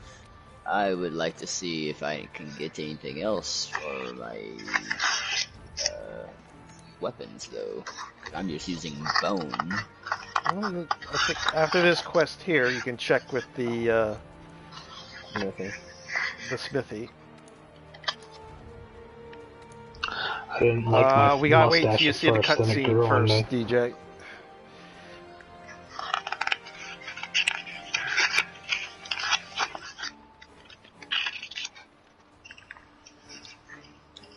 And for the final one of the night, to help Pop-Tart feel one ultimate final round, is what's red and bad for your teeth? A brick. And that was a reading from the Book of Death. Oh. Glory to you, O Dad jokes.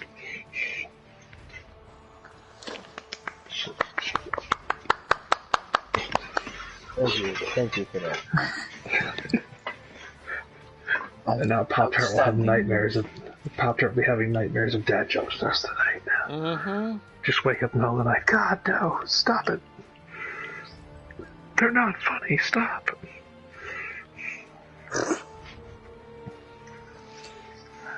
Monster bone. Where the f do I get that? Alright, now I'm going to bed. I've been up too late. Oh, good one. Materials can be found either from monsters or from gathering Good nodes. night, Daddy. No problem, son. You would think Pop-Tart would like dad jokes more. He's old enough to make them. No, I don't. Do it. Do it. Get into the dark side. Of the dad jokes. Unleash your anger. Unleash your dad jokes, your hatred for those who are younger than you. Make them suffer with common sense answers to jokes. Let the puns be with you, always. Just Pop-Tart crying in the background. Make them stop. I'm just trying to block it out. Okay. Wow. When will the puns end? Never. What are you doing, Nope. sir? No pun is ever truly gone. Here.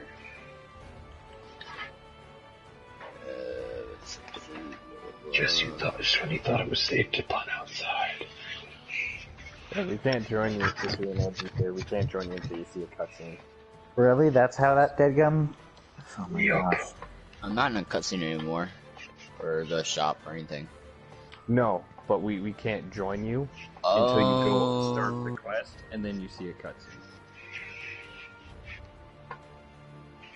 Once you've seen the cutscene, then we can join you. That's it. I'm like, what the fuck? Departure.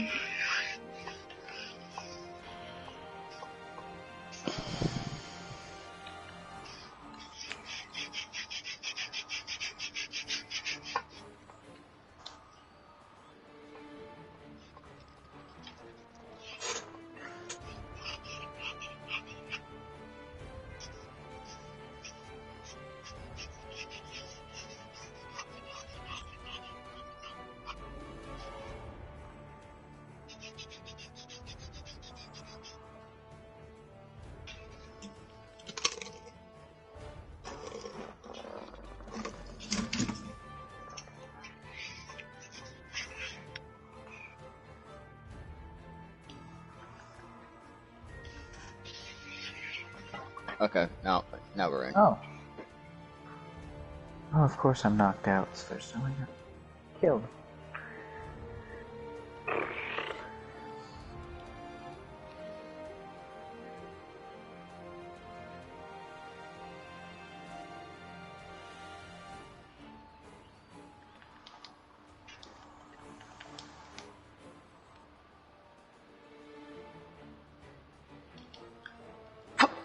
Dumbass! I should frickin'.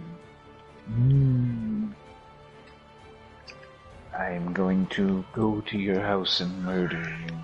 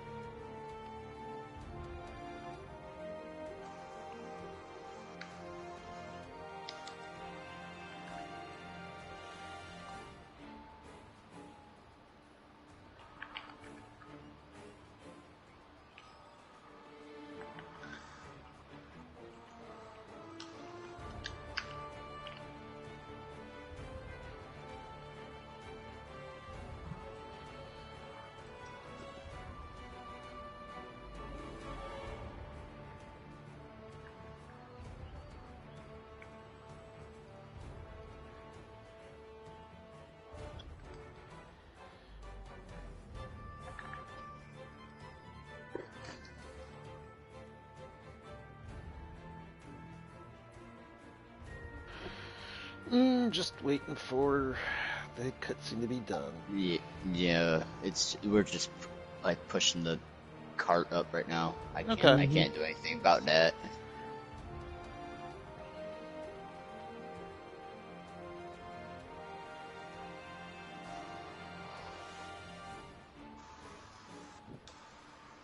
So February's gonna have special event quests. March, we're getting 2 variant monsters. Wait, we're getting another event quest after the grand whatchamacallit? Yes. Title update roadmap. 24th to the 13th of February's Grand Appreciation Fest. February's limited time special event quests. March, we're getting 2 variant monsters. April, we're getting new Arch-Tempered and Master Rank versions of existing monsters. Astera Celiana Fest in April. May, the title update Sync, which is... that's when PC and console will be completely caught up to each other. Okay. Return of a fan favorite monster. And June onward, new monsters and updates planned for June onwards. Lots of stuff.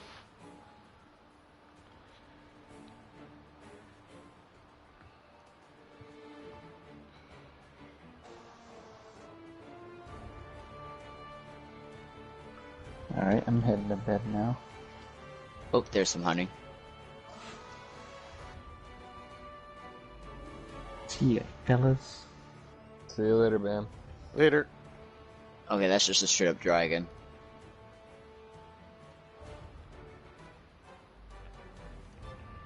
Okay, so the Rathians is just a straight up dragon.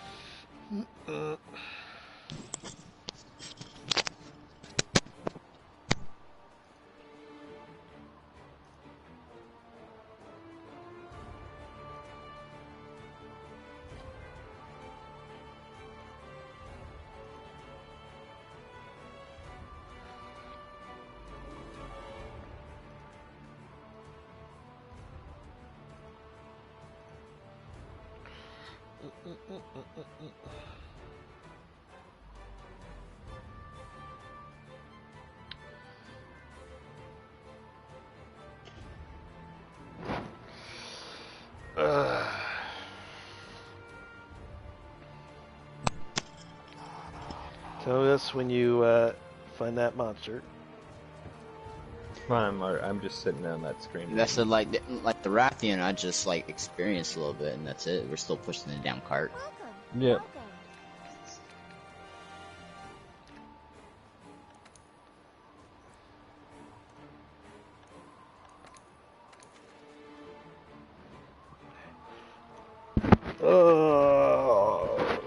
Okay, so it's just me, DJ, and Alan now, because Bam left, right? Mm-hmm. Okay.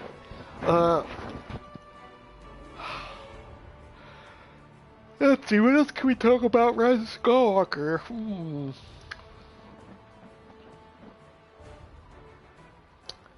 Why don't we mention about the just ridiculous of the Force powers as they escalated through all the movies. And this is not just Rey, this is like everything that just basically the Force just became a huge gigantic ex machina. Basically.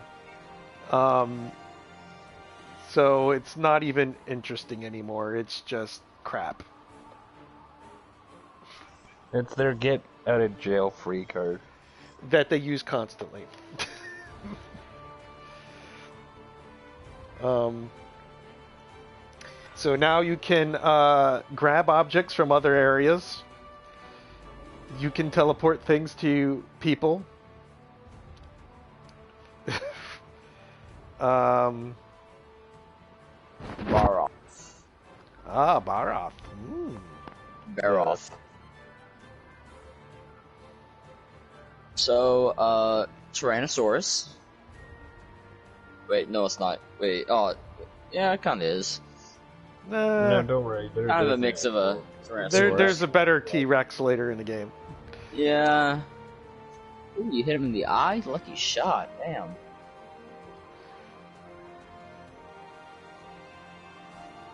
Triceratops. That's what I was thinking. Yeah, I was thinking of sort Triceratops. He kind of looks like Triceratops and rhinoceros. Now I can send an SOS. No, you don't. You don't have to. You're in the same session as us, so we can join. Just simply join your quest. Yeah.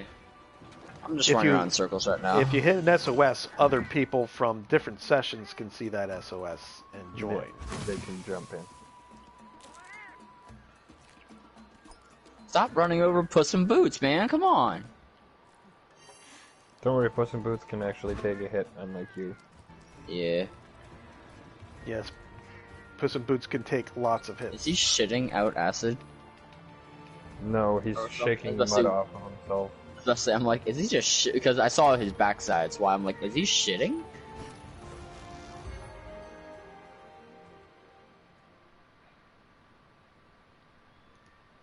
Nope, he ran me over. Okay.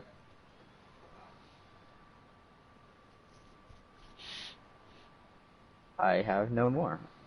Run.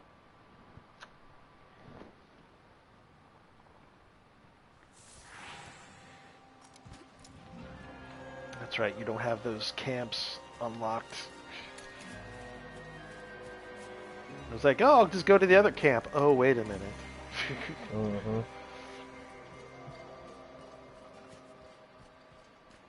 I think when the Balroth takes off, we should take him to the other camps. So you can at least get the optional missions to unlock them.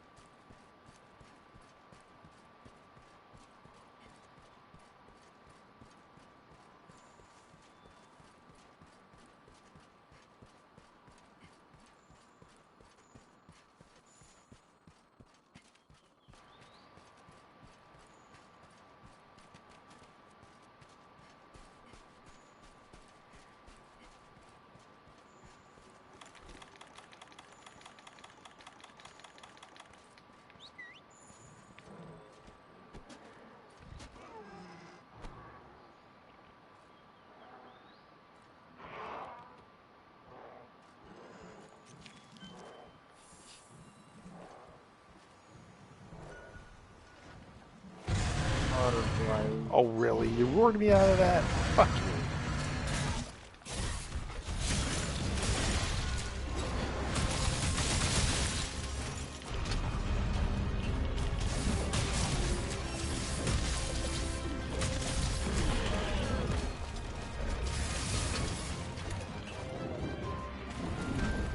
Damn, I just went down in the back like that. That was sweet.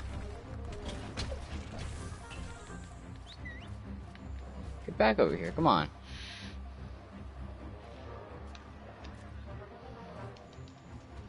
See, you can call a pet like that. I can't. Well, you need to have the Icebourne stuff in order to do this. And you need to have... There's a fair amount of the game you have to have gone through. Yeah, too, in order to do it. Because he needs access to all the different tribes.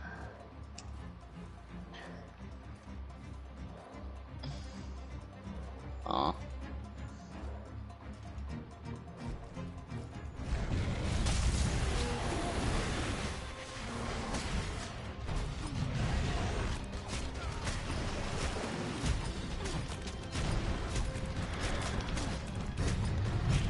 Need that piece.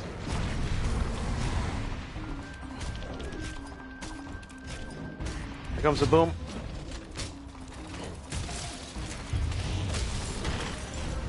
Surprised I didn't cut his tail off on that.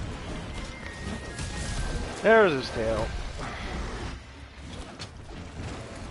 That's weaken up your head now.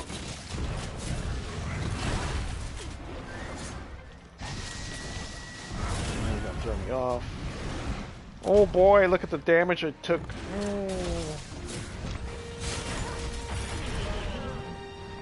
What'd you break?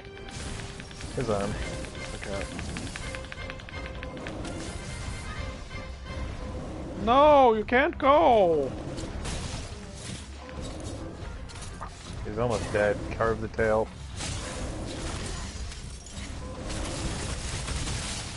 DJ, come back. Yeah, come back, DJ. Go back to where Alucard is. You can go carve the tail when it's severed. Yeah, that's it. Yeah, I'd already carved it. Oh, you already did? Okay. Okay. Yeah. Now I just gotta rebuild up my stamina. Yep, good. Stamina is a very important thing for you with the dual blades. Yeah, because if you go into demon mode, then it consumes it. Yeah. Also, now seems like a good time as any. Don't kill him. Oh yeah, that's right. The chicken one, you couldn't have captured him because he didn't probably have a trap. Or at least trap yet. All I got is a pit trap.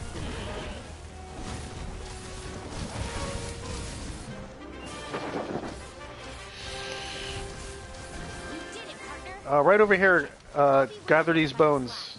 Yeah. Over here where we're at. Because they're building material.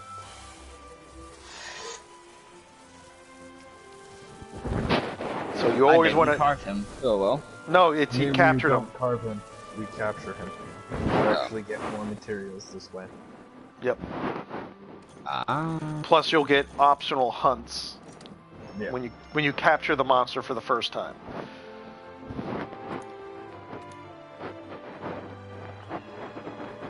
Which is a neat way of allowing you to farm parts.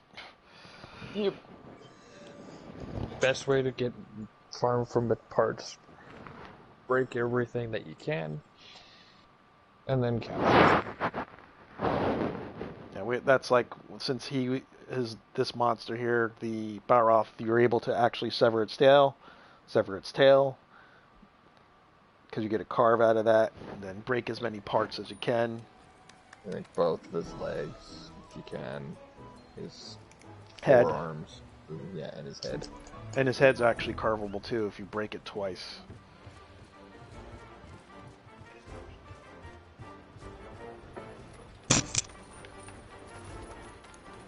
You're probably doing with some Have cuts. you talked to the people at the resource center to do your delivery requests? Well, I'm in a cutscene right now. Yeah, he's got the cutscene he's got to deal with.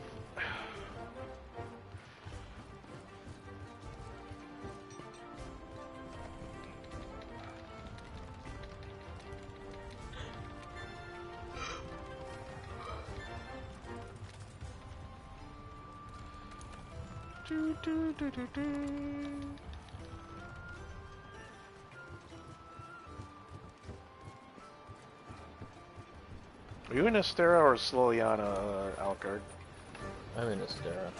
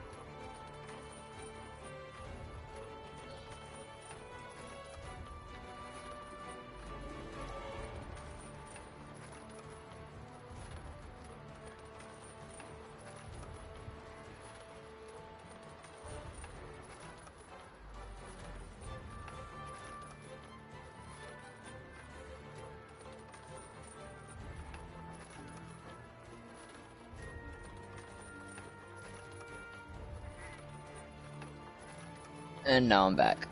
Alright.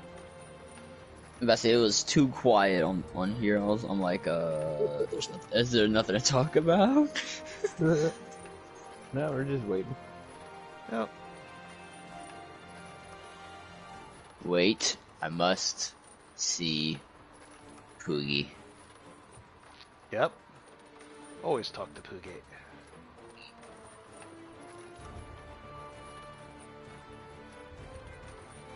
Now pick up Poogie and wait until she squeals.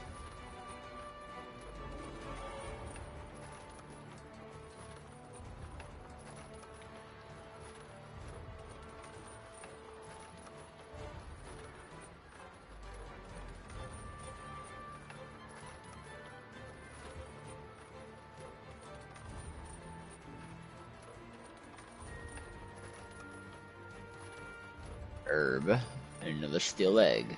Awesome. Yeah, depending on where you pick him up, though, because whenever you pick him up, he'll just react to like the closest thing. So if you want to search for different areas, you should have him follow you, and then pick him up, so you can search other areas. Okay. So where do I go for deliveries? I heard about deliveries. You go to the resource center. Resource center. So right when you spawn,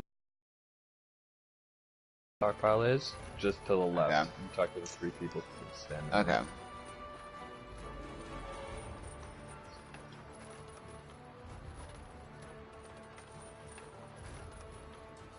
Registered bounty. Complete deliveries. Turning in delivery requests. Is the tutorial.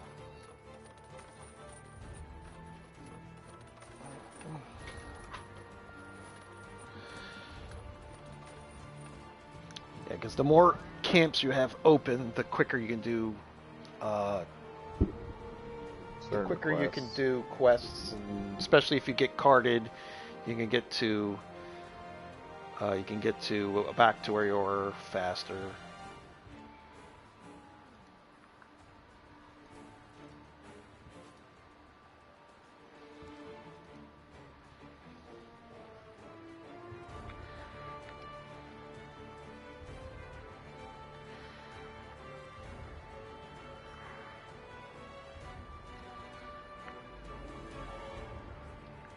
Alrighty, now what do I do? That's an item box. Manage items. Since I have too many items, that's what. Ammo, pierce ammo, ammo 2. Yeah, you can just throw that back into the box because you don't actually need to have those, because that's for ranged weapons, the bow guns and the arrows. The bow. I don't need pierce ammo. No. Normal ammo, I don't need that. You don't need ammo, period. The ammo types. Spread ammo. Unless you're using a bow gun or a bow, don't worry about the ammo. Cluster bomb, Jesus. Destiny 2 out here again.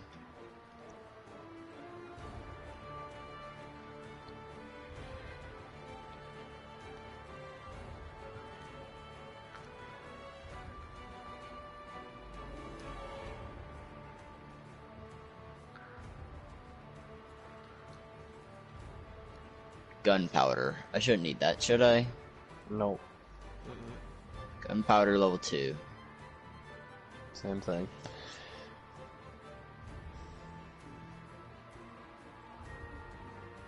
Needleberry.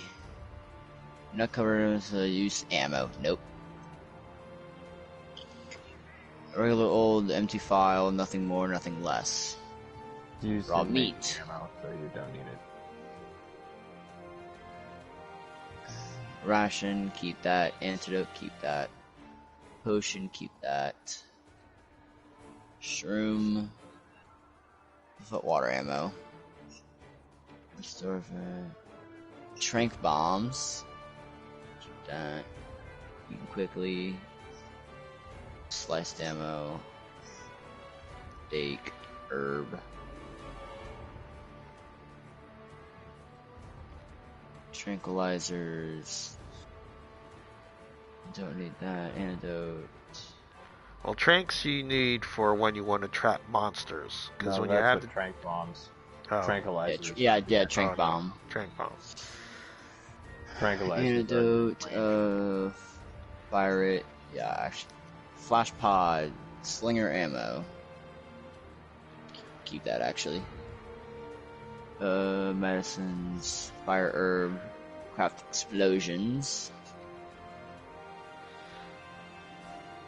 Flashberry, pierce ammo.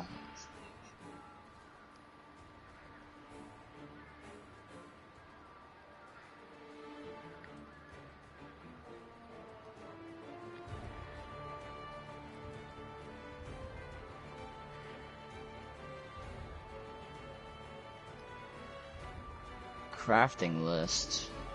Yes, please.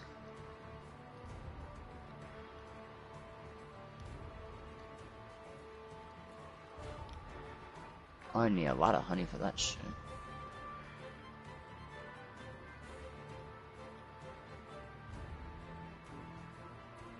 Oh wait, I could sell items. Oh jeez.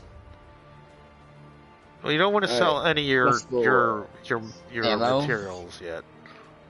Let's see what about ammo though. I could sell all the ammo. Hey. You could, or you could just save it in case you ever want to try one of them. Yeah. Try range. Post new quest signed.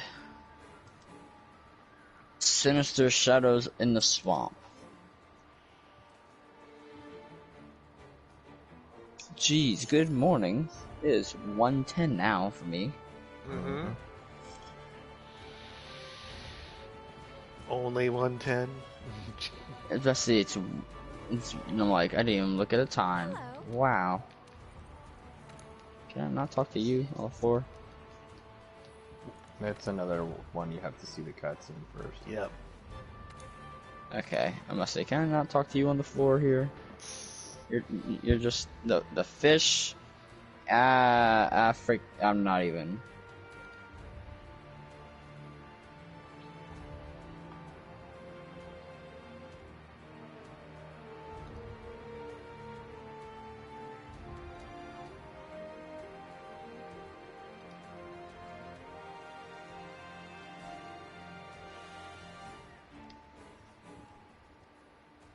The fish, aficionado. Yeah, that one.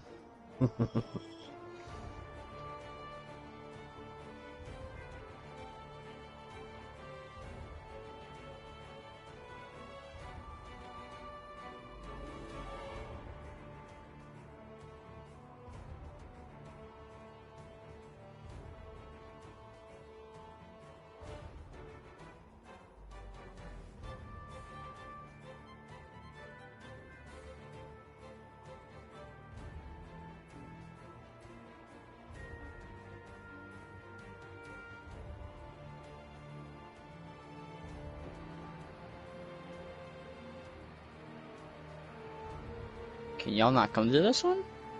We have to wait until you see your cutscene. Hunting a brand new monster, you have to actually see a cutscene for it. Oh, okay.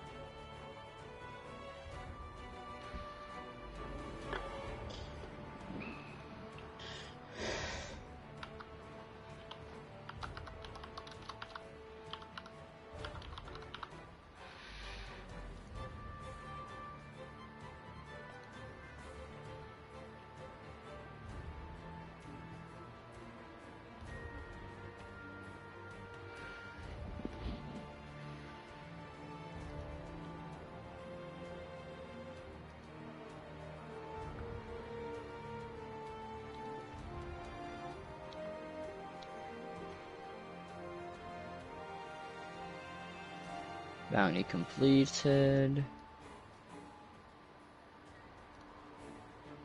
Bounty completed. Now, where do I go? Find the missing scholar.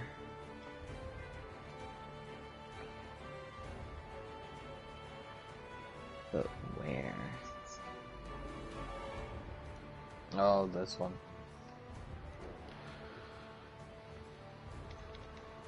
Jurgatotis. Ah.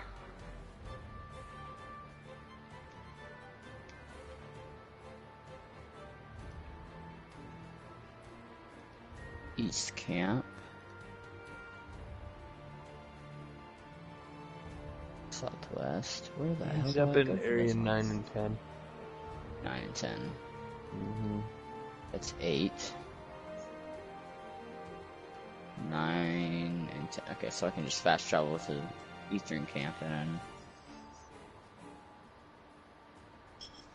go down.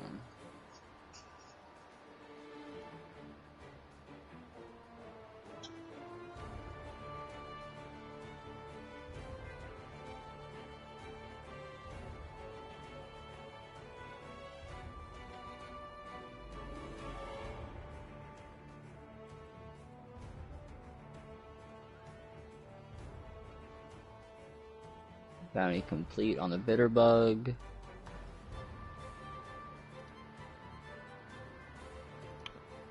That'll give you armor cores, which help you upgrade your armor to be able to do more defensive for you. Yeah.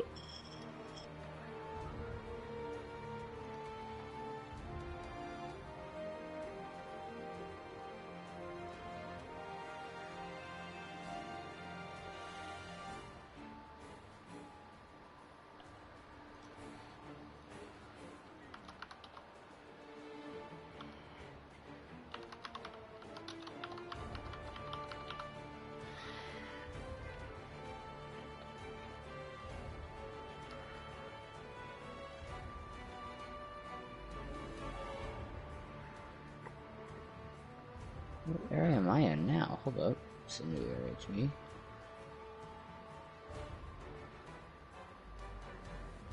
No, this is area 9.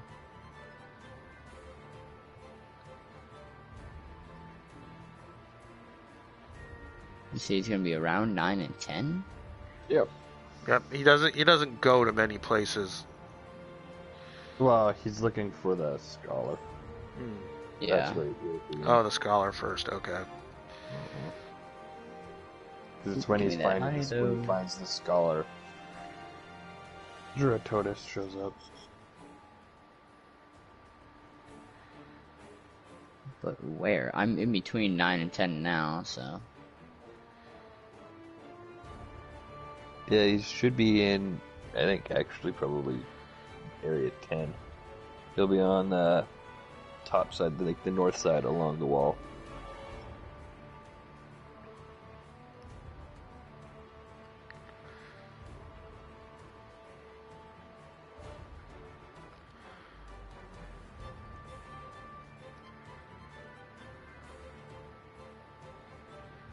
Yep, there he is.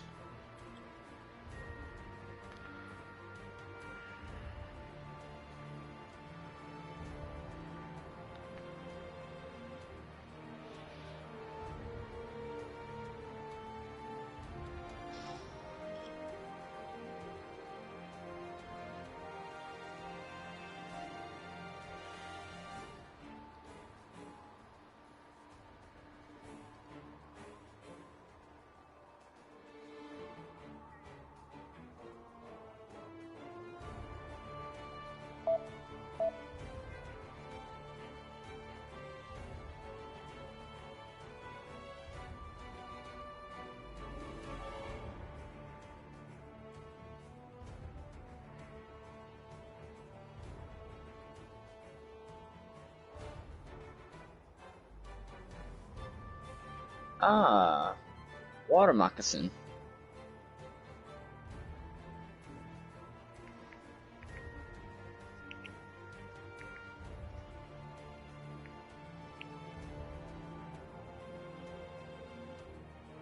Ah.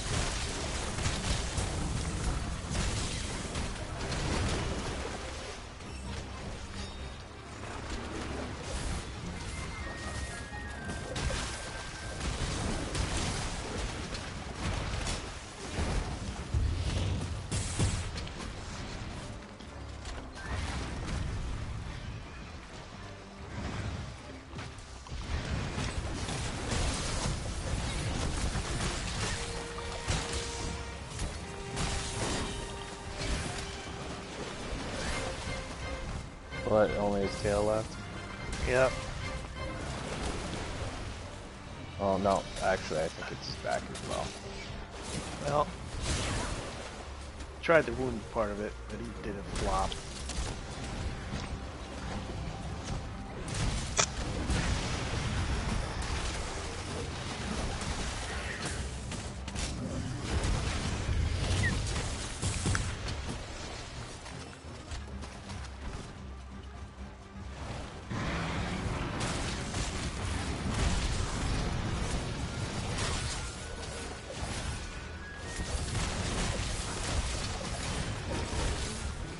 Oops. But I can't shake this feeling that there's something really bad about this. Oh shit, we should have captured it. Yeah. Though I don't think you get to fight this in the special arena. No. But he would have gotten more materials. Yeah.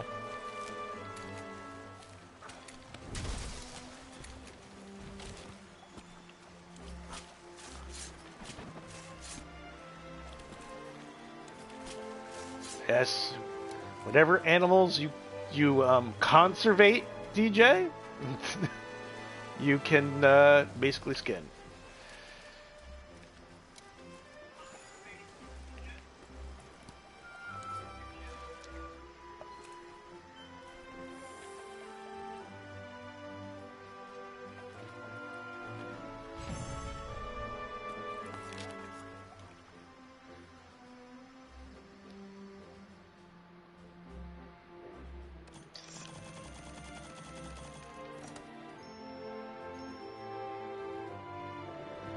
Obtain the silver guild medal pendant? Yeah, we're helping a low-level hunter as master rank hunter, so this counts as the hunter helper program.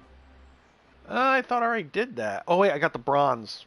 So yeah, you got the bronze, so now you got the silver. Okay. Because there's actually 3 tiers. There's bronze, silver, gold. Excellent.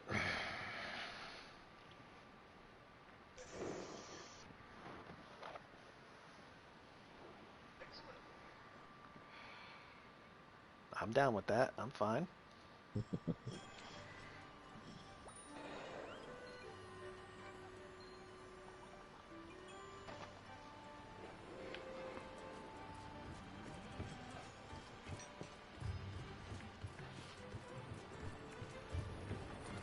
Yeah, this is where you want to check out the workshop. That is. Yeah, anytime you hunt a new monster, because it unlocks new armor and upgrades. Weapons sometimes. Yeah. Upgrades too.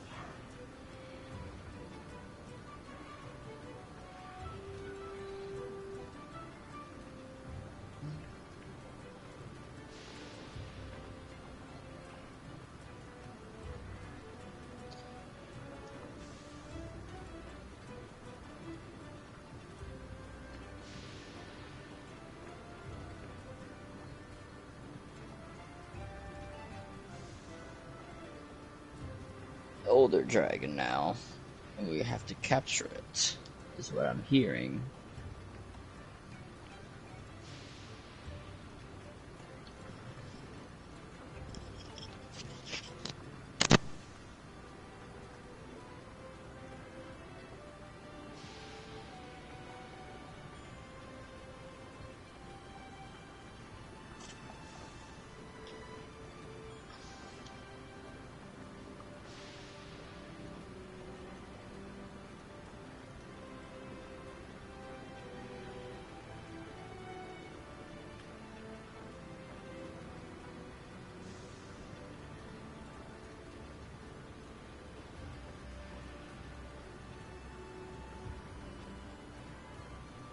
Gilly mantle.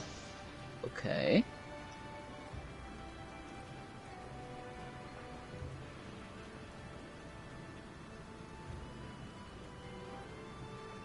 Where's Poogie? Always. Hello, Pet Poogie. your Poogie.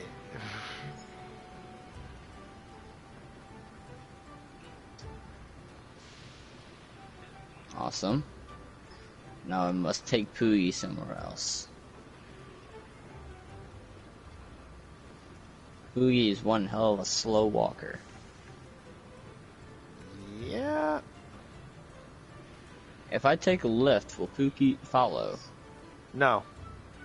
Damn But it. if you go to like the next area, like say you're in the trade yard and you go on to the workshop area, he will follow you eventually and get there. He just takes the long way. He doesn't actually take the lift when you take the lift.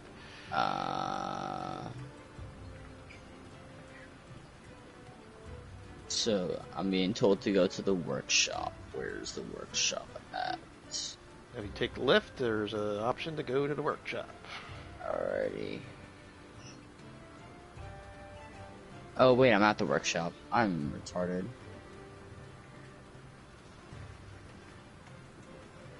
And now I just take Poogie into the workshop. Yeah, well, he's gonna follow you in there, so, or you can. Yeah, I'm just gonna pick him up and now he's gonna sniff out stuff.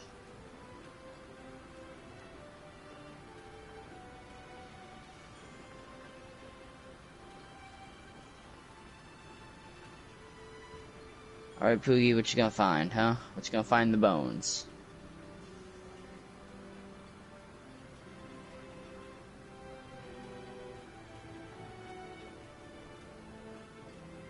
Monster Bone S, and another steel egg. You're always gonna find a steel egg, I can tell that. Well, there is outfits that he can find eventually too. Ah. Which allows you to dress up your Poogie.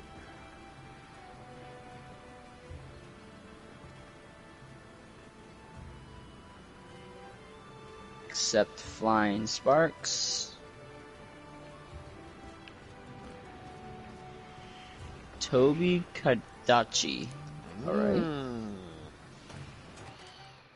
I wonder what this looks like. Where should I go for the Toby Kadachi?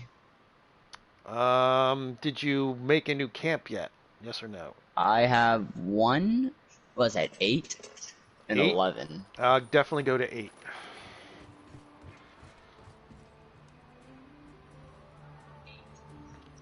Go to 8? Yep, 8.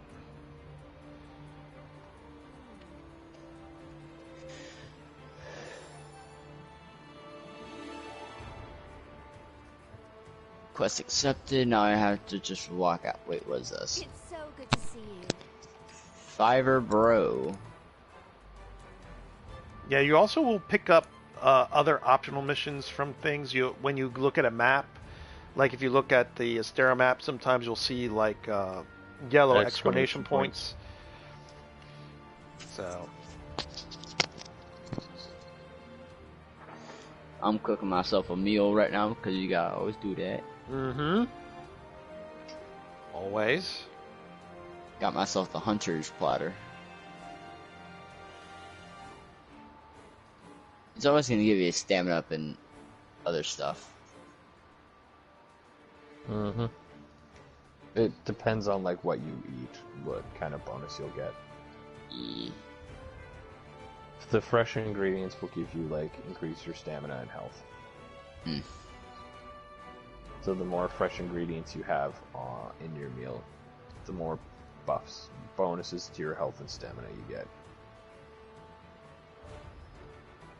And then depending on what those ingredients comprise of will determine what other bonuses you get, if it's attack, defense, elemental resistance.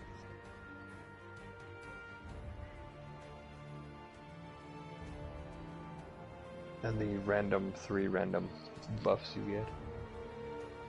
Just rotate through.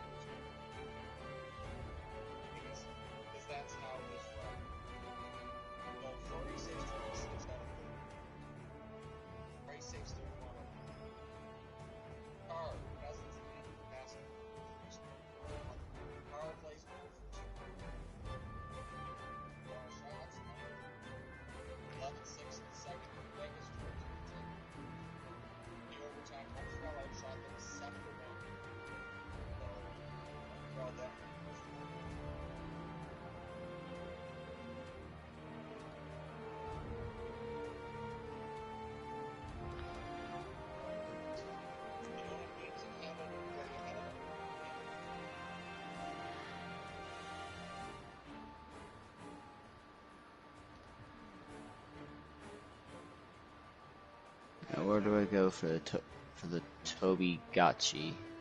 Camp 8. Yeah, well, from there, I'm assuming he's past it. Oh. No, that's giant iguana. Yeah, just if you don't need to hunt it, don't hunt it. Nope. Not gonna So do you that. can worry about that later.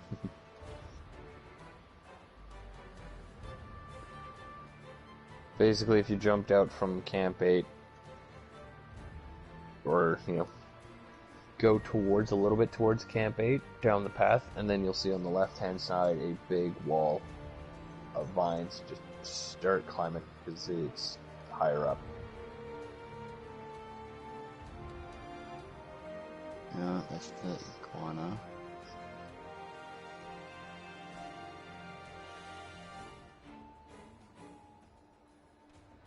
Come out of Camp 8. On the left-hand side, on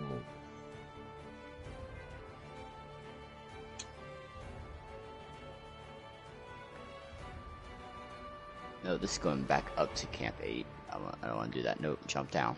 Jump down. circle.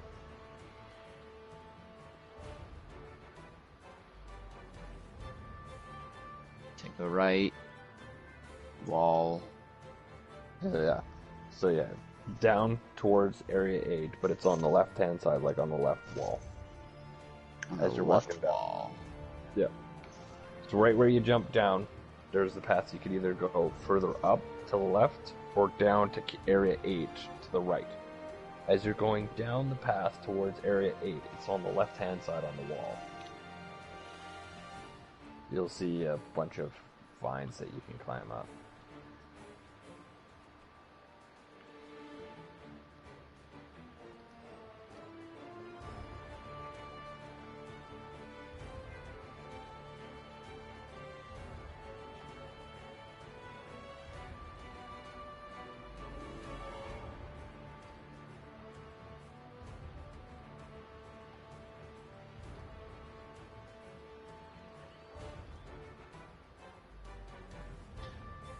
What the fuck? I just made a big circle and... What the fuck? I'm back at the same little vines. What the fuck? Coming out of Camp 8, hang a left, that's Area No. 7. Yeah, that's Area 7. If you go right, it leads down to Area 8. Yes.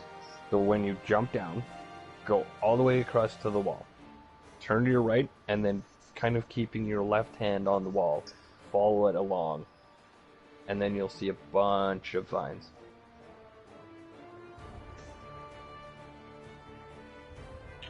Oh no, you little fuckers just saw me.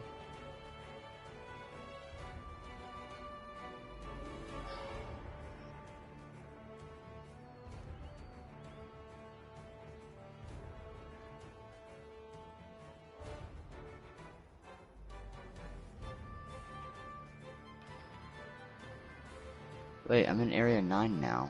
What the fuck?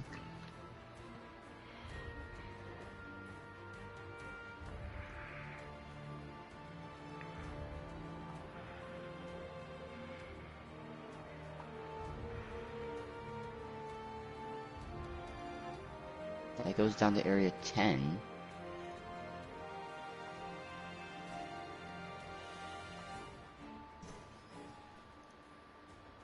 Oh. No, that's just giant iguana again. There's literal shit in this game, oh my god. Yeah, and it Yeah, you can actually pick it up. comes in It's handy. material. Yeah. You can fire it from your slinger in order to get the monsters to run away. Especially if you're trying to hunt one monster and then the monster decides to join in the fun and you don't really deal with that monster, sling some poo at it and it'll go away. Yeah. Or if you're first starting out and you're not used to fighting monsters. What the fuck? I'm assuming your brightness is still fairly turned up too. Yeah. Because otherwise, I'd suggest going to like Camp 11, drop down to Area 5, and start looking for tracks. 'Cause your scout flies will try and lead you to the tracks that you need to find in order to track it down.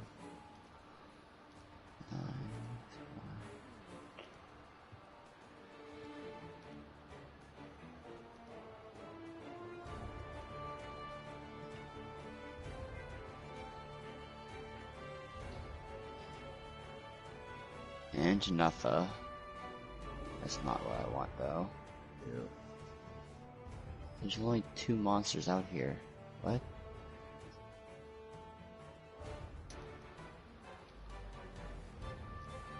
That's it. I hear something, but that's not the monster I want, though. Where the fuck are you?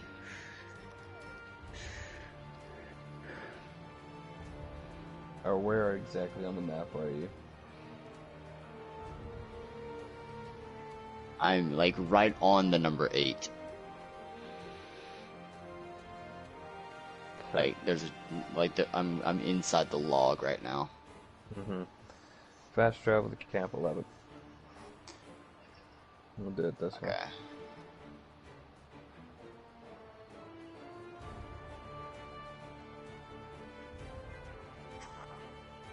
Guess I am lost as fuck. Yeah, it can be kind of confusing when you're first starting. Tobigachi. Okay, you say go to area 5. Mm-hmm. Calico, you're coming with me, bitch.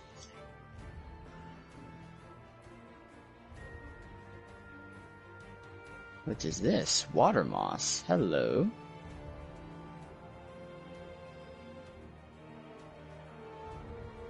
Not really useful against. It's only mainly useful against certain monsters like Baroth and Geratotus, just because you can shoot the mud off of them. Otherwise, it's just slinger ammo you can shoot at monsters.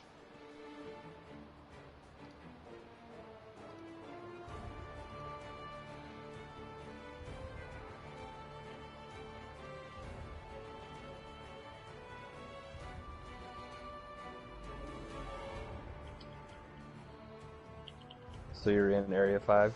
Any tracks? I see, I'm in area 5 now, yeah. Any tracks in the area?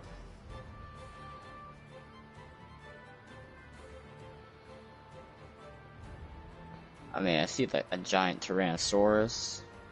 Yeah, no, that's not what you're looking for. Tracks. And the herb I'm good on. Head out Old of camp. footprints. Yeah, head out of Area 5 towards Area 4. Go halfway down the hill. Alright, halfway down. Okay. As you're getting close towards the end of the path. Okay, there we go, footprints. Yeah. It'll break either straight towards the beach or to your right. Go to your right. Follow that kind of along. When it breaks again, go right, it will lead further up the hill. Like, basically you're climbing the giant tree in the middle. Oh, okay. So if it leads upwards, just keep following that. Old footprints. Keep going up and up and up. Did you find the vine wall at the... Yep, there we go, giant vine wall. Okay, climb that. Go up a little bit. There will be... You can either keep going up, following along with the water, or there will be a path to the left. Go that way. Go left. Go left.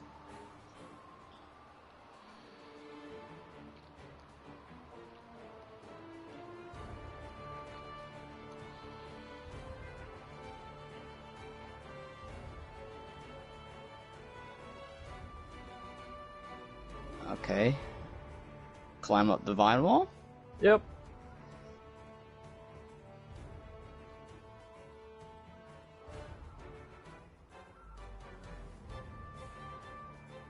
Okay, there we go. Cutscene.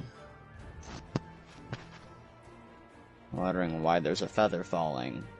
Look up. Oh man, what is this? We got a giant pigeon on our hands now? Giant pigeon? Oh, I am in its nest. Oh, that ain't no pigeon. What the fuck? That's a... What the fuck?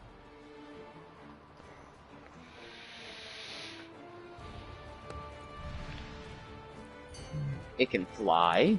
I don't know how to Basically, it's identify a this. reptilian electric flying squirrel. Yeah, pretty much. Oh yeah, he has electricity. What's up? Mm-hmm.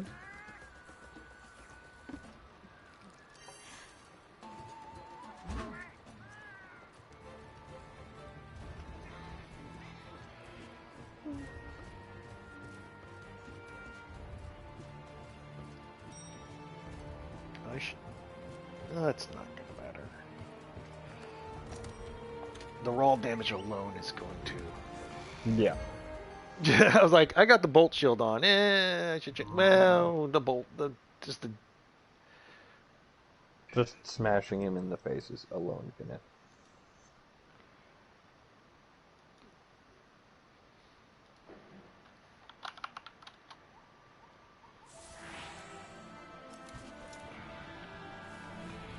Hey, partner.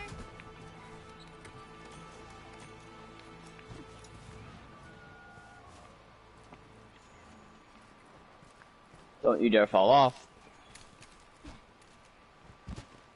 I'm assuming I don't have to tell you, Pop-Tarts, where the giant vine wall is. No.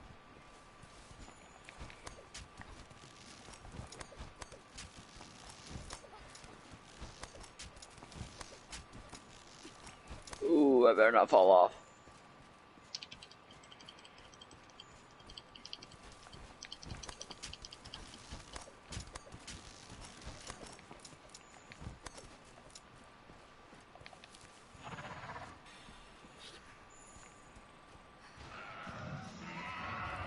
Run. Here, come back up here. I like this area.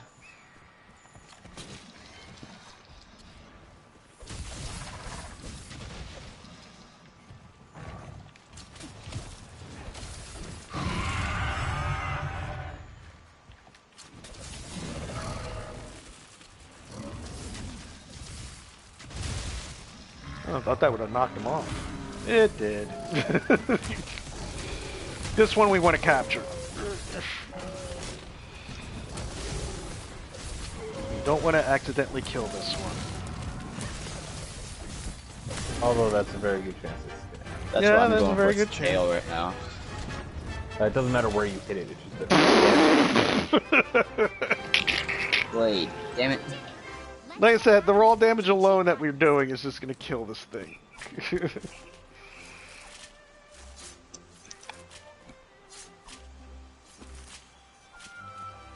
Also, this guy's tail can't be cut off.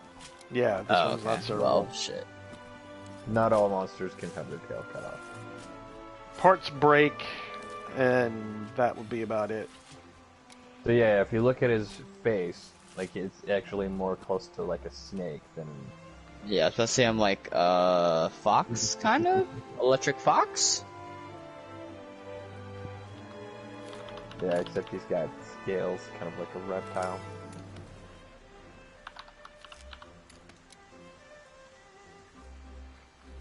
These are the same thing, they're piercing pods, but why is that one red? I saw that was red. What the fuck?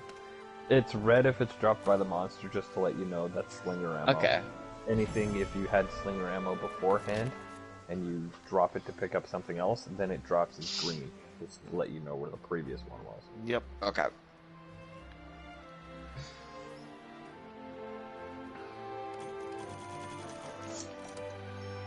Okay, we're powering you through pretty fast here. Yeah.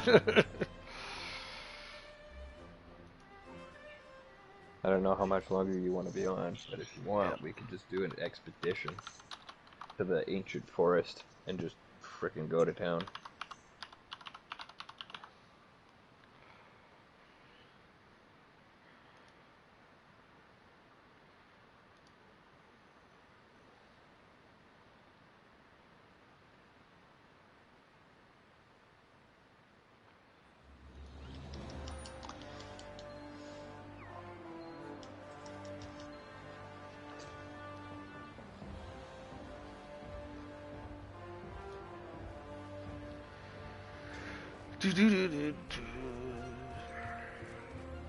Well, I think he would want to go through so he can get some upgrades and better weapons. Yeah, but I mean, like, if he's in order to get those upgrades and stuff like that, he's gonna need farm monsters one way or another, right? So an expedition you can just go to town on it, because then we can just keep going and going and going. It's not like, okay, hunt this monster, once it's dead, it's done.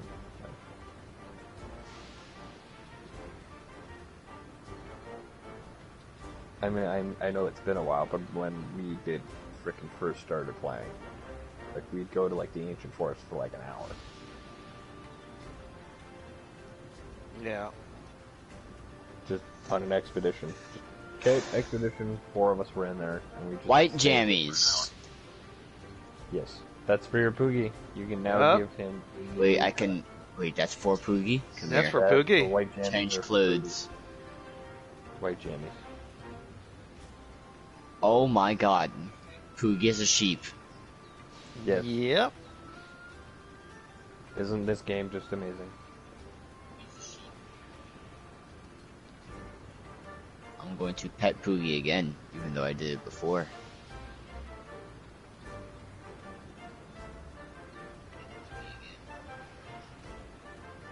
Speak to the field team leader. Who is the field team leader? That's not you. Field team leader will probably be over by the... Yeah, I found he's over here. Exclamation point.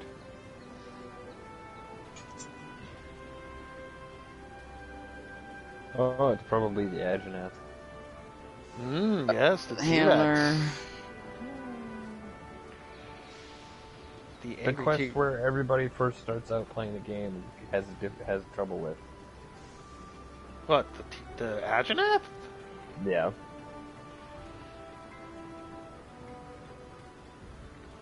Don't scoff.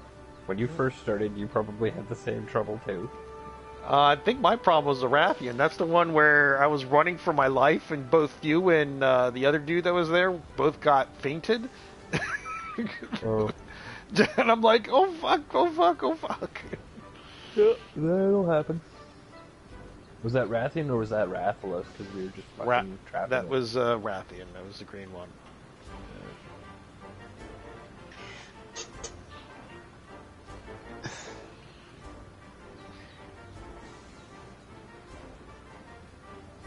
The encroaching on Jahara. English is not fun when it's spelled like this. The Ageneth? Yes, that one. Yeah. 8. I think 8 was a good one. Yeah, or you could just do 1, because then you could just start tracking it. Yeah. Yeah, because there should be tracks for Ageneth in Area 1. And then get a meal. Probably require a cutscene. Yep, that's a cutscene. Yep. A giant pot. Because the cat's gonna fall right in. Nope. Aw, damn it. The cat didn't fall in. No, the cat won't actually fall into the food. Shit! Can't serve you the food if the cat falls in. Ooh, the meat platter's metal. Gold now. I'm going to order that. You always want to get the chef's choice, really. I don't know if he has that unlocked yet. And actually, most people say don't get chef's choice, because you should actually just learn what skills you want, and then just get that. Yeah, usually, but I just get that. Yeah, if I don't care, it's just like, hey, quick, just fresh meal, so I can max my health and stamina out. And chef's choice. But if I'm after like a specific buff, like feline safeguard or feline zoo master, then I have specific meals set out for those skills.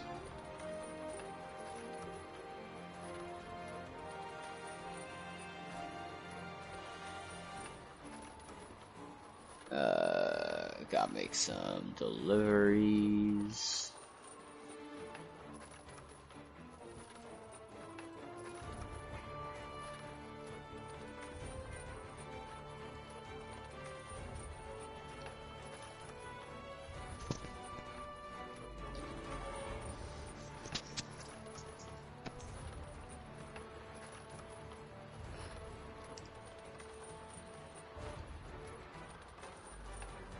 Insufficient materials, okay.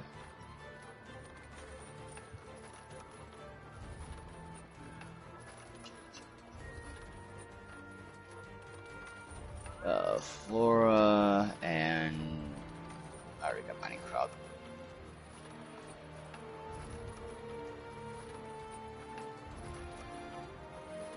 Bone pile, because why not?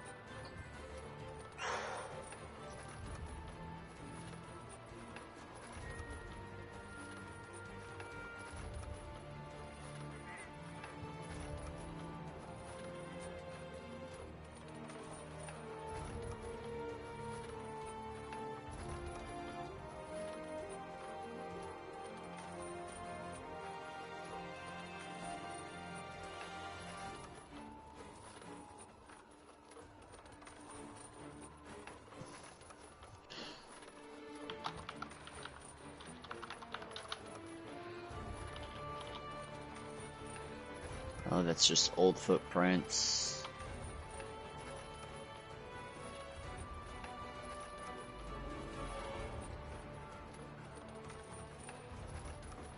Honey, give me that.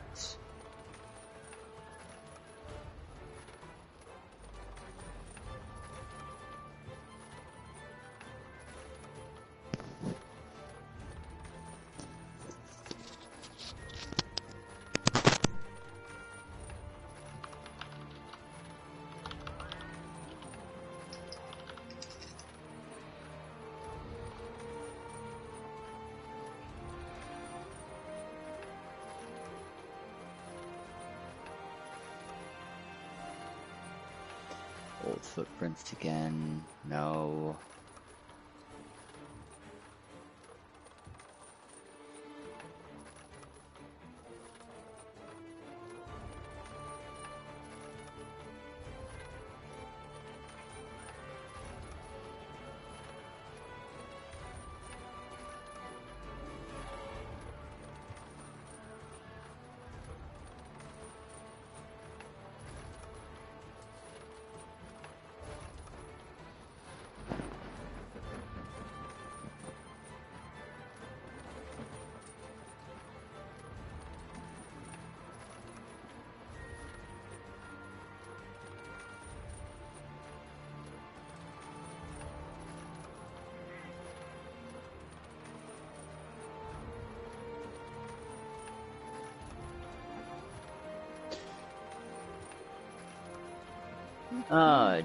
T-Rex guy.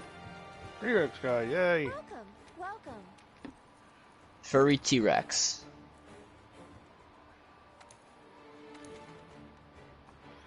It's Ajanaf. That spits fire. Mm-hmm. You can cut its tail off. Okay.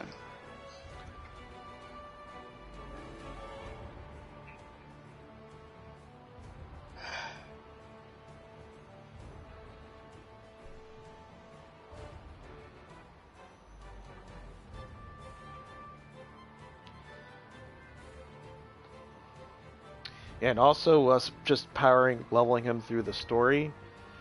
If he gets Icebourne before the 24th Alucard, he'll at least be able to Oh, granted, he would have to then start doing the Icebourne And now we're stuff. in. Yep.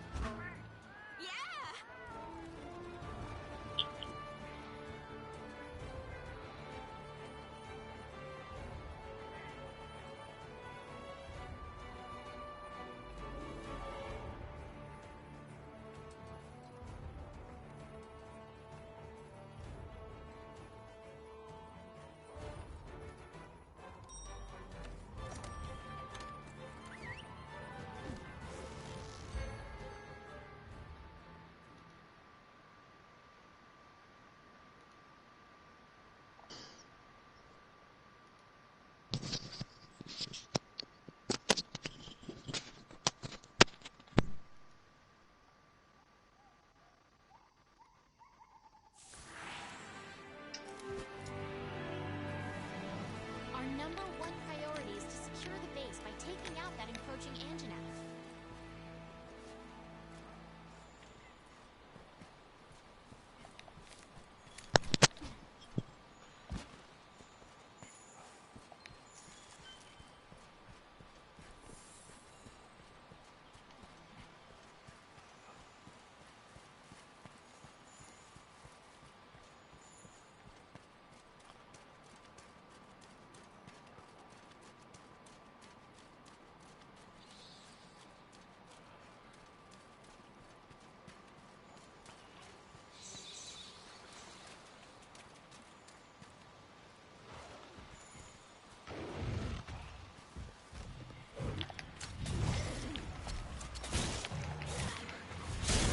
Tail wounded.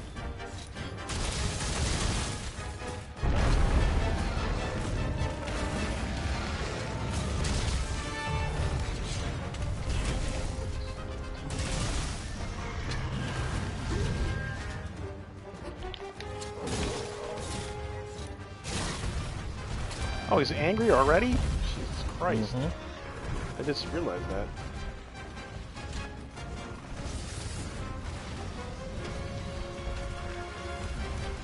If that's the case.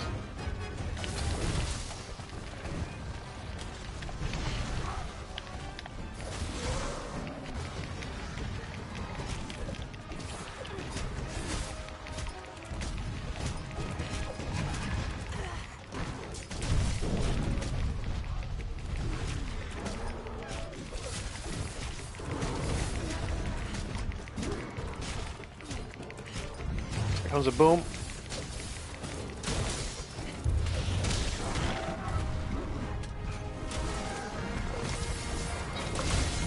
Goodbye, Tail.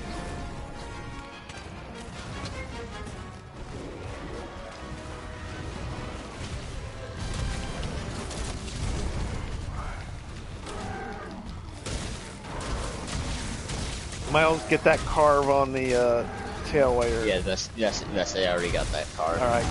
Just in case we accidentally kill him before we capture him. Well, he's capturable now. Alright. Don't. I have a picture. Grab the materials. Yeah. Hold on, I'm gonna grab this tail, even though I don't need it.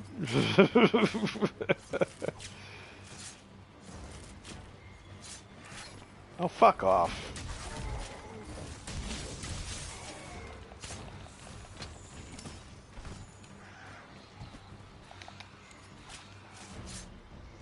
Yeah, don't do any more damage to it, DJ. Alright. That way we can capture it, and then you can farm it in the special arena. And also get more stuff as we capture it.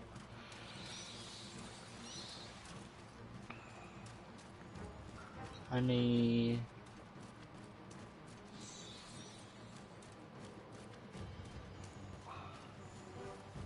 Bounty complete. Where did he go?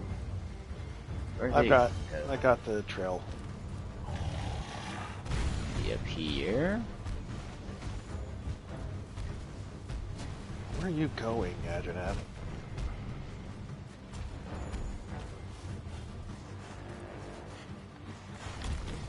Oh, you There it fucker. goes. Bring him It's over okay, here. Bring him over bring here. him Bring him back. over here. There we go. I thought he was going to run away after I threw that thing. Good work. But he was Now that the stupid. base is secure, we can focus our attention towards capturing Zora Magdaros. There's some bones around here, right by where I'm at, DJ. Not that he's gonna get to them. No. Huh? Yeah. Aw, shit. Always Anytime you be. capture. You only get 20 seconds to do stuff. Yeah. In comparison to when you actually kill it, you get 60 seconds. It gives you time to carve the creature.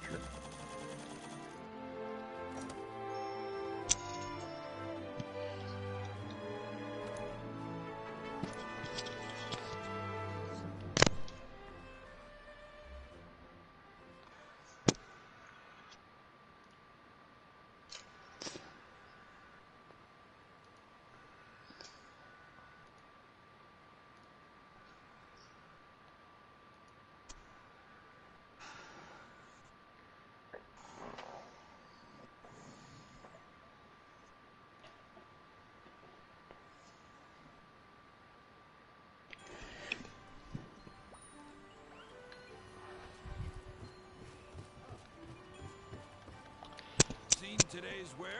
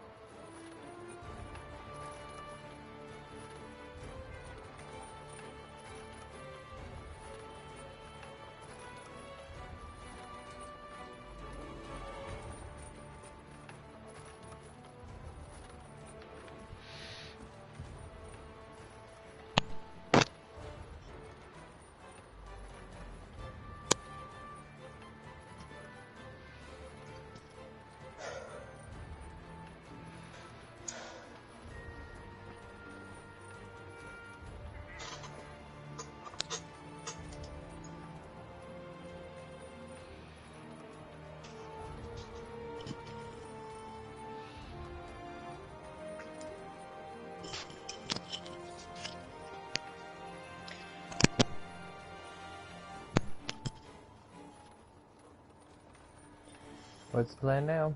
Yep, well, it's DJ's. He's probably got to deal with the cutscene right now. I'm done with the cutscene. I'm trying to get Pookie, but now, like, I messed up on the affection part, so now Pookie's just running away from me.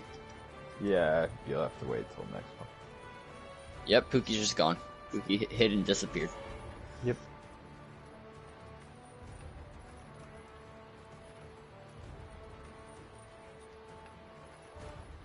Hey, bro, give me a lift.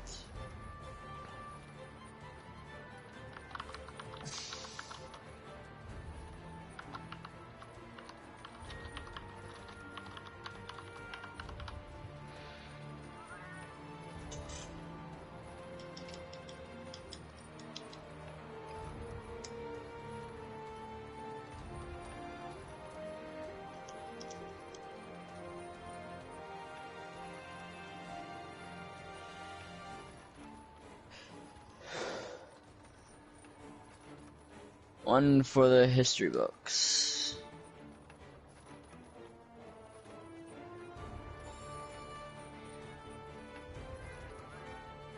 And eat a meal.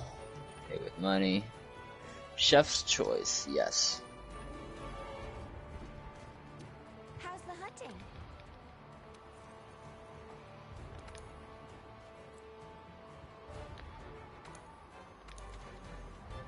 Ah, Zero Madrios. I'm gonna have to wait till you do see the cutscene.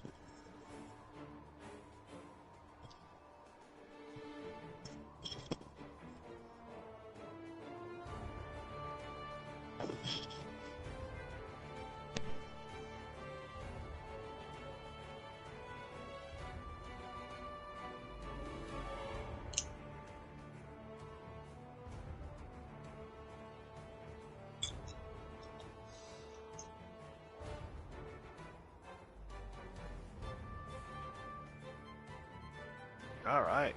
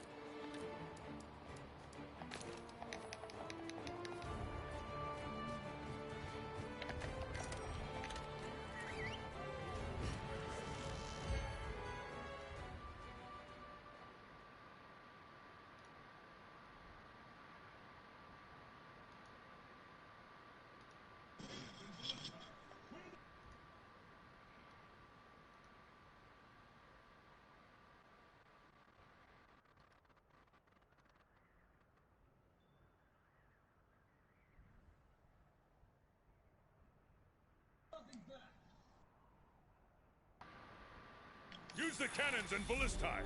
Wear the beast down. If you've been wounded, retreat to the rear camp. Now! You can actually load 5 shots into a cannon before you Hold fire. nothing back. Oh, what? Yeah. Yep.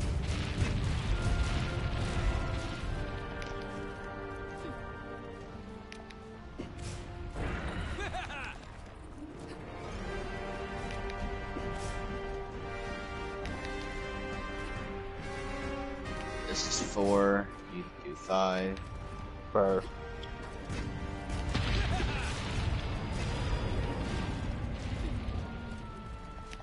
Move!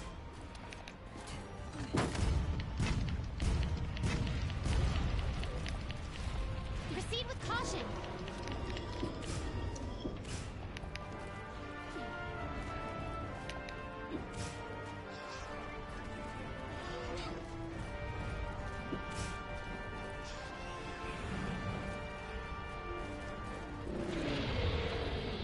Yeah, you'll eventually run out of ammo, DJ. What you do is you just go to the Yeah. next cannon. That's I'm grabbing from another reserve out here. I'm on the far right one.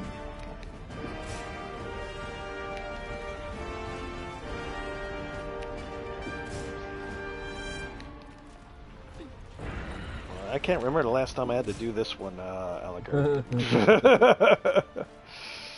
We're not making fun Also, of you, just so DJ. you know, DJ, you can actually roll with the cannonball. It's a little bit quicker than running. Oh my god, yes.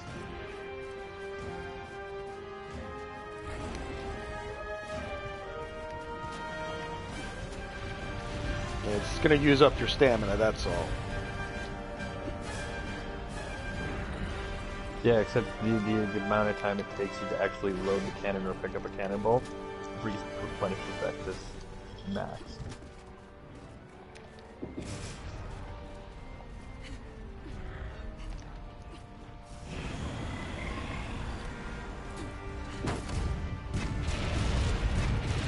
Right in the head, bitch. Move!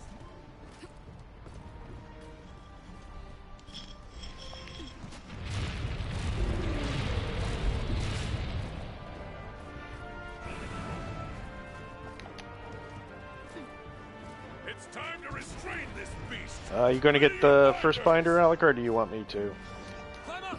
I think it just. Top of the barrier. Oh, I'm already. I'll get it. I'll get it. No, I'm already up here, so I'll grab it. Oh, you are? Okay.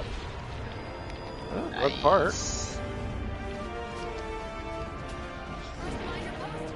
Success. We restrained its movement. Now, fire! Second binder post. Success. Now, hammer it with all you've got. We need to wear it down.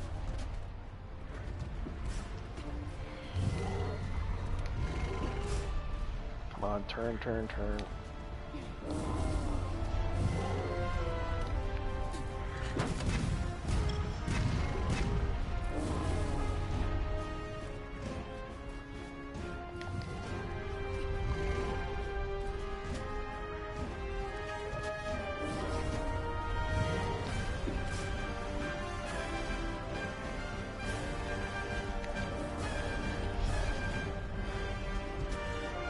Somebody's gonna need to come up here to grab the next binder. I will. Let's fire the last 5 shots of this cannon.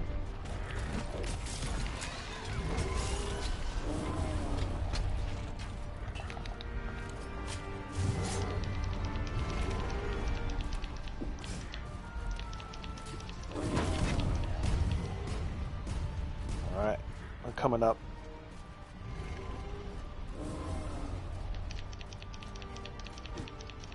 Where am I going?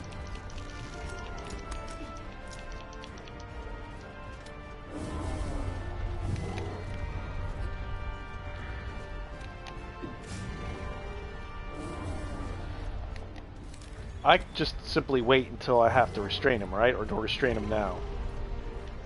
I'd say wait. Okay. Because it's been so long since I've done this, I forgot what the tactic was. Oh, like now.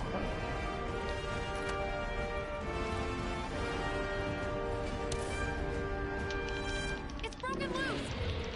No. Hammer it with all you've got. All right. Wear it down. DJ, you might want to come to where I'm at. Right. And that is... I don't know where. Follow along until you reach the rampart like that goes higher up. Keep going. Okay. It's broken loose. Climb up.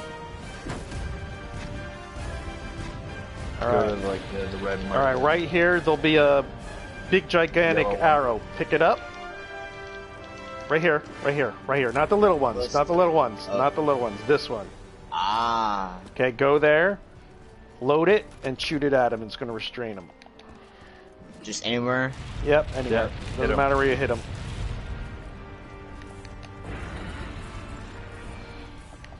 I'm just shooting little arrows right now. That's because you picked up little arrows before. Yeah, you can switch if you hit one it. big arrow now. Yep. There you go. Now, hammer it with all you've got. We need to wear it down. You can go somewhere else, because don't pick up the... Hold on to it. Hold on to it. Okay. Should hit. Yeah, those gonna hit. And I'm all out here, so... there's no restraining bolt for me here yet, Alucard. You might have to come up here now.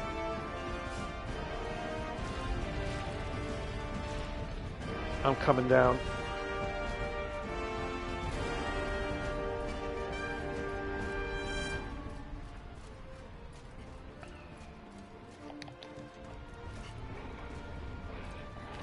Because it's probably going to spawn for you first before it does for Yep. me. Now, hammer it with all you've got. We need to wear it down.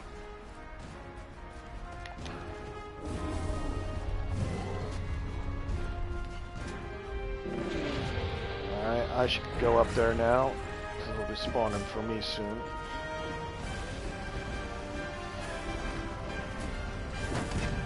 It's broken loose.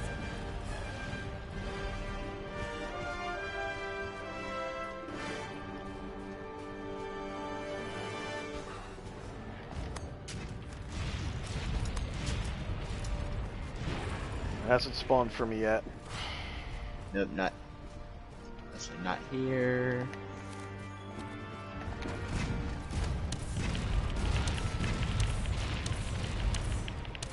What's the target's condition? It's still not weak enough to capture, sir. Alright, I've got a restraining bolt. I'm going to use it. It's going to spawn for you again soon, DJ. Shoot it! Yeah. Shoot it for that!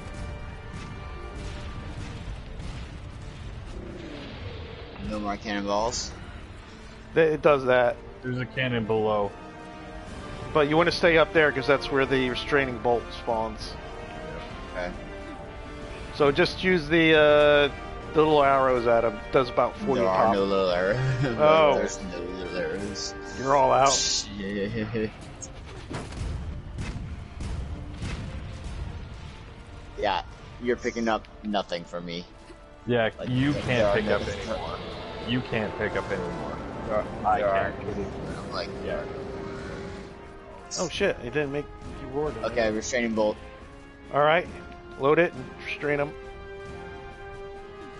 And then Alucard's gonna go back up there. I'm already up here. More But I little don't know bolts how in much here for me. longer it's gonna do. Because it's not like it's gonna let us keep them here indefinitely. No. We're giving time for people to run is basically what we're doing.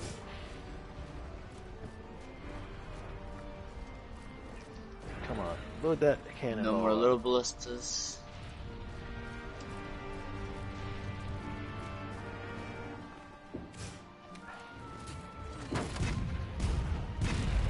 Zora Macros is breaching the first barrier.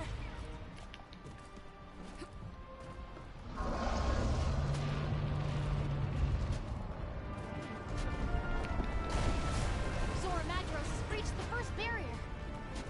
All right, next phase. Zora Magdaros has broken through. Come to this Hunters, spot here, grab your DJ. transports and proceed to the mounting phase of Nope, the stop. operation. Don't. Move it, hunters! Get to a hitching post! Back up top here. Got it! Boarding that sucker now! This is where it really counts, partner. You can do it. Now for the fun part. Now, now!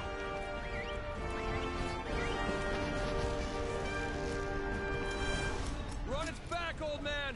Give us some orders! Find the magma cores on Zora's shell. Those are its weak points, so if you attack them, it'll wear the beast down.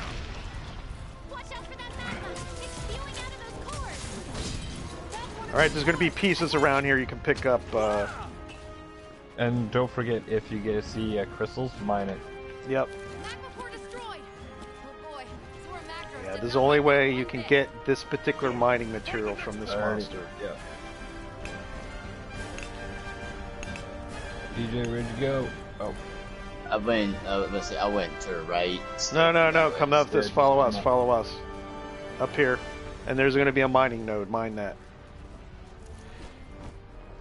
And then when you're done, jump down. And then turn Let's see. around. Wait a minute. I just went all the way around. You know. Ow. Second magma core destroyed. Yeah, come down where we're at now once you're done up there, because we just broke another magma Yeah, go core. up. To the top.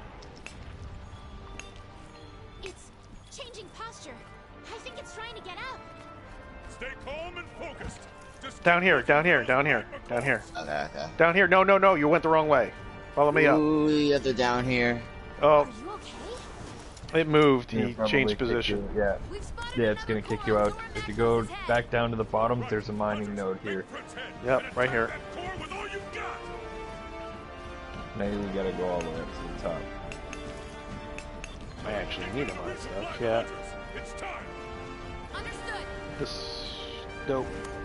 Okay.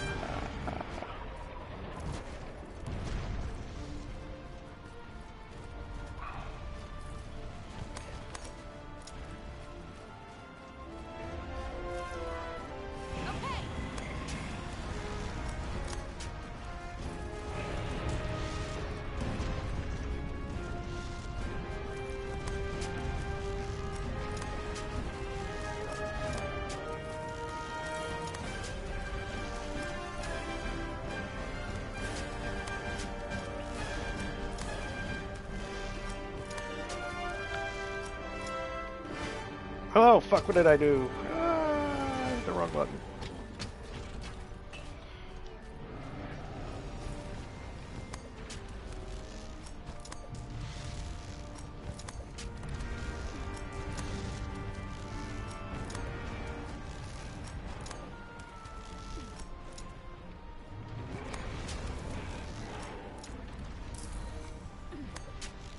That's what I wanted to do. Yeah, once you get up to that spot. There, DJ, just climb up. Oh, okay.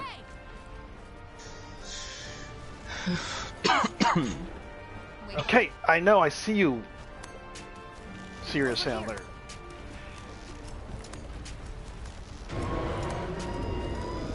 Okay, he broke the one of the magna cores. Go down there and get the part if you can.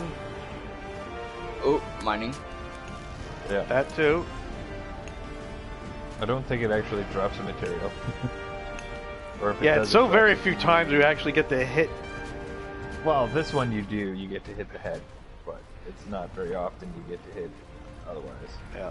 So now we just fart around. We actually, if you stay up here, wait. He's going to change position again, and there's some mining nodes here. Well, I gotta jump back up.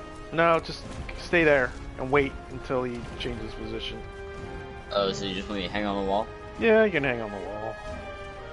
Okay. I don't see any mining nodes down here.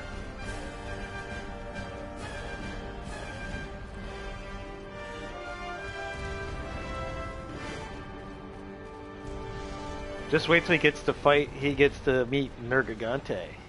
Uh-huh. Don't spoil things.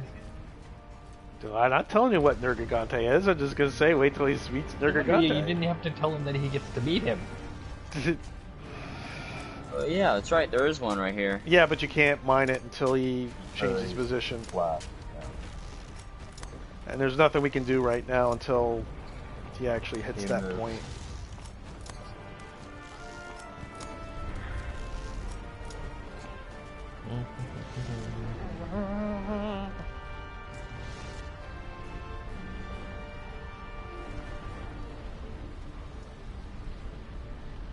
Okay.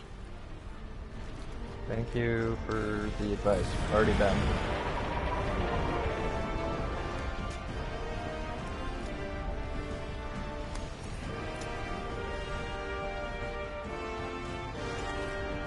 You know what?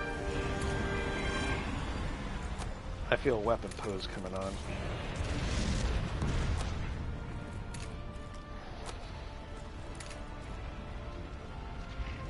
Zora Magdaros is getting back on all fours. Well, here it comes. Hunters, find the magma cores on its back. Oh, where is it at? You got ported to the front Oh, what? because you were too close to his head. This is where do I have to? Okay. Try to make your way back to us. I don't have to go this way. This is his tail, isn't it?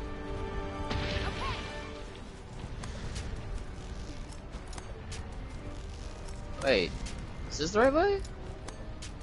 I can't even tell where the hell I am right now. Making my way back to y'all, but I have to go this way.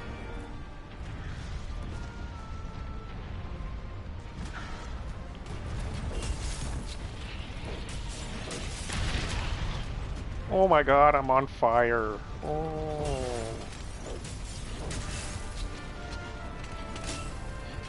Magma core destroyed. Okay, that's enough. Move it towards the second barrier. Hunters, hold your position. Watch your footing or it'll shake you off.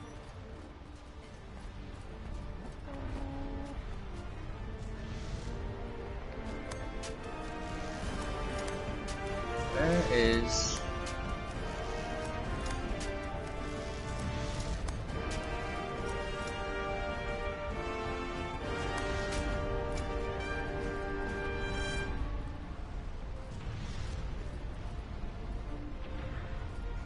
There's some... Hey, where you at? I don't know. I'm trying to You find you. drop down in the middle, so there should be some mining. Oh, That's yeah, not- it's on the other side. Yeah, I'm on the other side now. Yeah, I destroyed the whatchamacallit, the Magna Court has been destroyed. Oh, here it is. Here it is. Yeah, Yep, but go there's down some there. mining. There should be mining and some stuff down there too. Look for the glowing stuff on the ground. If it's visible, it might have been too long. It shouldn't have been. I just destroyed it not too. Yeah, I don't see one for me. That's what I'm saying.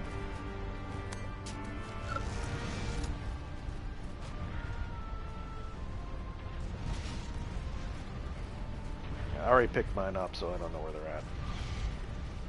But once you're done, start climbing the wall again.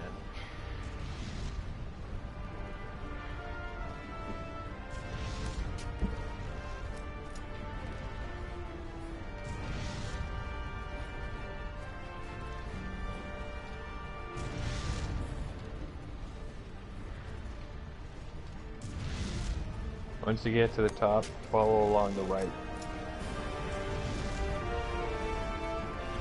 Right here. Around the edge, yeah. At the end, there's a mining spot.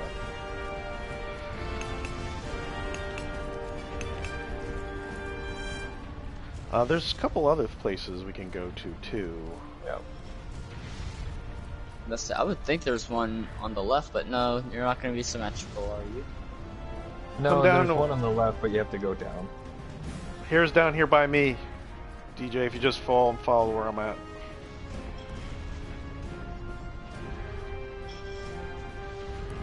Wait, where is down here by you? Just fall off the side.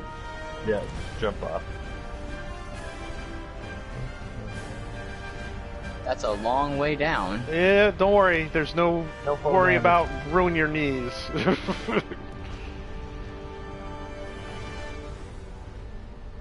Yeah, go towards the yellow Yeah, right arrow. where I'm Ah, at. there we go. Yep. Once you're down there, climb up. On the left, on the right side there. This There's way. a couple of spots up here. Can you climb this? You can't climb this. Yeah. Uh-huh. Ow. Anything else? Oh, yeah, there's one right here. Yeah, I got hit by a fucking... You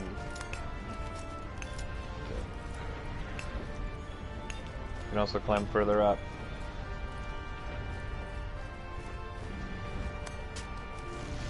Left. Up. Yep. Yeah.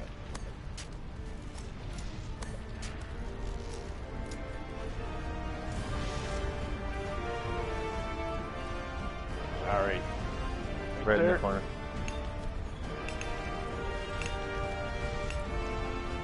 This is And a then come breakable... back a little bit. I've already broken the 2 spots. Okay. Yeah. And then, yeah.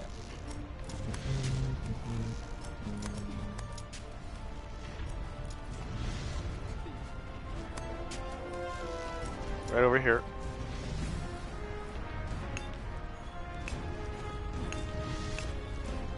See, normally it would take a while to actually break the magma course. That's why there's so much time.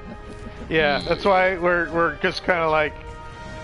And just run around and, like, mine as much as possible. Yeah.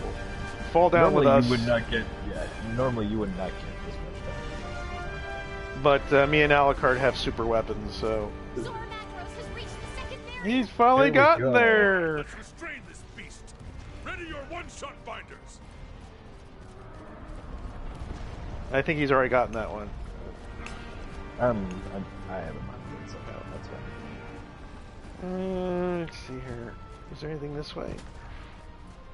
Ooh, yeah, now we can do a couple of the other spots, because now that he's repositioned again. Follow Pop, yep. Pop, come up. Coming. Ready your binders. Fire. DJ, fall down from where you're at. We've restrained it. Wait, what's that? What is that? That black figure up in the sky.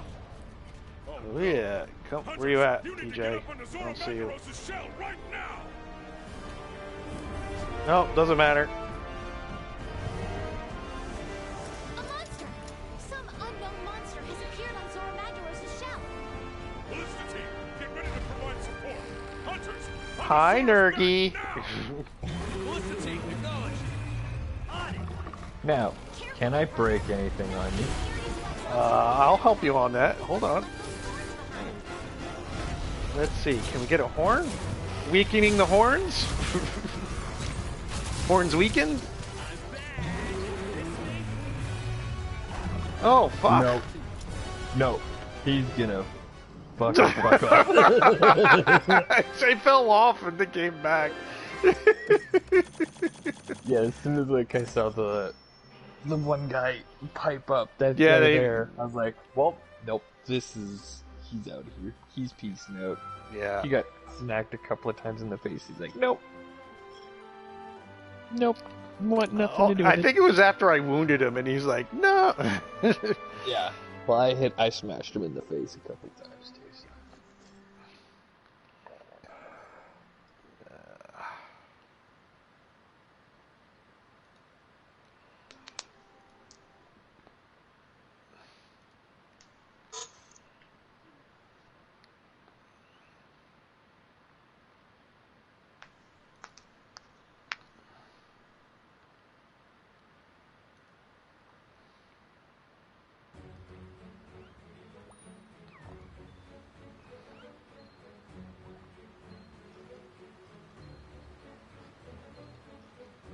But I think that's about it for me. Yeah. As it's 2:30 my time. It's 3:30 my time. 2:30. Yeah. But I could, well, it depends on you, DJ, if you want to keep going. I know it's late for you, too. You're probably watching a cutscene.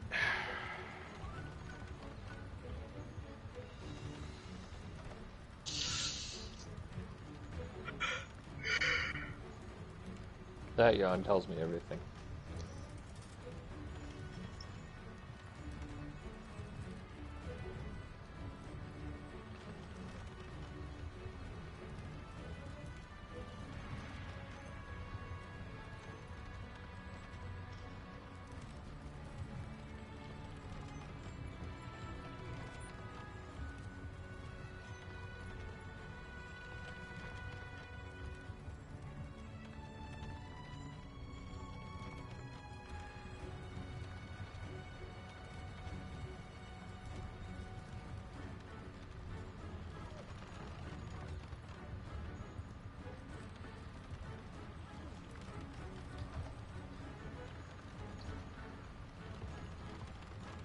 Did you hear about that article from PC Gamer about Icebourne? What about it? Oh, so you didn't hear. No, I didn't. Oh god, is it atrocious. And you said this is from which magazine? PC Gamer. Okay. What's so bad about it? You basically, in talking about the new expansion, half of it, if not the majority of it, is about how he doesn't... It hurts his feelings because we kill the monsters. What? Yep. You gotta send me this fucking article in a Facebook message. Maybe just all you have to do is look up the Monster, like PC Gamer, Wait, hold on. Monster Hunter Iceborne review. PC Gamer Monster Hunter Icebourne review. Yeah. There's been plenty of people who've done videos on it too. From like the Monster Hunter community who are just like... Oh, on the interview? Oh. He gave it an 82 though. Yeah, he gave it an 82. Until you actually read it and you're just like, wait, what? Let's see, ever fan, blah, blah, simply Iceborne, the price tag, 200 hours, blah, blah, blah. World is both incredibly interesting and deeply disappointing in... What? It's both incredibly interesting and deeply disappointing ways. That statement doesn't even make any fucking sense. Oh, you'll see why. Wait a minute, you know what? Fuck it. I'm gonna read the whole fucking article on the stream. Okay. So, this is a review from PC Gamer by Sam Greer. Looks like he... okay, so it also has in pounds, and so it's 35 pounds, but this is 12 days ago. So if you're a PC gamer and you're looking about getting it out, it's $40 American, 35 pounds British. So anyway, if you're simply already a fan and want to know, this is his article, not me reading. So if you're already a fan and want to know as simply as possible if Iceborne justifies its price tag, then let me put it this way. I had 200 hours in World before this expansion. I've racked up almost another 200 since I started it. So yes, there's a lot of bang for your buck. But if you're at all interested in Monster Hunter beyond a time sink, then Iceborne complicates World in both incredibly interesting and deeply disappointing ways. Okay, the sentence makes a little bit more sense now that I read it from the beginning. Iceborne is a mix of new monsters, regions, mechanics, and a whole new endgame, all geared towards veteran players. For those who dipped their toes in World or didn't see it to the end, Iceborne has almost nothing to offer. I totally fucking agree with that goddamn statement. Oh, don't worry. He contradicts himself later on. Capcom has made this for their dedicated fan base, and to its credit, managed to offer up not just something that will satisfy the desire for new content, to provide a new structure for the game's hunts that go beyond simply offering more. In not quotation marks, quotes, but single quotes. Jesus Christ. I'm not a grammar Nazi or super good at grammar myself, but even I'm like, wait a minute. It's supposed to be double quotes. There is a lot more, however, with a new region, Hoarfrost Reach, adding a whole biome to expand the light of the heart of Monster Hunter, getting to traps around its ecosystems and see how its monsters interact with them. Whether they're collapsing ice shelves or tearing up trees for battering rams, there's a sense of connection between its creatures and their surroundings that sells a rich, tactile world. Yet the better Capcom gets at this, the more convincingly animated and sounding their beasts, the greater the tension between what the game says it is and what it is to actually play. There's always been an unease for me in playing these games where I'm asked to go out, invade the habitats of these species, and kill them to make the next set of armor and weapons. With World, the discomfort was extreme at times, beating monsters till they limped, then being asked to lop off their tails to hear whines and squeals. You don't just kill the monsters in these games, you make them suffer. Engaging engaging as its loop is, as enthralling as its fights are, I've always been disappointed that they've created such a rich ecosystem and the only thing they cast me do is to murder everything. What kind of fucking pussy are you? And just to be clear, viewers, I'm using pussy as a catch-all because we have girl gamers in our group. Arguine has played this game, and she doesn't bat an eye. Conservate the hell out of the monsters, is as we put it. And actually, Alucard has a very good way of seeing this game. So it's not just murdering, enjoying the suffering of monsters. Let's go on here. Icebourne does dabble in some alternatives with a new side quest asking you to go out and document the tribes of cats in the world with a camera. For an hour or two, I got to see what Monster Hunter might be like if it were more Pokemon Snap. Oh god, Pokemon Snap sucked ass. And the result was surprising. Details I'd never seen before kept revealing themselves. Now I was taking my time to observe. It's a small thing, but a glimpse of what a kinder game could be like. What the fuck? Making it all the more apparent what a cruel game Monster Hunter is.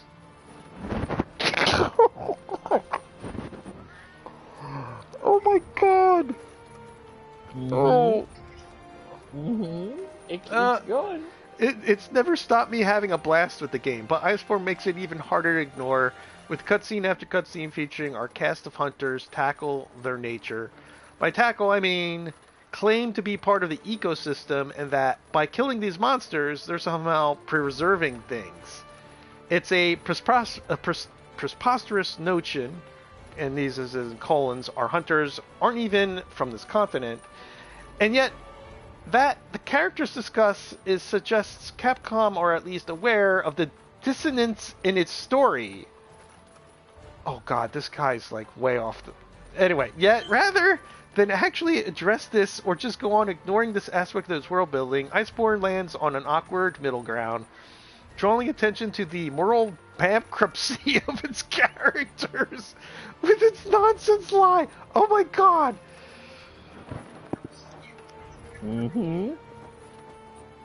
This is why sometimes some of the more extreme guys talking about PC and Pussy Nation, sometimes I'm like, yeah, they got a point to a degree, but you gotta be fucking kidding me. No, this is a guy who's like, he's probably hugely anti-hunter. Then why is he fucking reviewing the game? Wait, I'm not done with the article. I gotta keep reading here. If these games are going to continue to ask me to think about their world, then they need to spend time entertaining the notion that its hunters are the bad guys. The fuck? Yeah.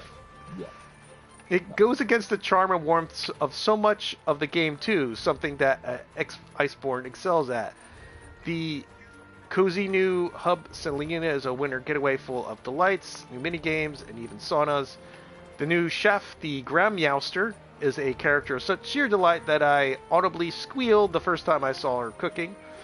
All of this gets put to use with a vital overhaul of the game's social space, with the Selena Gathering Hub giving players an area where they can spend to get time together between hunts, letting you craft and access all the vendors alongside one another, except for the ecological survey team, which you still have to go out there. It pushes Monster Hunter into a much more readily shared experience, making the game feel like a nightly event. You can all be jumped into the same hunts or off doing your own thing, but you all come back to that same space to hang out, muck about with gestures, show off new weapons, or splash in the pool. No, for real, there's hot pools now.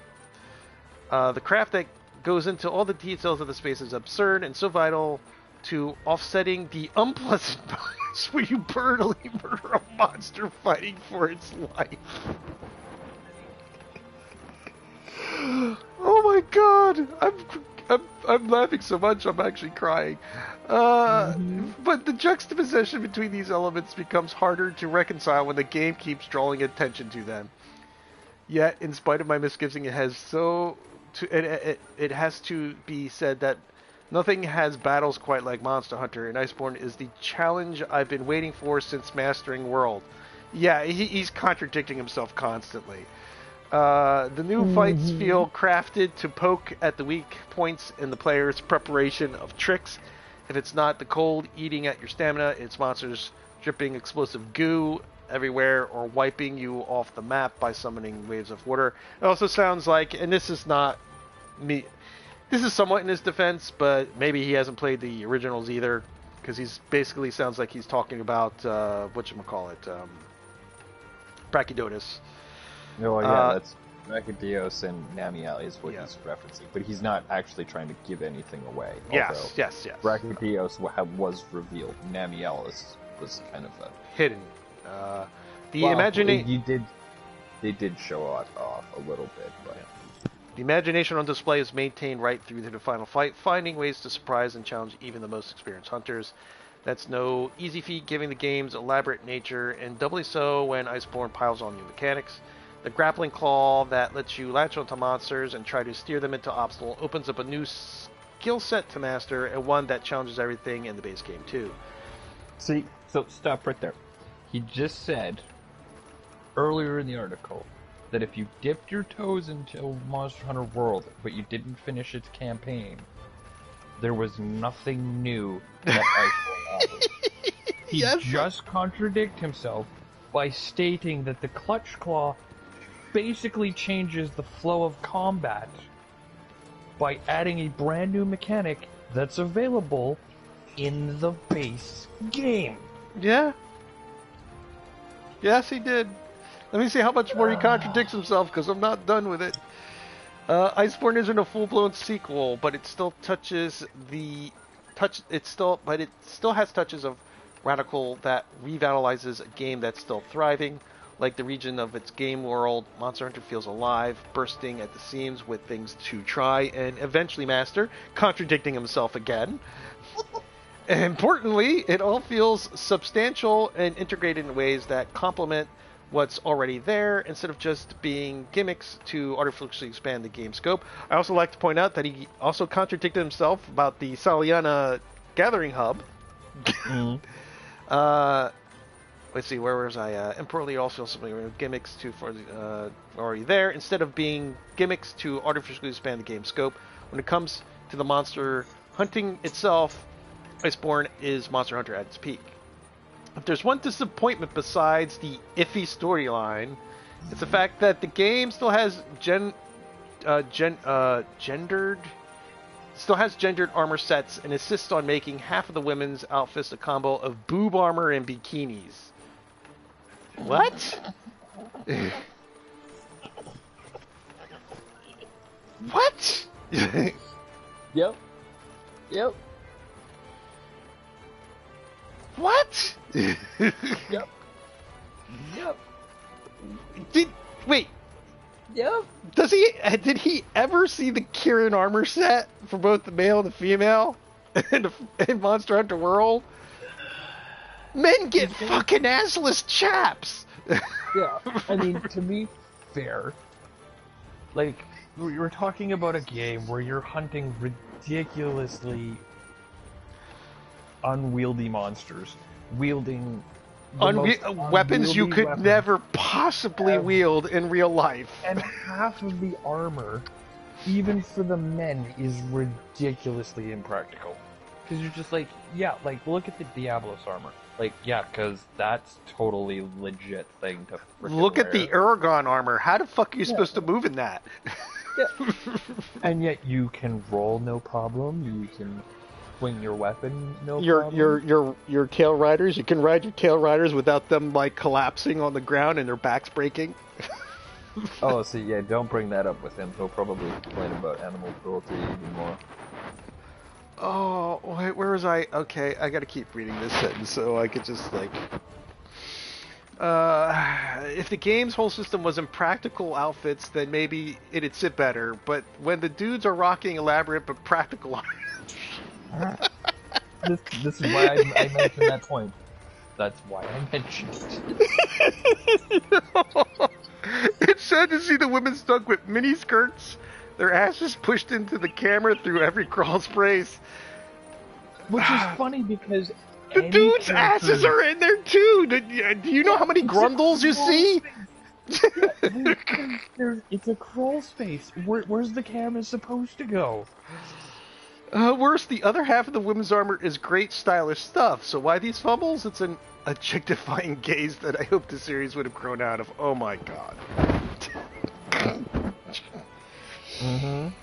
Oh my god, I can see why there's so much. I can see why a lot of the guys, again, the more extreme ones with I hate the SGWs and the PC culture, it's not even are that. popular.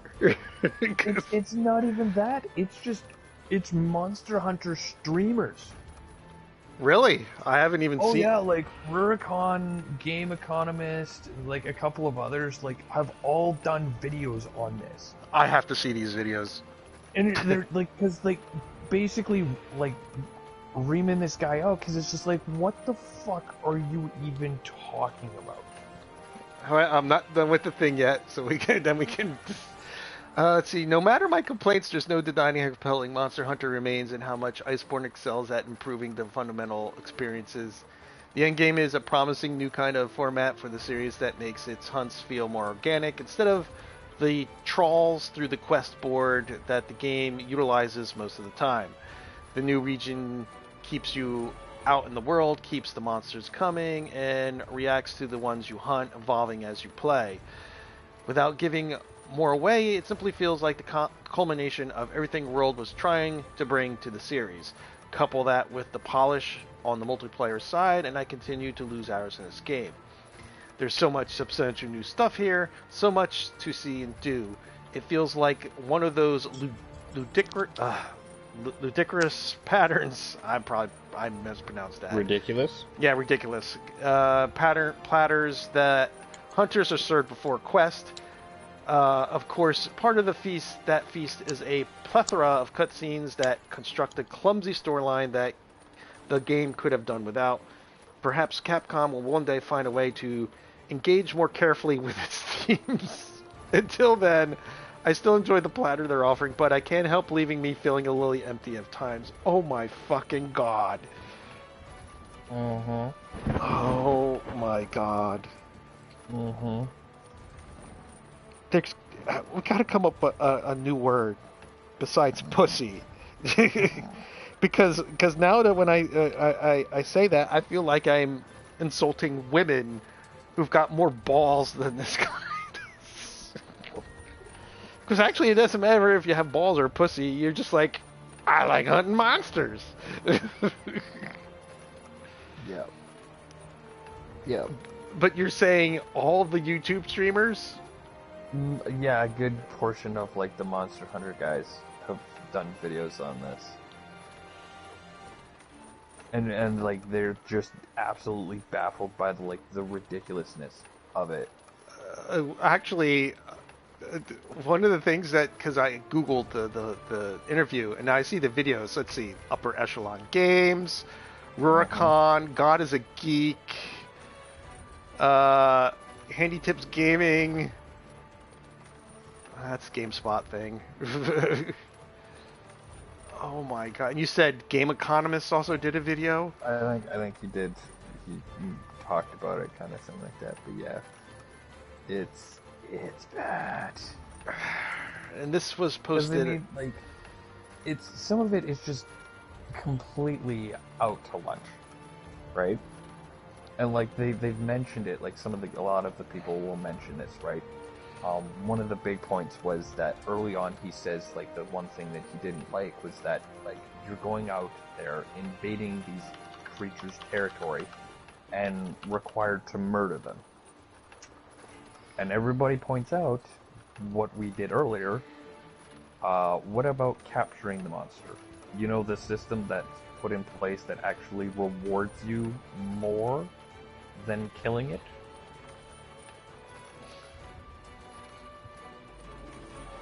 All right, so these are the I guess the Monster Hunter streamers that made a reference to the PC interview, and there's actually a smaller one because he only has 355 views. Rurikon, Handy Tip Gamers, Upper Echelon Gamers, The Game Economist, God is a Geek, and Dakman. And these are the titles of their streams. Some of them just get to the point. So about that PC Gamer Icebourne review, that was Rurikon. I think his is the most viewed one right now. Monster Hunter Iceborne PC Gamer review, worst game review ever? Question mark. That's Handy Tips Gaming's. Upper Echelon Gaming, but what about the monsters? PC Gamer's idiotic Iceborne review. The Game Economist, PC Gaming, extremely uncomfortable that we hunt monsters in Iceborne. And also, it looks like hunting as a sexy woman equals bad. And God is a Geek Gamer. It just says Monster Hunter World Iceborne PC review. And the Dakman guy, who only has 355 viewers, I think I like his title, is when a game journalist can't distinguish between fiction and reality. Oh, wait, there's more here. Holy shit. Lord Squidius, there's a guy here. PC Gamer's review is upset you hunt monsters in Monster Hunter World Iceborne. That's the title. Oh my god.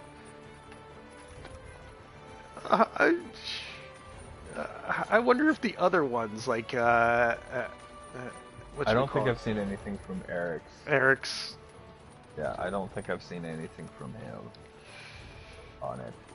I've got to watch these. Just gotta watch these. It's brutal. I take it they destroy them. Well, and yes and no, but I mean, like, a lot of it is just like, what, like, they're just baffled by it. And I mean, some people are basically like, yes, how dare we hunt monsters in a game called Monster Hunter?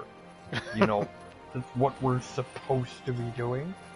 But I mean, a lot of them also mention the fact that, like, he brings up the fact that, like, the theme says we're part of the ecosystem, right? And that we're killing we're killing some of these monsters in order to save the ecosystem, right? Like, we don't just blindly go out and hunt, like, we make the reference. Yeah, and you made this reference a while too, and I jokingly said we're conservating instead of murdering, but you said no, if you look at it, we are conservating. Actually the lore. That is the lore behind the whole Research Commission and the Hunters Guild. Is you only kill or hunt, quotation marks, hunt monsters that are either invading areas that are not their natural territories, which would throw the ecosystem in that area off balance.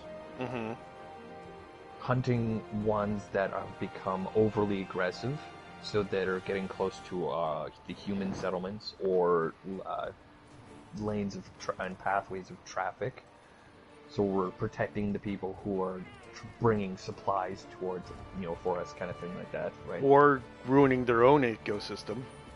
Or severely detrimental to the whole ecosystem, right? Like, yes, we're not from this continent, but we came here under scientific reasons. Why do elder dragons leave the old world at a certain point in time and cross the ocean into God knows where? To our world, or the new world, I guess you could call it. But I mean, we didn't know there was a landmass here initially, right? Until, like, researchers in the first commission landed here, they didn't know there was a landmass here. Right? I'm going to Ceylon, by the way, so I'll meet you in your room. Yeah. So, the Elder Crossing, as they called it, right? Like, we just know the Elder Dragons left out and then headed out into the ocean, and then we never saw them again. We don't know what happened to them. So that's why we came here. the Fifth Fleet itself, like where our story starts, we're following Zoro Magdros on his Elder Crossing. Mm-hmm. Right? Now, as we get here, we're learning what happens to him, where he's going to go when he dies, because he's getting up there in age, Mm-hmm. blah, blah, blah, blah, blah, right? Okay, Nergigante shows up, right? Okay, we have a little bit of an encounter. We don't get to capture it, right, and study it, but eventually we learn about the Rotten Vale, and it should go in there and die. But he doesn't end up going there, because there is something else drawing him away from it, leading him to somewhere else on the new world. Mm-hmm. Which we later find out to be Xeno'jiiva. Right? So Xeno'jiiva is an elder dragon that's trying to lure away other elder dragons like Zoro Magdros away from its natural gravesite. And if it had succeeded, would have destroyed the entire continent, because essentially the energy would have been released through the Everstream, or essentially through the tectonic plates that exist in this world. Yep. But, so we had to intervene. We had to fight off Zoro Magdros, hurting it, yes, in order to drive it out back into the ocean where it could die. Without destroying the ecosystem. Destroying the very ecosystem and the creatures that inhabit it that this guy seems to be so concerned about. He honestly wasn't paying attention to the story. Well, he says he pays attention, but the fact that we hunt these monsters seems to contradict that. No, hunting is unfortunately the only action we have that we can take in order to stop worse things from happening. If we do nothing, Zoro Magdros would have died in the Everstream, destroying the entire continent. So we have to get involved, right? Then we find Xeno'jiiva is drawing up energy, luring stronger and stronger monsters to itself that feed on, and we're like, okay, this is causing a problem because he's manipulating the Everstream, which is affecting the ecosystem. So we have to put a stop to him. The Icebourne campaign with the old Everworm is doing the same thing. It's causing massive earthquakes and shifts in the environment that are spooking, monsters that were normally hidden out of their regular places and habitats into the areas that we know, and now we have to deal with them. Right? So, we see Nargacuga, Brachydios, and all the new monsters that Icebourne brought out were normally and variations of monsters. Were normally not seen because they were hidden in different, in their natural habitat. But because the old Everworm's actions has caused a disturbance, these creatures are now out and about. Hence the reason we have to step in and do something. Yep. That's the whole point. And then we find an adult version of Xeno'jiiva, which is Safi'jiiva. Yeah. Which, again, is a issue because he can essentially drain the energy or life force out of an area. And if he gets access to any of the habitats that we normally that we see in the game, he could wreak absolute havoc. Because it would basically just fuel him and him alone. So he's changing the entire ecosystem to support only him, killing off everything else. So we can't allow that to happen, so we have to step in. And then that's when we also get a connection with Nergigante. Yeah. Because Nergigante's whole only nature... monsters that we have to kill are the Elder Dragons. And these are Calamity class creatures that bring a ton of destruction to the ecosystem. Everything else you can capture. Yes. So, yeah, a bit of ridiculous. Yeah, and then there's another, I think it was, the commander or is it the admiral, who makes the point that Nergigante, which you just met DJ for still in the party, still awake, They find out through their research that Nergigante basically, his nature is to basically hunt down elder dragons and kill them. Nature's counterbalance to Yes, with Zero Magdaros, he was, going to kill him because Zero Magdaros was going to die. Yep. That goes back to Worlds, but one of the cutscenes, and DJ, you can hold their hands over your ears. The audience is not spoiled because if they watch our streams, they've seen us play it. But at the end of Icebourne, Mergigante actually is the one that delivers the killing blow on the old Everworm. Xavi. What's his? I forget what it's called. The old Everworm. Yeah, the old Everworm. And then flies away. Doesn't want anything to deal with us. It basically is. The Admiral says Nergigante and us, we're not so different. Yeah. So Nergigante is essentially nature's counterbalance to counteract any imbalance. of these creatures getting out of hand. And we're basically doing the same job because we've kind of taken it upon ourselves. Yep. So yeah, that's this guy. Like, if you want to get right down into the lore, it's actually after the massive war that happens. The first Wyverians take up monster hunting because the humans actually can't, because they were too weak initially to actually fight off the monsters, so they were going to just get absolutely destroyed. So the first Wyverians took up hunting in order to kind of protect human settlements. Okay. And now is this through the games, or is this in lore and Monster Hunter World? In the actual lore, yeah. And this is going through all the games, correct? Yeah. Okay. So that's like basically before even the first games, right? So humans eventually took up and joined the hunting guild and whatever in response to, like, they saw this as a noble act. Right? That this is a job that needs to be done, so certain humans stepped up and became hunters themselves in order to do the same job, as we don't see very many first the Wyverians as much. Yes. Right? So as society, human society and civilization has kind of grown and expanded, humans have kind of stepped in to fill in the roles that the Wyverians first initiated. And so first Wyverians have a very long lifespan. Yes. They're basically the elves of the Monster Hunter universe. And if you know your elf lore, depending on who writes it, eventually when they get so old, they just disappear.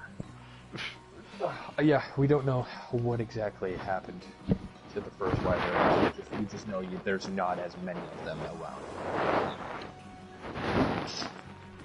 But the whole point is, this guy's review, and I'll use this in quotation marks, 2 quotation marks, not singles, is ridiculous. It's off its rocker. Yeah. Yeah, he contradicts himself tons of times, mostly in the middle part of his review. But I mean, like, even the mention, like he talks about, like, the camera feature that was added, which, go take pictures of the various feline, right? And he's like, oh, I noticed all these small tiny details that I wasn't noticing before. People have been noticing this stuff and making videos on it before the camera. Before Icebourne came out, people were pointing this stuff out as cool, neat little things, and it's because it's one of the things that Capcom does for this kind of game. It's all in the details. Mm-hmm. Right, so the interactions that you're seeing and all of that's all part of it. This guy's dumb. Yeah, just fucking dumb. I'm surprised he's not upset about the fact that we essentially, doesn't think that we enslave this one race of felines in order to do our bidding. No. I'm surprised he doesn't have that view. Yeah, we got slavery with the cats, they're our slaves. When, no, they're not our slaves. Because I'm pretty sure the muscular chef would could kick my ass any day, and I fear the Grandmaster Chef's ladle. Yeah. Here's my thought with his stupid thing about the female armor being objectification.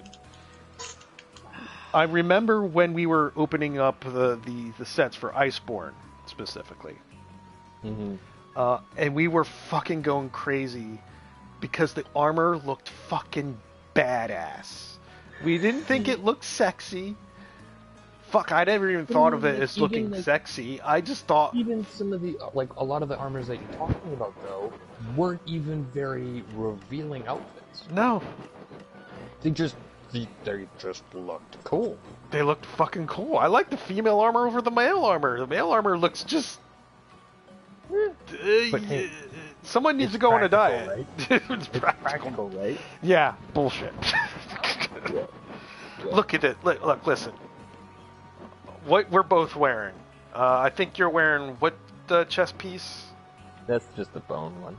The bone one, okay. And I'm wearing, of course, the Runer Nargigante chest piece. Yeah, you can see her boobs. Not all her boobs, but her boobs. Yeah. But look at that fucking shoulder pieces, man. Look at how badass that looks. Look at the fact that they... It's also impractical. Yeah, it's impractical, but it doesn't matter. She looks badass. My character... If you lift your arm in a straight motion, like from your hip where it is, and you lifted it out, you would stab yourself in the face with the shoulder pieces. With the spikes that are sticking out. Okay, listen. Here's how I view my character. Okay. One, the guy. I will say that when it comes to character generations, as in the way your character generally looks, Capcom's Master Hunter World is great for both male and females. They have nice choices and stuff like that. Your characters look good. Unlike, and DJ, if you're still in here, he'd definitely agree, and I know you can agree. Bungie's character creator, shit. But, you know... Although you can't have a muscular body, and some people are pissed about that. What, for what, chicks? No, for men in general. Yeah, I think they have, like, what, one body type, and that's about it? Yeah, you have the body type, that's it. Like, there's no variation.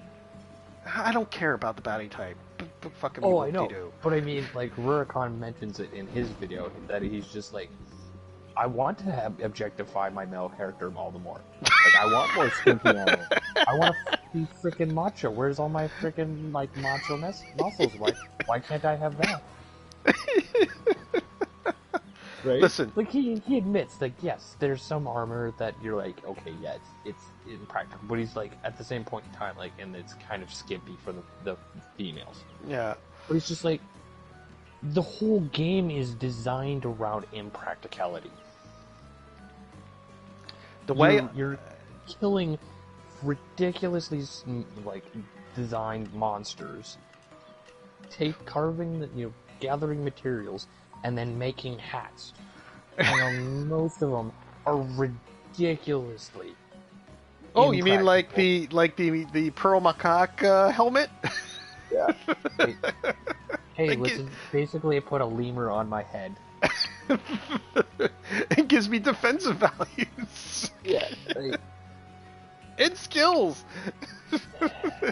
And I can use decorations in it too. Yeah.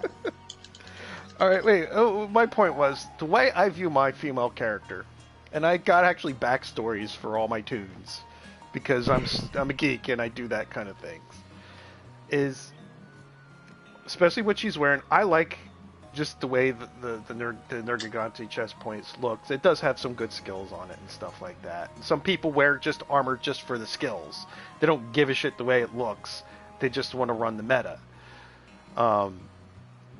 Regardless of how ridiculous they look, men or the female tunes. My character, yeah, she looks sexy. She's beautiful. Granted, there's only one body type, so yeah.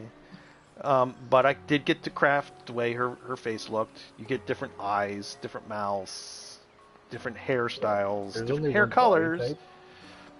type. There's only one body type, but here's the weird part. There's only one body type, but depending on the armor, it seems like female boobs get bigger or smaller. Yeah, well, it also depends on if the armor in the chest is tight, because it will smush the boobs, and Yeah, but I mean, like, they don't if you get look, bigger even per if you just look se. at our two They get Yeah. smushed to look bigger. No, but I mean, like, look at our two characters. Your character's boobs look bigger than my character's boobs. Yes, they do. As I'm looking through like a side view. Yeah, like there's just it just. But it's it doesn't weird, matter. but it's the same body type. Yeah, But yeah, I don't. like nobody really cares. No. Not the real players. No, my character looks badass and fucking sexy at the same time. You can be badass and fucking sexy at the same time, regardless how skimpy the fucking uniform is or isn't. You know, you would think some of the skimpier outfits would be somewhat practical in the sense of movement, because you can move quicker in lighter armor and stuff. It doesn't protect you as well. Granted, it doesn't matter in Monster Hunter World, because some of this stuff that looks like it would be broken apart by a monster can take blows from, like, you know, Diablos ramming you straight down like a champ. But my character looks fucking awesome. I do not objectify my fucking character in one bit. Even with the Kieran armor from Monster Hunter World, we had more fun. We called her, like, you know, she was a stripper, you know, looking at it, you know, the female armor, and then we looked at the male armor and laughed even harder. Yeah, and we basically came to we came to this realization that the team that's behind Monster Hunter World says, fuck it, we'll objectify both sexes. And some of the armor, yeah. You know, I'm sorry, because as I look at your character, because you have the midriff going, you could have made these characters with, like, body types that you're like, where's their fucking organs? And boy, can they really, like, take shots, you know, like hits in the stomach and stuff? There's sometimes when I look at the females' midriffs, depending on the armor type, I've also noticed that these chicks are rocking some fucking hard-ass abs. I mean, not like six packs where they're overdeveloped and stuff, but I'm pretty sure that if I would try to punch you as hard as your can, your character would probably, you know, react to it, but like, is that the best you got? Yeah, well, I mean, you're built to take a hit from, like, essentially a Mack truck. Yeah. So I don't understand his fucking article at all. No, part of the issue and, like, part of the outrage about it is it's supposed to be a review of Icebourne, and yet how much of the actual, like, what Icebourne brings to the table did he actually bring up? Like, how much of the gameplay? Not like, counting his first paragraph. Yeah, like, but like, how much just like some of the, like, going into depth about the new No. features? No, he doesn't. He doesn't bring up the clutch claw until almost the end. Yeah, and like even then, it's a comment made in passing, contradicting his earlier statement. It sounds more. It's not a political piece. Yeah, it's more like a political fucking opinion piece. Than It's it more is a about review. his opinion on essentially hunting than it is about the game. Hunting and the objectification of women. Don't forget about that. Because we objectify, or that's the reason why we took female characters, because we want to objectify them, not because we looked at the male armor and go, boy, they look like they can barely move and they look boring, and or because we have so many games with male characters already, it's just fun to play female ones. I play female characters since Street Fighter 2 first came out. But I mean, that's what I mean, though. Like, if given the choice, In a lot of games, you're not given the choice. You play as a male character, that's it. Yeah. So in games where you actually get to pick, more people play as female characters because it's just more fun. It's more interesting, too. It's a change of pace, like you brought up with the armor. Usually the cosmetic options are a lot more in-depth for the female characters than they are for the men. The men stuff is usually boring as hell. Yeah. But I mean, like, it was like the same thing for me, like with Mass Effect. I could play a space game as a male character, like all the other space games that are out there, or I could play it as a female. And believe it, and with the especially that particular series, FemShep is more popular. Yeah. In like the community as a whole, you know, when it comes to writing stupid fanfics, drawing pictures and stuff, it's usually FemShep. Yep. It's more interesting. It's, you know, and people are like, oh, you just pick her so you can do lesbian fantasies, and we're like, Actually, maybe, but no, I actually hooked up with Garrus in that. oh, you hipped it up with Garrus. That's like a huge. That seems to be the one true Go-to. couple ship for FemShep, is because everyone loves Garrus. Even the dude characters love Garrus because Garrus is just fucking cool. So yeah, it's, you know, all. Did you hear that, Disney? Did you hear that, Disney? You can make interesting characters. Oh, sorry. Yeah. No, they don't know. They have to be perfectly strong, perfect, and have everything. They can't struggle and fail or have thoughts. Ridiculously underutilized. They can't have thoughts like, you know, doubt thoughts and stuff. They can't have that. But yeah. FemShep is the more popular of the bio the Mass Effect series. Mm-hmm. I played as generic, just the guy they gave. I didn't care. I just wanted to get through the game because people kept saying you should play it. And yeah, I liked it until the end. Part 3, and I can see why people hated this. It doesn't matter. I at least I did it enough to where Joker and what's her name got together. So. Oh, Edie. Evie, yep. No, Edie. Edie, yep. Edie was my favorite in 3. Just her personality was just, and her and Joker just played off of each other so well. But anyway, let's end the stream because we're still streaming. All right, people, thank you for watching. If you enjoyed our streams, regardless of what our rants, because we didn't get to fully ream Rise of Skywalker, even though the three of us each had different things. Alucard it's okay. It's I'd fine. watch it again. Last Jedi, I won't.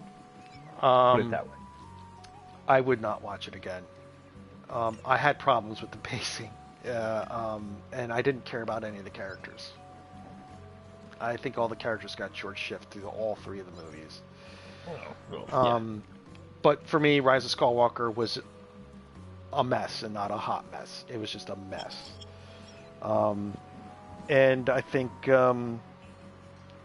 what was it? What Bam was it's an adorable clumsy mess or something like that. Yeah, no, it's clumsy in a charming sort of way. Clumsy in a charming sort of way.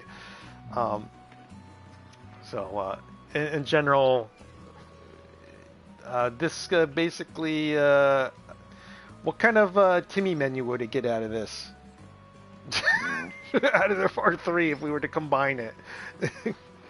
A half a thing of Timbits. It's good enough to be taken as Timmy. No, it's not good enough. Oh, so we got to take it to Duncan's. Canadian humor, guys. Anyway, if you enjoy streams, please subscribe. Hit this notification bell so you can get notifications. Also, if you are generally subscribed to us and find that you are not subscribed to us, please note that we didn't desubscribe you. YouTube has been doing that to lots of channels. So please make sure that you are subscribed to our channel so you can get notifications when we are streaming, or if we actually post videos, which we haven't. I haven't downloaded an editing program yet.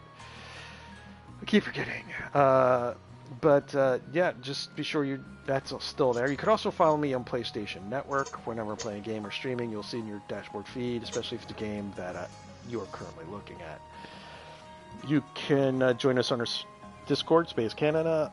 We have a Facebook page called Space Canada, and request to join 9 times out of 10 you will get in.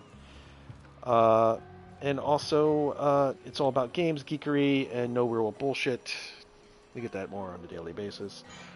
Follow us on our severely underused Twitter pages, Space Canada TV, our PR man, I am Emo McGillicuddy, and my own Superhero Pop Tarts, one word spelled out, unlike my tag. Next stream is tomorrow. As I go back to Resident Evil 1 Origins. Resident Evil 1, and I'm in a crisp playthrough on normal. So I've been tasked with saving everyone, and from what I understand, that is just Rebecca and Jill. So yeah, I get to go back to that, and the crisp playthroughs that I've found online are pretty shitty. So that'll be at 9 p.m. Eastern Standard Time. Join us. You can vote on how many times I am going to die rage. Be confused in everything, and you can win fabulous prizes. As dictated by the mysterious and shady organization, the DOT. Do you know anything about the DOT, Alucard, by the way? I've heard some rumors. You wouldn't happen to be a member, would you? I can neither confirm nor deny such. I'd like to thank the following people that were in here. We had Dragon King Soup actually came in here and did a hunt or two, and complained, as he always does, and also said how much he doesn't care, as he always does. But that's why we like Dragon. I like him because of the dad jokes. Oh God, you like him for a totally wrong reason. Yes, and his dad jokes. And his insights, because we all have different insights. I liked his insight with CD Projekt Red. Because I think the people that are saying, yeah, take your time, are totally 100% right. The people that are bitching and moaning because they're not going to get it in April need to take a reality check. Because I'd rather have a playable game that is good and stuff than something like, I don't know, let's think Anthem, Fallout 76, that require patch after patch after patch after patch after patch. Battlefield 5, that was brought up, considering that a lot of people's thinking that, nope, that game's not even complete yet. So, also like to thank Bam, Zeta, you know him in the chat as Jedi Polaris. DJ, getting on and finally getting a taste of Monster Hunter World. Why don't we ask him real quick? I know it's really late for all of us. What did you think of Monster Hunter? It kind of reminded me of Dauntless from Epic Games, where you had to go out and get some resources from the world itself and defeat monsters, kind of like that. We know what you're talking about. It's a free-to-play game, and it wishes it was it wishes it was Monster Hunter, but it's not. It's more cartoony. Yeah, that one a lot more animated. This is more or less real. Damage increases if you use weapons formed from that monster, whereas Monster Hunter does not give you that. Yeah. But what else do you think about it? So hey, then again, I mean, if you wanted to get real anime Monster Hunter, there's God Eater. Yeah, there's God Eater. Dauntless is not God Eater. And that's probably for the best. I don't know. There's nothing wrong with God Eater. Oh no, I'm not. It's God Eater is as anime weeby as you can get. Mm-hmm. Yeah, I don't know if you've heard of God Eater, DJ, but yeah, if you thought Dauntless was more anime, No. Oh no. No. God Eater. Oh no. God Eater even has an anime, which I heard is horrible. No, it's actually pretty good. I mean, Really? That's not bad. I mean, it's basically like the story for the game that we were playing. Okay, God Eater 1. That it's like basically like the first half of that story. Any other thoughts on Monster Hunter World so far for you, DJ? Really good game. Some controls might be a little weird for me right now, but I'll get used to them. You do. It took me a while till I finally considered that I've mastered the control scheme. That is. I still have problems Supermaning occasionally, but yeah, you get used to it. It's not that hard. It's just a lot of stuff. You can only do if you're not actually running towards the monster. Yeah. You have to be running away. Yeah, you got to be running away from it. But it's a great way of not getting hit. But would you? Granted, you've only gotten to the first encounter with Zeros Magrios. Yeah. Would you think you would have people look into this game a little bit more before buying, or do you think definitely look into it more with an intent of buying? Huh. With the intent of buying, I would look into it before a little bit, just to to see how other people would react and everything. So I saw that y'all were playing stream, so I was like, okay, let me see if I can jump in there and play with the stream. Yeah. And I'm liking it so far. Yep, especially when you get into that grind and you start getting those cool-ass armor sets and cool-ass weapons that start chopping those monsters up fast. Yeah. And, well, once we get you leveled up, we can do some of the higher-end event stuff that's available right now. And, of course, the event festival is coming out, but you might have to get Icebourne in order to enjoy some of the stuff that's coming up for the Grand Appreciation Fest. But no pressure, DJ. No pressure. You know. Yeah. And I mean that. I'm not being funny at the same time as I'm being serious. You know, it's your dollar, and I know you did a whole switch out with your thing, and you had an enjoyable time with that. But oh yeah, that was just great. Yeah. But we need you. We need to find a day of when, for you, because of your schedule, not more mine, but your schedule. Yeah. To get back to Destiny 1. And Destiny 1, yeah, I was just going to say. Well, I will let you know we will be streaming this on Thursday. This is a little bit a head up, because that is when the Grand Appreciation Fest drops. So join us here.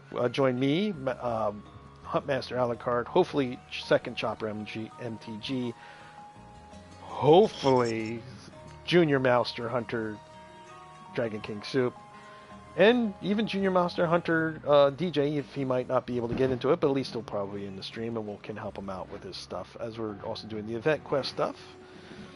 But that'll be from Outrider as well. Yeah, and Outrider, he said he'd drop in also. So Veteran Hunter Outrider. What time are you available on Thursday, Alucard? Because we'll go by your schedule. It should be good to go for a regular start time of 9. 9 p.m. my time, okay. Yep. All right, so 9 p.m. Eastern Standard Time. Join us for Monster Hunter World Icebourne, the Grand Appreciation Fest. So that's what we'll be doing. But anyway, I got a little bit off topic there. But I'd like again thank Dragon King Soup for being in here, Oreo Bam Zeta, aka Jedi Polaris, DJ, finally being able to get the chance to play. Glad you got in here. Huntmaster Alucard, as always. Mm-hmm. And I am Super Evil Pop Tarts, Senpai Super Evil Pop Tarts, because I do have a title. That was earned and given to me by Huntmaster Alucard. It was temporarily suspended because I did something stupid, but I got it back. And as always, executive producer Taku Fail Kitty. Remember, in space, no one can hear you apologize. Oh, that was pretty good. Oh, Yeah.